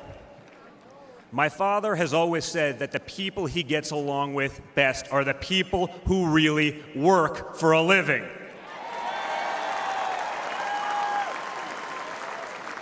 It's because of his background as a builder in construction, right? In construction, it doesn't matter how smart your architect is if you don't have the best guys laying the bricks. People with grit, people who get their hands dirty. That's a big problem with Washington, D.C. Most of the bureaucrats who rule over us have never built anything in their lives. It's time to build something real, something tangible, something that will last and leave this country better off for our children. That's my father's mission.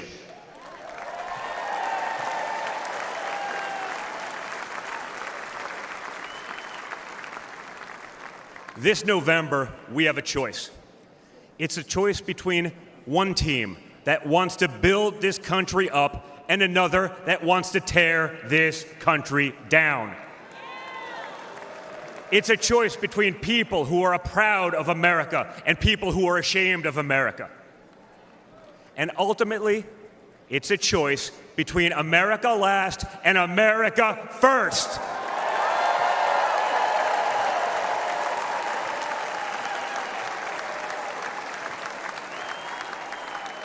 So if you love this country from the bottom of your heart, if you want to bring back common sense, if you want to save the American dream, if you want to stand up and fight for the future of our nation, you must re-elect my father, Donald J. Trump.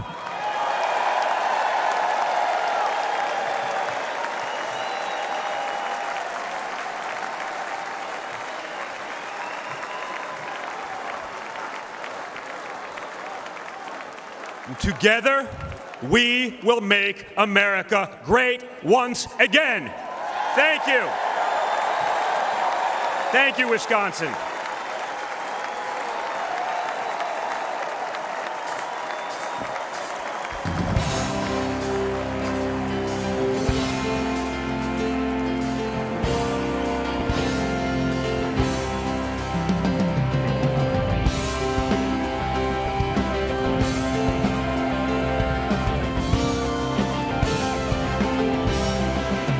As soon as you are able, well, I am with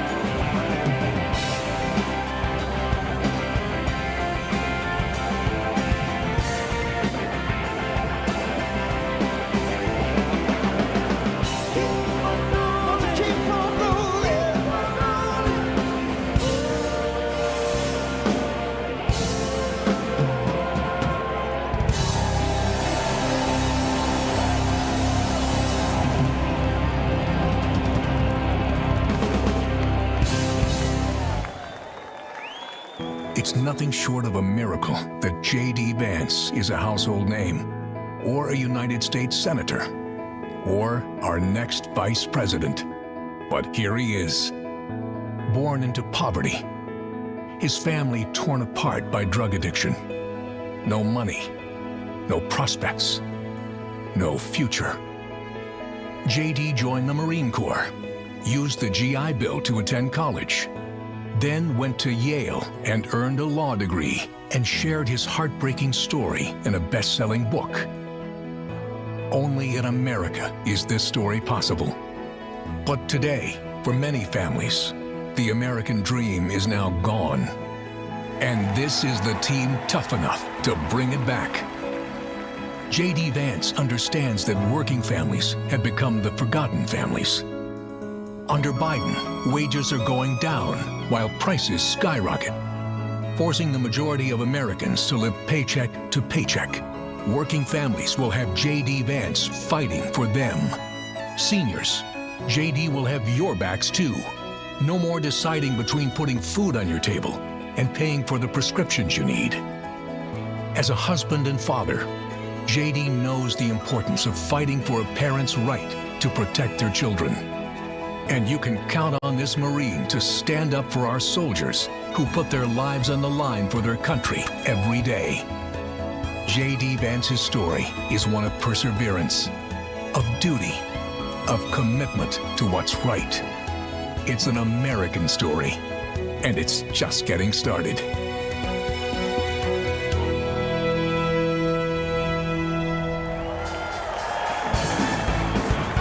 Ladies and gentlemen, please welcome Usha Vance.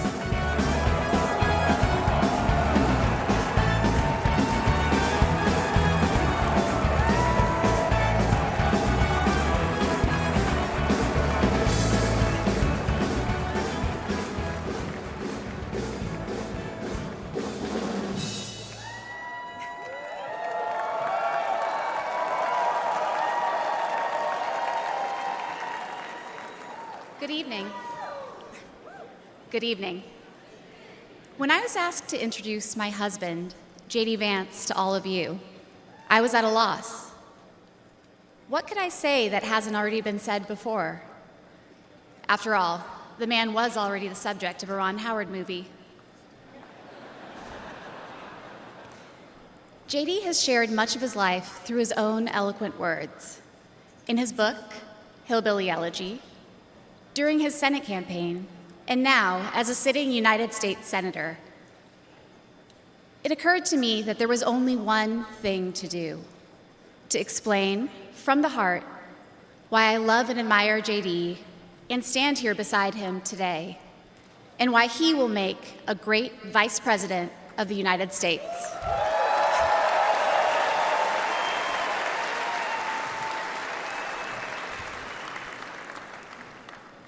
I met J.D. in law school when he was fresh out of Ohio State, which he attended with the support of the GI Bill. We were friends first because, who wouldn't want to be friends with J.D.? He was then, as now, the most interesting person I knew. A working class guy who had overcome childhood traumas that I could barely fathom to end up at Yale Law School. A tough Marine who had served in Iraq, but whose idea of a good time was playing with puppies and watching the movie Babe. The most determined person I knew with one overriding ambition: to become a husband and a father, and to build the kind of tight-knit family that he had longed for as a child. My background is very different from J.D.'s. I grew up in San Diego, in a middle-class community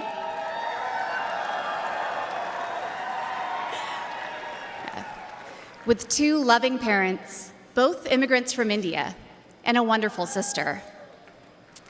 That J.D. and I could meet at all, let alone fall in love and marry, is a testament to this great country.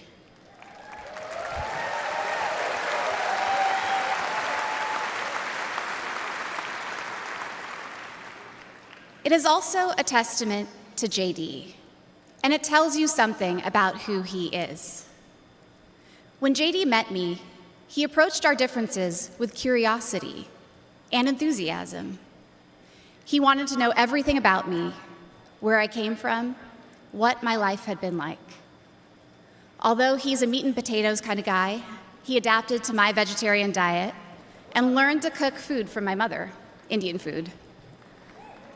Before I knew it, he had become an integral part of my family, a person I could not imagine living without. The JD I knew then is the same JD you see today, except for that beard. And his goals in this new role are the same that he has pursued for our family: to keep people safe, to create opportunities, to build a better life, and to solve problems with an open mind. It's safe to say that neither JD nor I expected to find ourselves in this position, but it's hard to imagine a more powerful example of the American dream. A boy from Middletown, Ohio.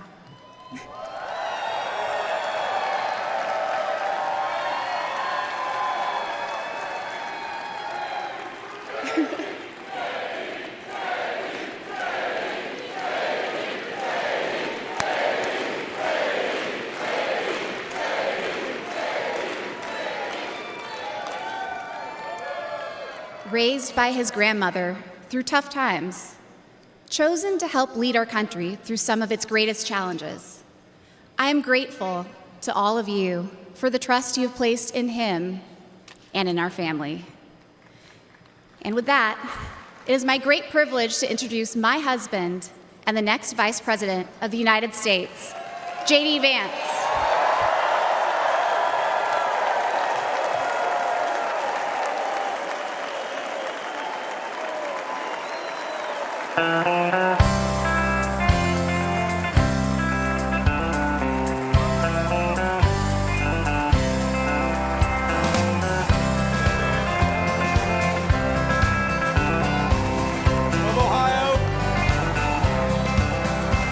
Why don't we liberate these United States? We're the ones who need it worst. Let the rest of the world help us for change, and let's rebuild America first. Thank you. Our highways and bridges are falling apart. Who's blessed and who has been cursed? There's things to be done all over the world, but let's rebuild America first. Thank you. Thank you. Please. Wow. Wow.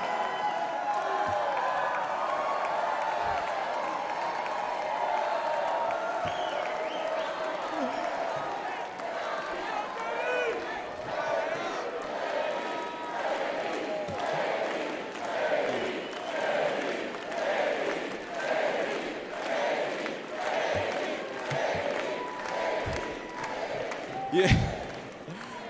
First of all, aren't I a lucky guy? Isn't she lovely? Isn't that amazing?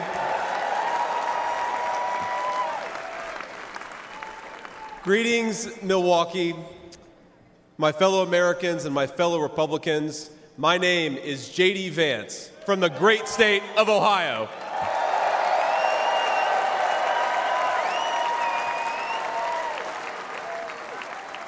Tonight,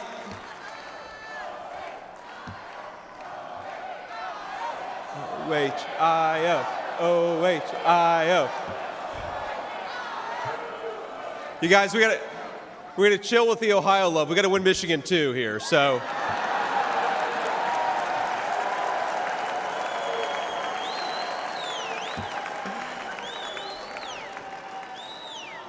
My friends, tonight is a night of hope, a celebration of what America once was, and with God's grace, what it will soon be again.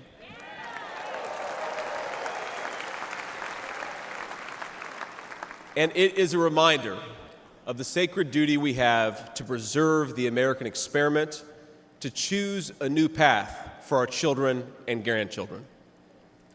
But as we meet tonight, we cannot forget that this evening could have been so much different. Instead of a day of celebration, this could have been a day of heartache and mourning. For the last 8 years, President Trump has given everything he has to fight for the people of our country.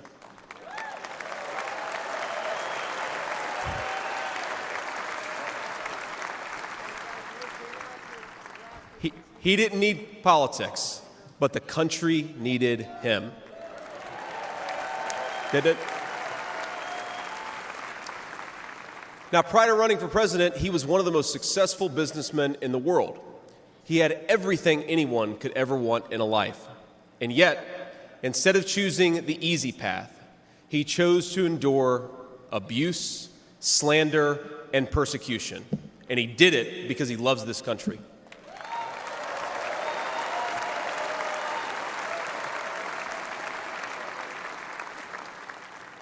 I want all Americans to go and watch the video of a would-be assassin coming a quarter of an inch from taking his life. Consider the lies they told you about Donald Trump, and then look at that photo of him, defiant, fist in the air, when Donald Trump rose to his feet in that Pennsylvania field. All of America stood with him.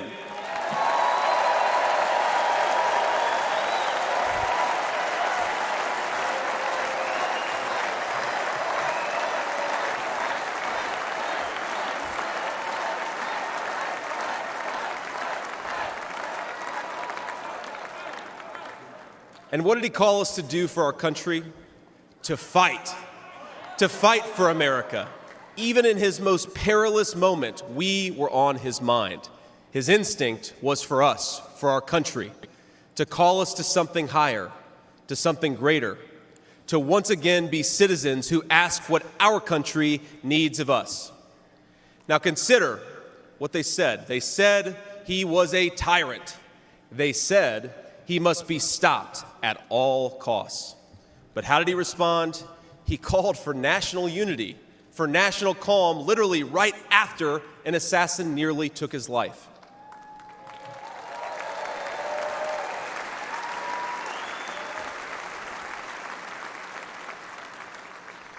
He remembered the victims of the terrible attack, especially the brave Corey Compertori, who gave his life to protect his family.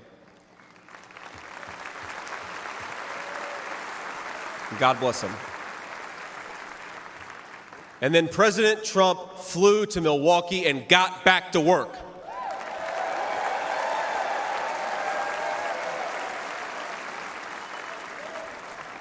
Now that's the man I've gotten to know personally over the last few years. He is tough, and he is, but he cares about people. He can stand defiant against an assassin one moment and call for national healing the next. He is a beloved father and grandfather, and of course, a once-in-a-generation business leader. He's the man who is feared by America's adversaries, but 2 nights ago, and I'll share a moment, said goodnight to his 2 boys, told them he loved them, and made sure to give each of them a kiss on the cheek. And I will say, Don and Eric squirmed the same way my 4-year-old does when his daddy tries to give him a kiss on the cheek. Sorry, guys. He is all those things, but tonight we celebrate he is our once and future President of the United States of America.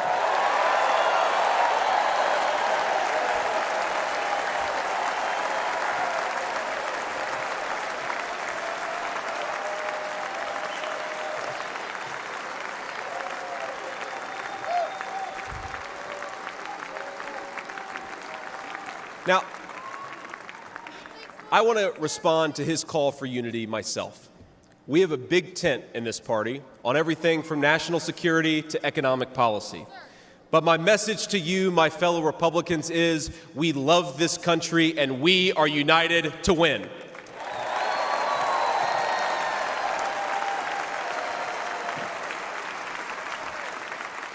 Right. Now, I think our disagreements actually make us stronger. That's what I've learned in my time in the United States Senate, where sometimes I persuade my colleagues and sometimes they persuade me. And my message to my fellow Americans, those watching from across the country, is shouldn't we be governed by a party that is unafraid to debate ideas and come to the best solution?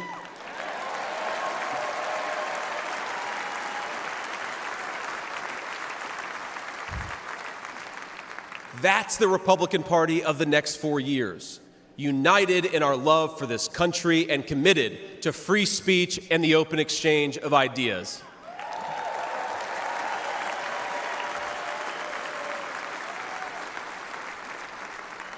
And so tonight, Mr. Chairman, I stand here humbled, and I'm overwhelmed with gratitude to say I officially accept your nomination to be Vice President of the United States of America.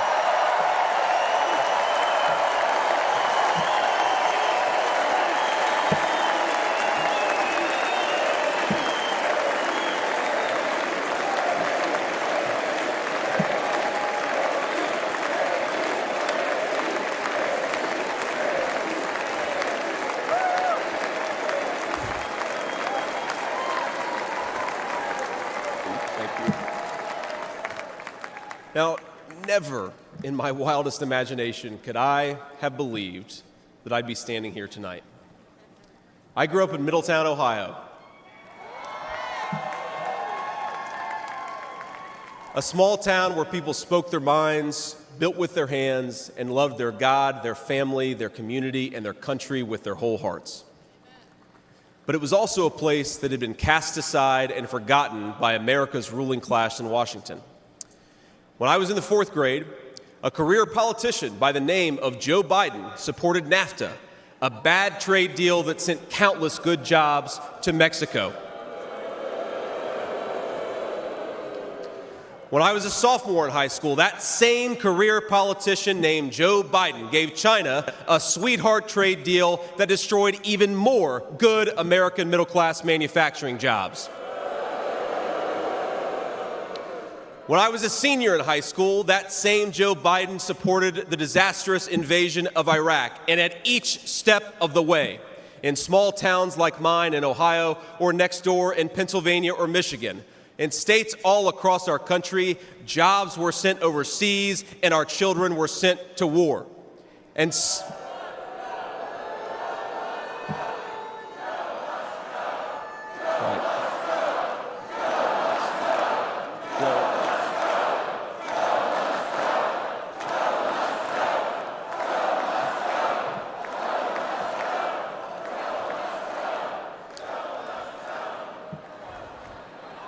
I agree.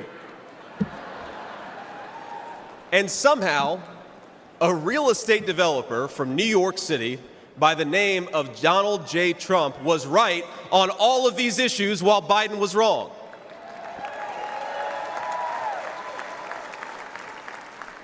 President Trump knew even then that we needed leaders who would put America first.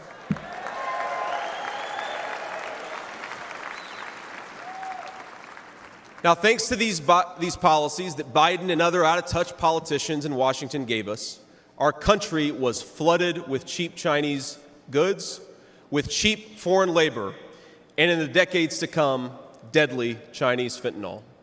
Joe Biden screwed up, and my community paid the price.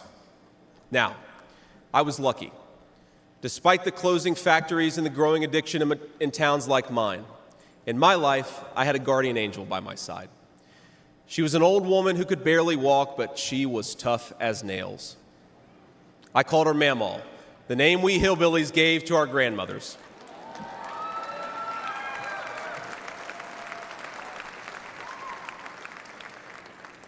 Mamaw raised me as my mother struggled with addiction. Mamaw was in so many ways a woman of contradiction. She loved the Lord, ladies and gentlemen. She was a woman of very deep Christian faith.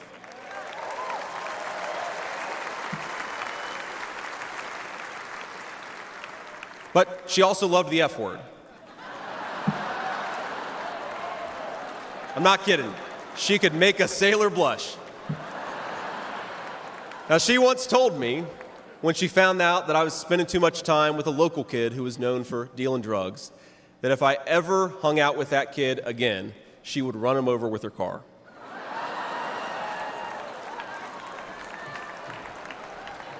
That's true. And she said, JD, no one will ever find out about it.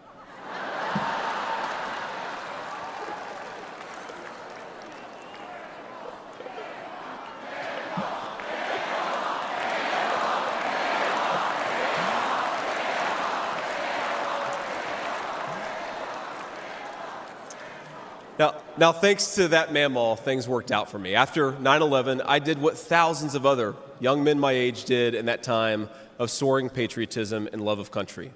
I enlisted in the United States Marines.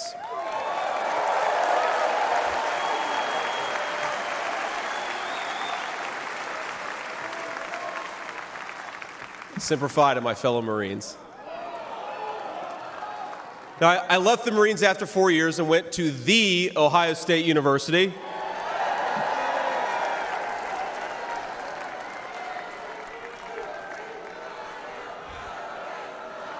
I'm sorry, Michigan. I had to get that in there.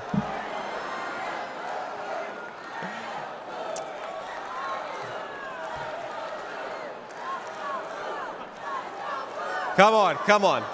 We've had enough political violence. Now, after Ohio State, I went to Yale Law School, where I met my beautiful wife. And then I started businesses to create jobs in the kind of places that I grew up in. Now, my work taught me that there is still so much talent and grit in the American heartland. There really is. But for these places to thrive, my friends, we need a leader who fights for the people who built this country.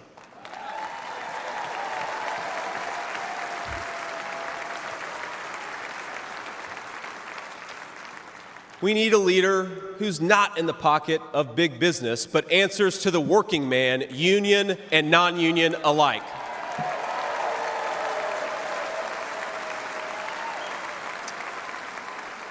A leader who won't sell out to multinational corporations, but will stand up for American companies and American industry.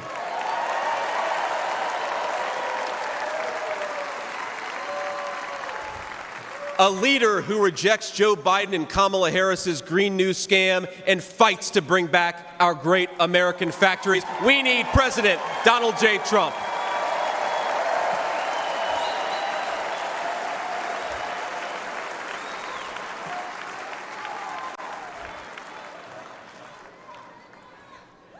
Some people tell me I've lived the American dream, and of course they're right, and I'm so grateful for it.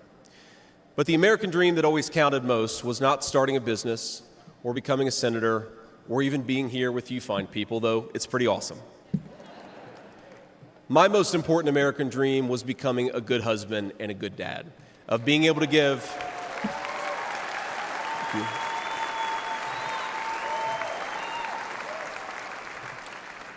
I wanted to give my kids the things that I didn't have when I was growing up, and that's the accomplishment that I'm proudest of.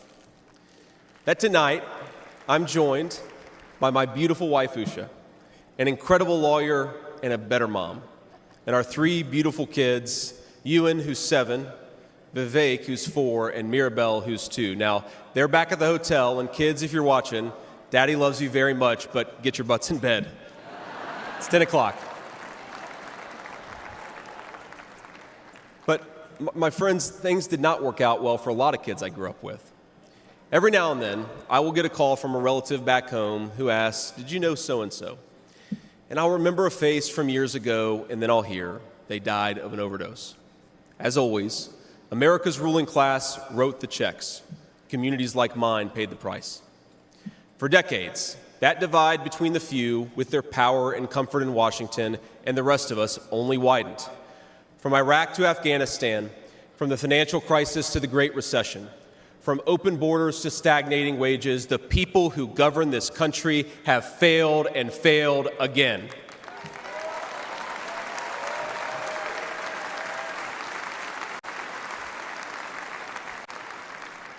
That is, of course, until a guy named Donald J. Trump came along.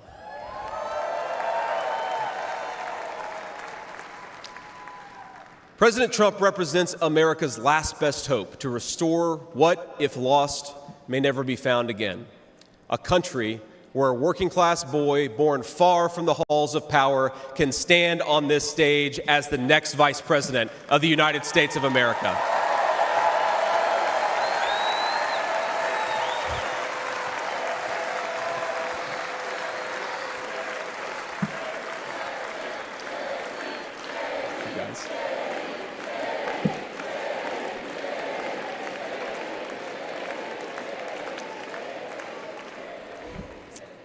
But, my fellow Americans, here in this stage and watching at home, this moment is not about me. It's about all of us, and it's about who we're fighting for.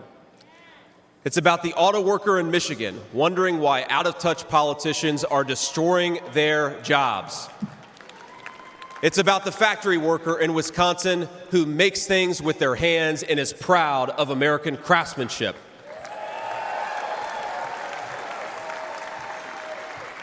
It's about the energy worker in Pennsylvania and Ohio who doesn't understand why Joe Biden is willing to buy energy from tin-pot dictators across the world when he could buy it from his own citizens right here in our own country.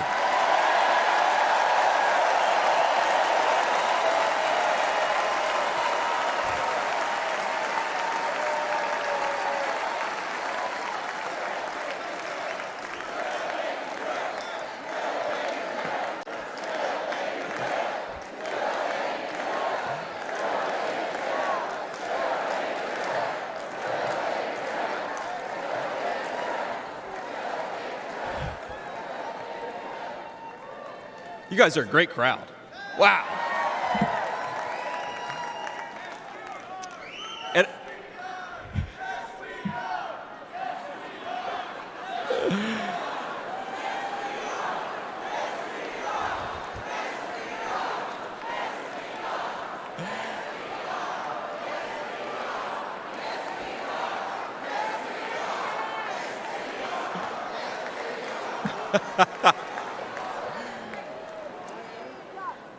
And it's about, our movement is about single moms like mine who struggled with money and addiction but never gave up.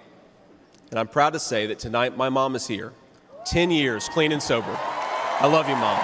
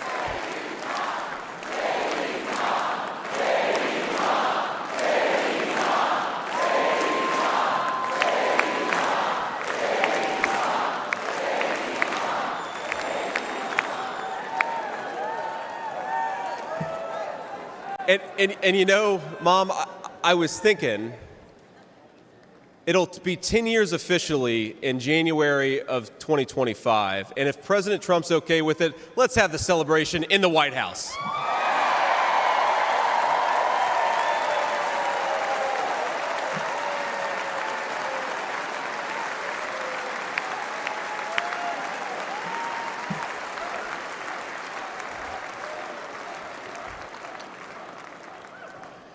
And our movement, ladies and gentlemen, it's about grandparents all across this country who are living on Social Security and raising grandchildren they didn't expect to raise. And while we're on the topic of grandparents, let me tell you another Mamaw story. Now, my Mamaw died shortly before I left for Iraq in 2005. And when we went through her things, we found 19 loaded handguns. They were...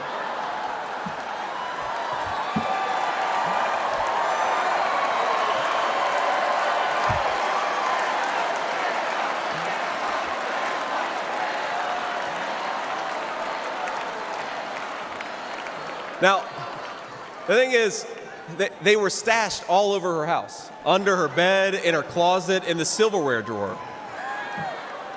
And we wondered what was going on, and it occurred to us that towards the end of her life, Mamaw couldn't get around so well. And so this frail old woman made sure that no matter where she was within arm's length of whatever she needed to protect her family. That's who we fight for. That's American spirit.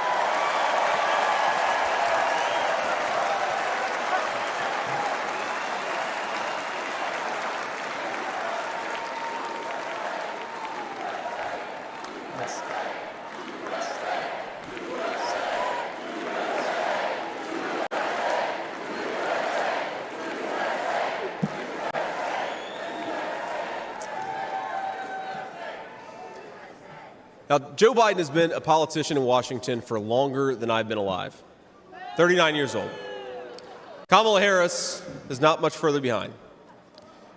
For half a century, he's been the champion of every major policy initiative to make America weaker and poorer. And in 4 short years, Donald Trump reversed decades of betrayals inflicted by Joe Biden and the rest of the corrupt Washington insiders.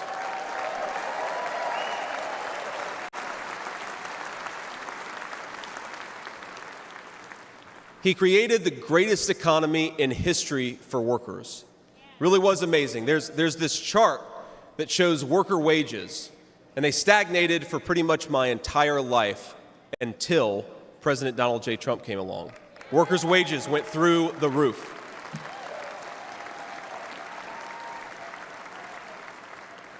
And just imagine what he's going to do when we give him 4 more years.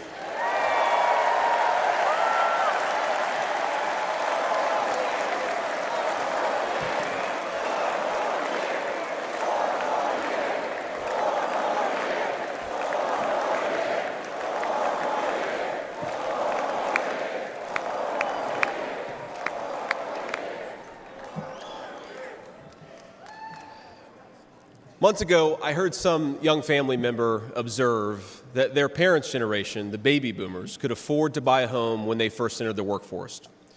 But I don't know, this person observed, if I'll ever be able to afford a home.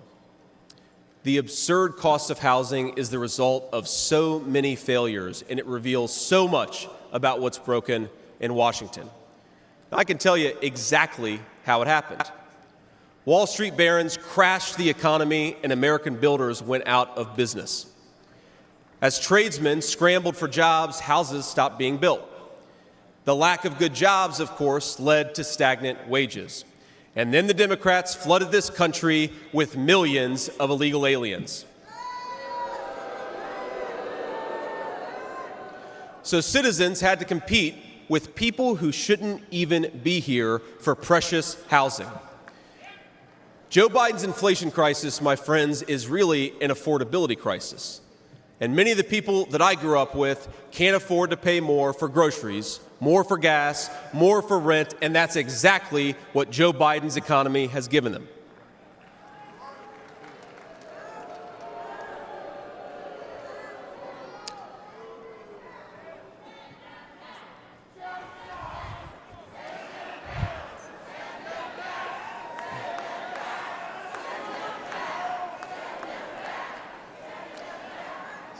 So prices soared, dreams were shattered, and China and the cartels sent fentanyl across the border, adding addiction to the heartache.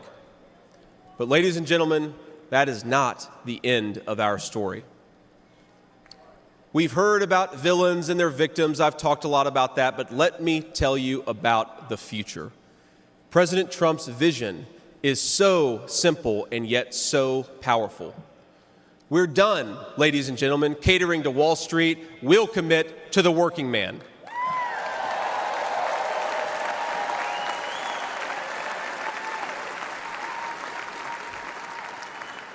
We're done importing foreign labor. We're going to fight for American citizens and their good jobs and their good wages.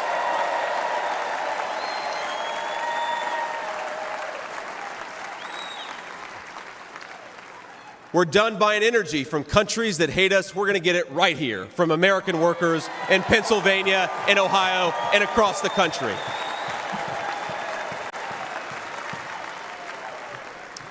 We're done sacrificing supply chains to unlimited global trade, and we're going to stamp more and more products with that beautiful label, Made in the USA.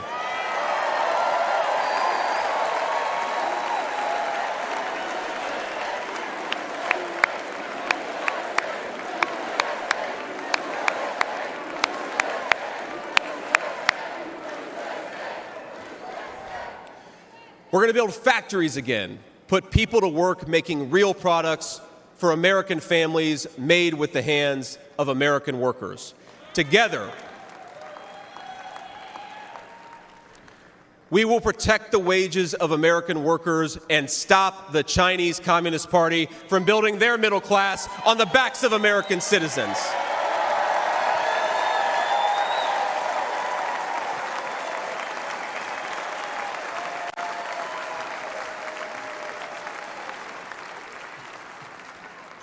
Together, we will make sure our allies share in the burden of securing world peace. No more free rides for nations that betray the generosity of the American taxpayer.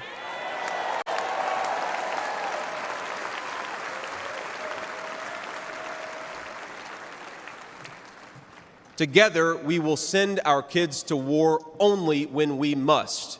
But as President Trump showed with the elimination of ISIS and so much more, when we punch, we're going to punch hard.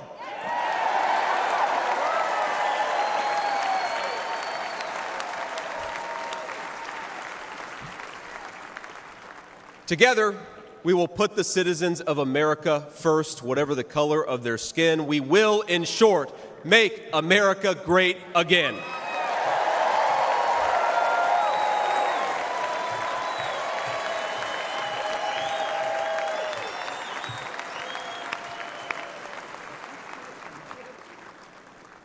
You know, one of the things that you hear people say sometimes is that America is an idea. And to be clear, America was indeed founded on brilliant ideas like the rule of law and religious liberty, things written into the fabric of our Constitution and our nation. But America is not just an idea. It is a group of people with a shared history and a common future. It is, in short, a nation. Now, it is part of that tradition, of course, that we welcome newcomers. But when we allow newcomers into our American family, we allow them on our terms.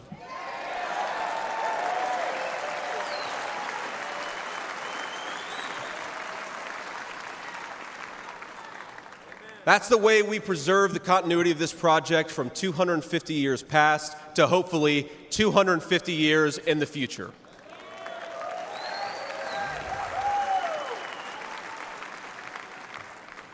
And let me illustrate this with a story, if I may. I'm, of course, married to the daughter of South Asian immigrants to this country. Incredible people. People who genuinely have enriched this country in so many ways. And, of course, I'm biased because I love my wife and her family, but it's true.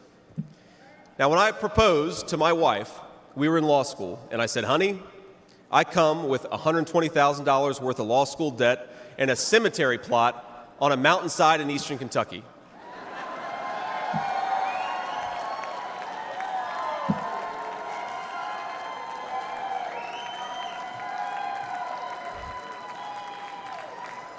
And I guess standing here tonight, it's just gotten weirder and weirder, honey. But that's what she was getting.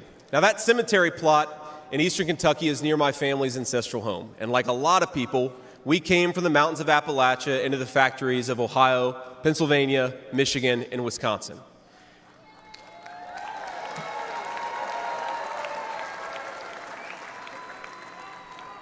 Now, that's Kentucky coal country, one of the 10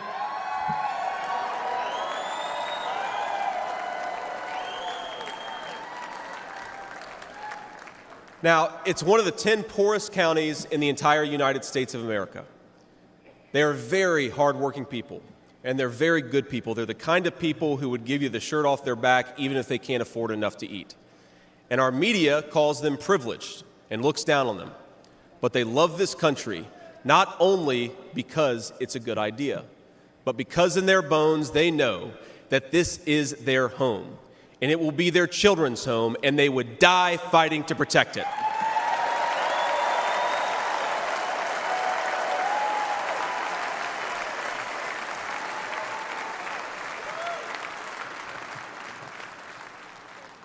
That is the source of America's greatness. As a United States Senator, I get to represent millions of people in the great state of Ohio with similar stories, and it is the great honor of my life. Now, in that cemetery, there are people who were born around the time of the Civil War. And if, as I hope, my wife and I are eventually laid to rest there, and our kids follow us, there will be 7 generations just in that small mountain cemetery plot in eastern Kentucky. 7 generations of people who have fought for this country, who have built this country, who have made things in this country, and who would fight and die to protect this country if they were asked to.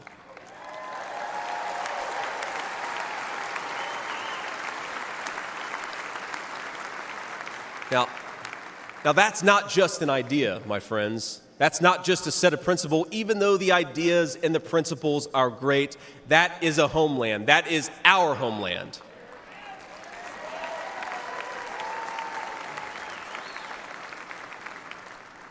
People will not fight for abstractions, but they will fight for their home.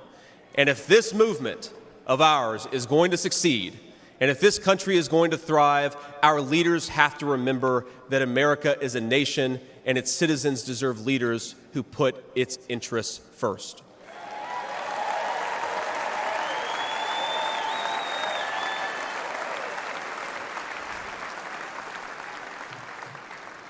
Now, we won't agree on every issue, of course, not even in this room.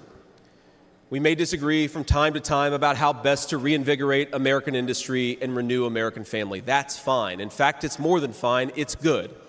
But never forget that the reason why this united Republican Party exists, why we do this, why we care about those great ideas and that great history, is that we want this nation to thrive for centuries to come.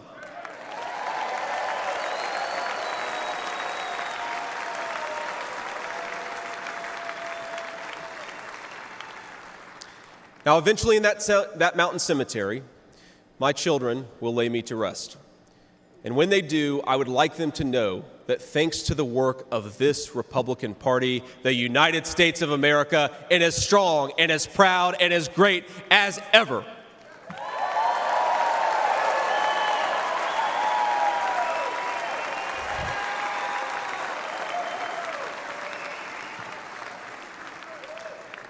That is who we serve, my friends. That is who we fight for. And the only thing that we need to do right now, the most important thing that we can do for those people, for that American nation that we all love, is to re-elect Donald J. Trump, President of the United States.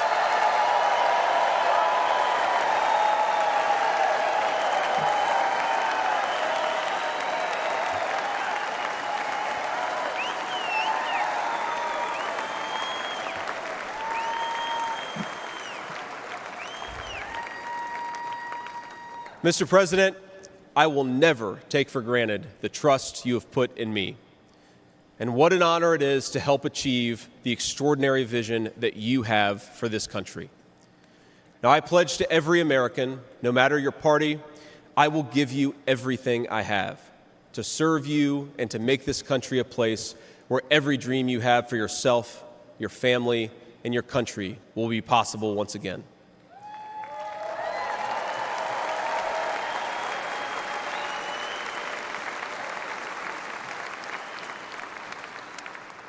And I promise you one more thing. To the people of Middletown, Ohio, and all the forgotten communities in Michigan, Wisconsin, Pennsylvania, and Ohio, and every corner of our nation, I promise you this: I will be a vice president who never forgets where he came from.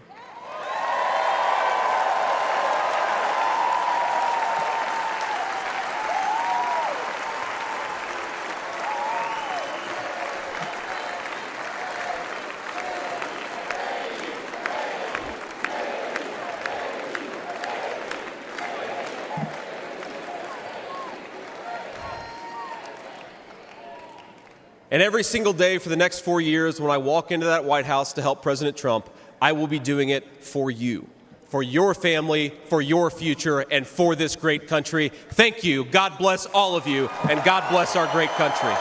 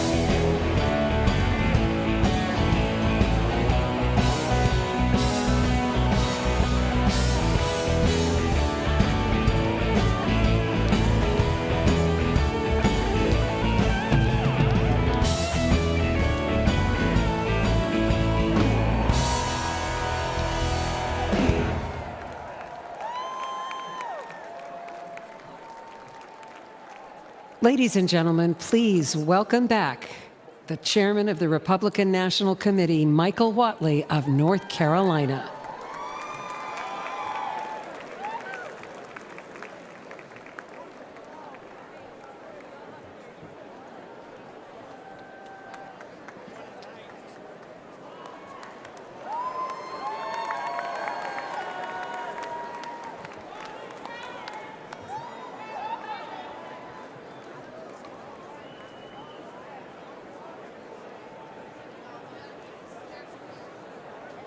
Delegates and alternates, Republicans around the world, tonight in this hall, we had a chance to see what strength is like. Strength looks like heartbroken Gold Star families talking about their loved ones and talking about their loss. Strength looks like fraternity brothers facing down a hostile crowd to save the American flag. Strength looks like thousands of law enforcement officers from all across the country here to protect us tonight.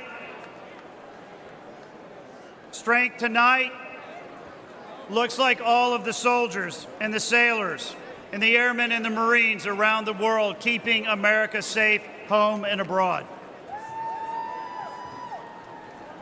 Strength looks like a teenage daughter standing on this stage and talking to America about the love that she has for her grandfather.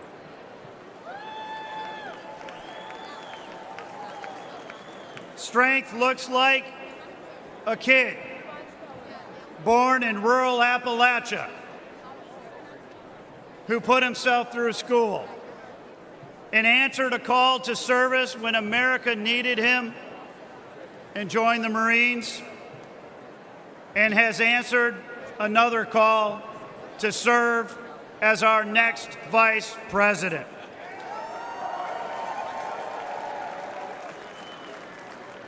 And strength looks like a man who gave up a successful business career and a comfortable life to fight every single day for the American people, who has suffered hoax after hoax after hoax, who has endured politically motivated prosecutions and lawsuits all across the country, and who, when he was knocked down by a would-be assassin's bullet, got back up and encouraged America to fight, fight, fight.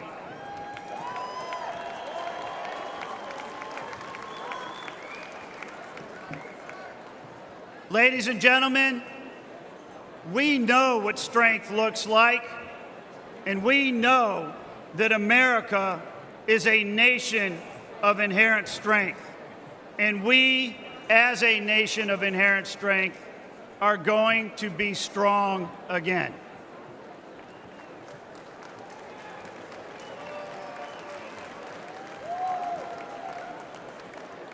For tonight's benediction, please welcome the lead pastor at Bayou Blue Assembly in Houma, Louisiana, Pastor Packy Thompson.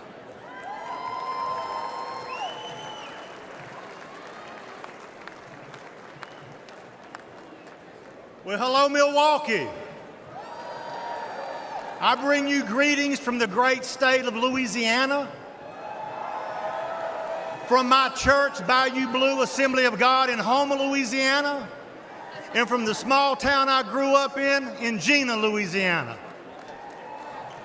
I am proud to be with all of you here tonight for this historic convention, and I thank my Lord and Savior Jesus Christ for his blessings. I would like to thank the RNC for allowing me to be here. And I would like to thank President Trump for all that he has done for our country. I want you to know, sir, that you are loved and respected in my state of Louisiana.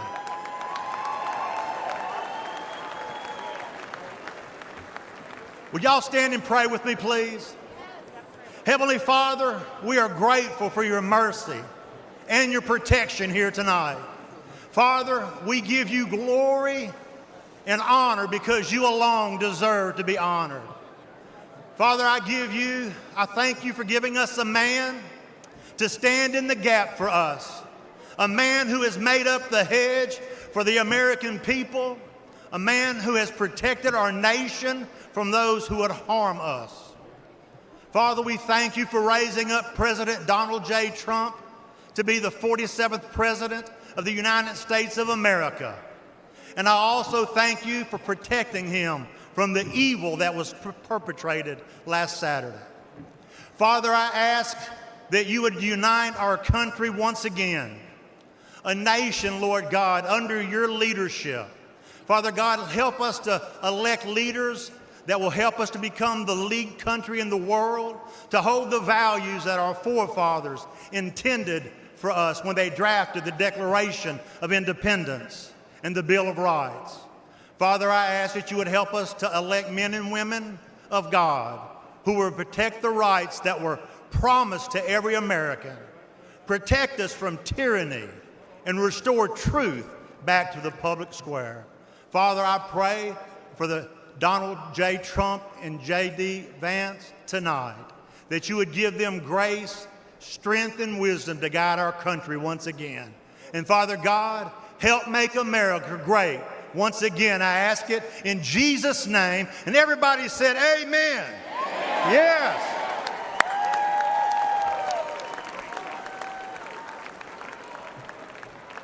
The chair recognizes the delegate from the Commonwealth of Pennsylvania for the purpose of offering a motion. Mr. Chairman, I am Fred Keller from the Commonwealth of Pennsylvania, the birthplace of America. I make the motion that this convention now adjourn. The question now occurs on the motion to adjourn. All those in favor signify by saying aye. Aye. All those opposed, no. In the opinion of the chair, the ayes have it and the motion is adopted.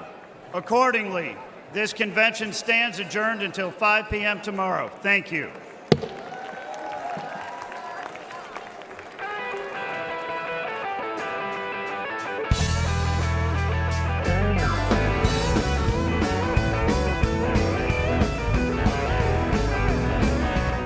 Well, there you go. Day 3 of the Republican National Convention live here on Right Side Broadcasting Network. Hello, everybody. I'm Matthew Alvarez. And I'm Vanessa Broussard. What an amazing night. Touching stories we heard throughout the evening from some of these political masterminds from across the country, and also the family of Donald J. Trump. It was truly touching to hear their stories and to give us an idea of a Donald Trump that they know that we necessarily don't see every day. Exactly. You know, we're going to get to a Don Jr. soundbite from earlier tonight. A powerful statement by him, but you were looking through some of the speech there with the vice presidential nominee, J.D. Vance. Of course, a lot of powerful moments and speeches tonight. I'm thinking about Peter Navarro, that part where he said, "We got this," when he brought up his fiance. Another great moment tonight here on Right Side Broadcasting Network. Absolutely. J.D. Vance, now the vice presidential nominee, did a wonderful job, and we learned about him, some stories that we may not have known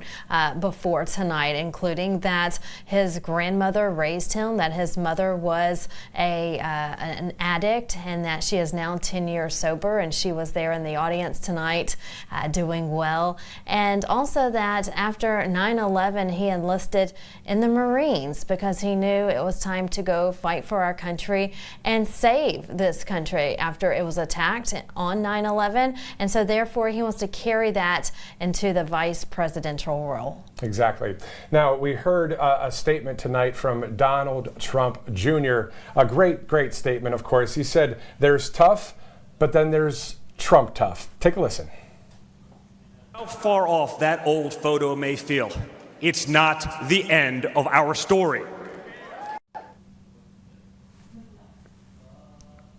platform and felt the bullet pierce his flesh just days ago in Pennsylvania.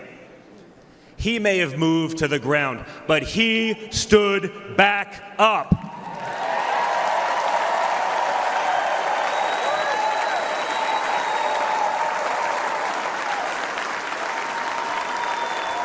And when he did, my father raised his fist into the air. He looked out at the crowd. And what did he say?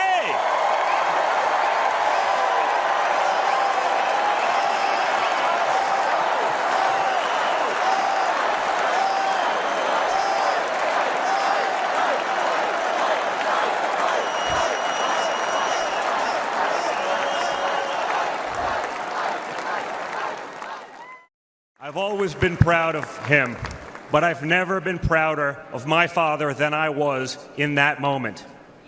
That's when the world found out that there is tough, and then there's Trump tough.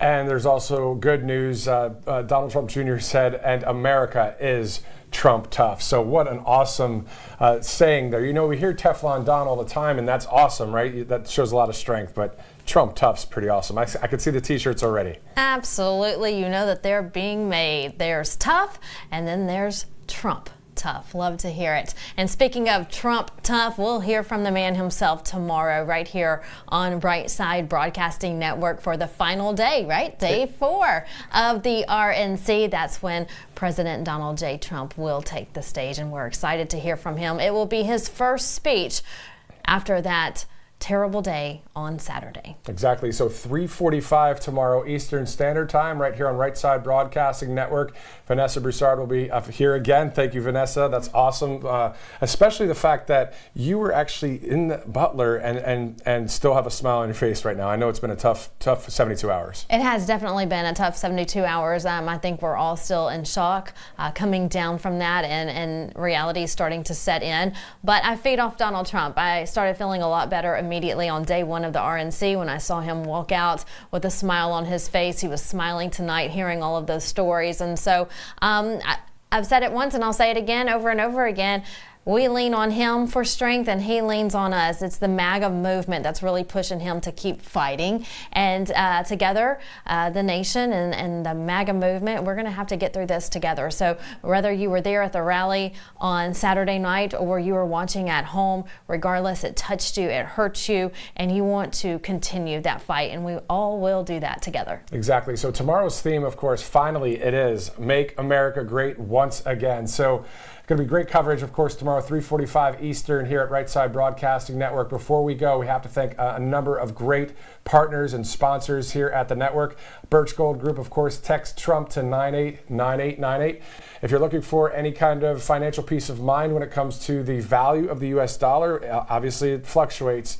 Why not get some gold, silver, and precious metals? All you got to do is text Trump to 989898. And don't forget your kit from the Wellness Company. Dr. Peter McCullough and his team of doctors, they have been preaching the importance of putting your health first for many years now. Don't let Big Pharma make billions of dollars off the American people. Make sure you get your emergency kit from MakeCareGreatAgain.com. It has ivermectin, it has a Z-Pack, it has amoxicillin, and so many other life-saving drugs inside that emergency pack. So you can go to MakeCareGreatAgain.com. Save 15% with the code RSBN. And we go to the Tax Network USA. Any issues with filing taxes or any back taxes, that kind of thing? Tax Network USA, they'll help you. They'll come alongside you. 800-357-1415. A great group of patriots over there ready to assist you to give you some financial peace of mind. Absolutely. And don't forget about American Finance. If you are struggling with paying your monthly bills, they can definitely help you save about $850 plus some every single month. American Financing. Call them today. Right now, you can also call them tomorrow if it's late in your your neck of the woods or wherever you live in the United States, whatever time zone you're in, they will be there at 1-888-402-0299. Save an average of $854 a month with American financing. Whether you're refinancing your home, purchasing a home, or you have home loans, those experts can help you out. BelleWoodDesigns.com. Definitely an awesome product here with a great insignia on the front of this box. We the people. This is all about storing your firearms safely, but also efficiently in a way of this can be somewhere where a firearm usually might not be, right? Usually you want to have it in a safe box, someplace in a closet, wherever it is. But right there is a unique way to store a firearm. So go to BelleWoodDesigns.com. Use that promo code RNC. You'll get 10% off. Yes, absolutely. The miracle cream that everyone is talking about, whether you're male, female, a teenager, no matter your age, this is the cream that everyone has to have at their home. It's called Angel Paste. It's based out of Texas, and they're a conservative company who hire veterans. They love our veterans, so that's even more reason to support them. People who use this product, the customers are saying they are seeing fewer wrinkles on their skin. It helps with bruising, it helps with scars, it helps with sunspots, and it's just very natural and it's not greasy. It's unlike any other product that you'll get on the market. All you have to do is go to their website right there on your screen, angelpaste.com, type in the RSBN code at checkout, and you'll also receive a discount there. So some of you might have not heard of Unified TV. Well, this is a patriotic streaming type of network there. You can see the information there, Making TV Great Again, Unified TV. Use that promo code RSBN. You see that QR code as well. Give them a shot. Unified TV, Making TV Great Again, another great sponsor here at Right Side Broadcasting Network. And don't forget to get your kids that free Trump book. It is necessary in all households. The Kids Guide to President Trump. Now more than ever, this is the time to teach them about America's hero. I mean, he has survived so much. He has put his life on the line, literally. We saw that Saturday. So teach your kids about, the saying, not all superheroes wear capes. Well, this is a prime example, and let your kids know all about him. The book is free, freetrumpbook.com. All you have to do is pay a small shipping and handling fee. So tomorrow, of course, the RNC Day 4. We've made it to the big day almost. Well, it's 11:42 on the East Coast, so 18 minutes away from a Thursday. It's going to be an awesome, awesome day there in Milwaukee. Any thoughts about tomorrow, what it's going to be like as President Trump walks into the arena? And I've referenced this a few times, Rocky IV style. Yes, it's going to be powerful in an emotional way.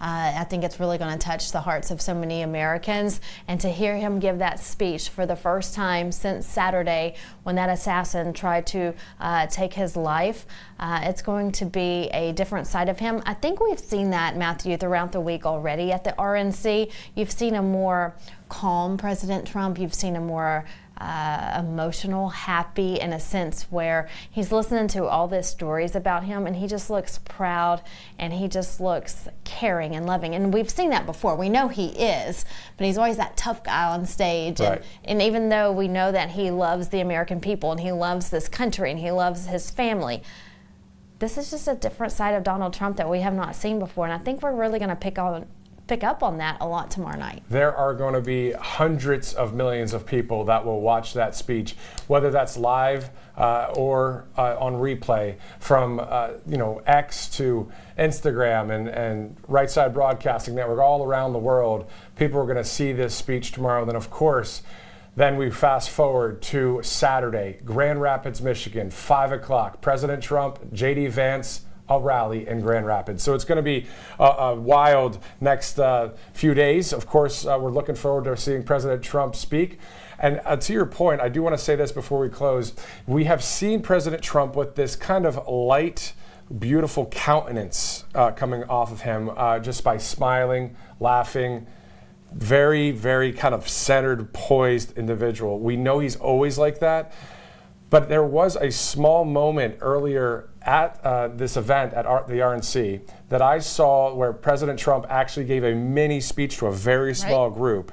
And he was saying things like, that was definitely God that, helped him on Saturday, and that it encouraged his faith and that kind of thing. So this is going to be a great speech tomorrow. Must-watch TV, must-watch streaming. We're going to have it here, right here at Right Side Broadcasting Network. Vanessa, any final thoughts before we say goodbye? It's just been a wonderful, touching week for the RNC. I think the Republican Party is stronger than ever this week, and we need to take what we feel right now and this camaraderie that we have right now and carry that through November and beyond.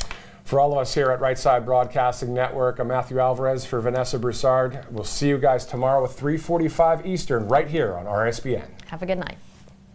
What's up, guys? My name is Jaden Hurd, and I'm the host of the Let It Be Heard show here on RSBN channel. I would love for you guys to check me out. I'm on Spotify, Apple Music, Apple Podcasts, Rumble, YouTube.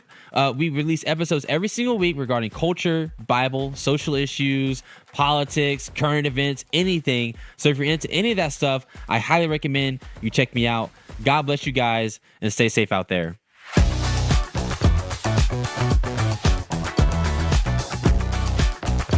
I'm excited to announce we're having a huge MyPillow spring sale, and here's a few examples. Buy one of our MyPillow 2.0s, you get another MyPillow 2.0 absolutely free. Made with cooling technology, the best pillow ever just got even better. And this just in, 9 brand new colors and styles of our Percale bed sheets. They're made with the finest long staple cotton, and now you can save 50% or more. That's as low as $24.98. And for the first time this year, I'm bringing you our My Slippers and Sandals for as low as $25 a pair.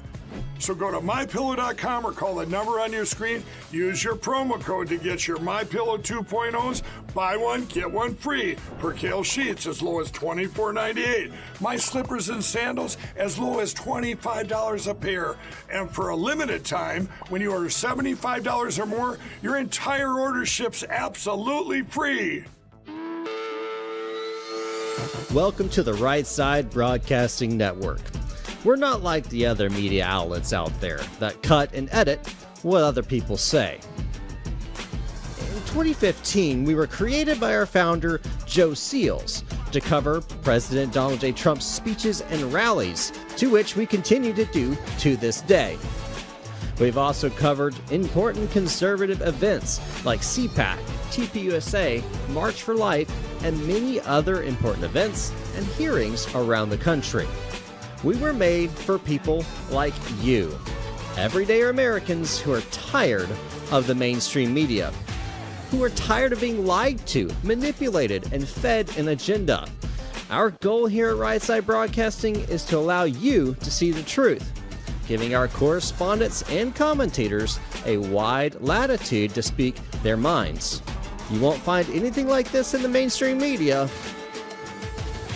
Your support through your donations, locals, and supporting our advertisers allows us to continue to cover important events around the country each and every day.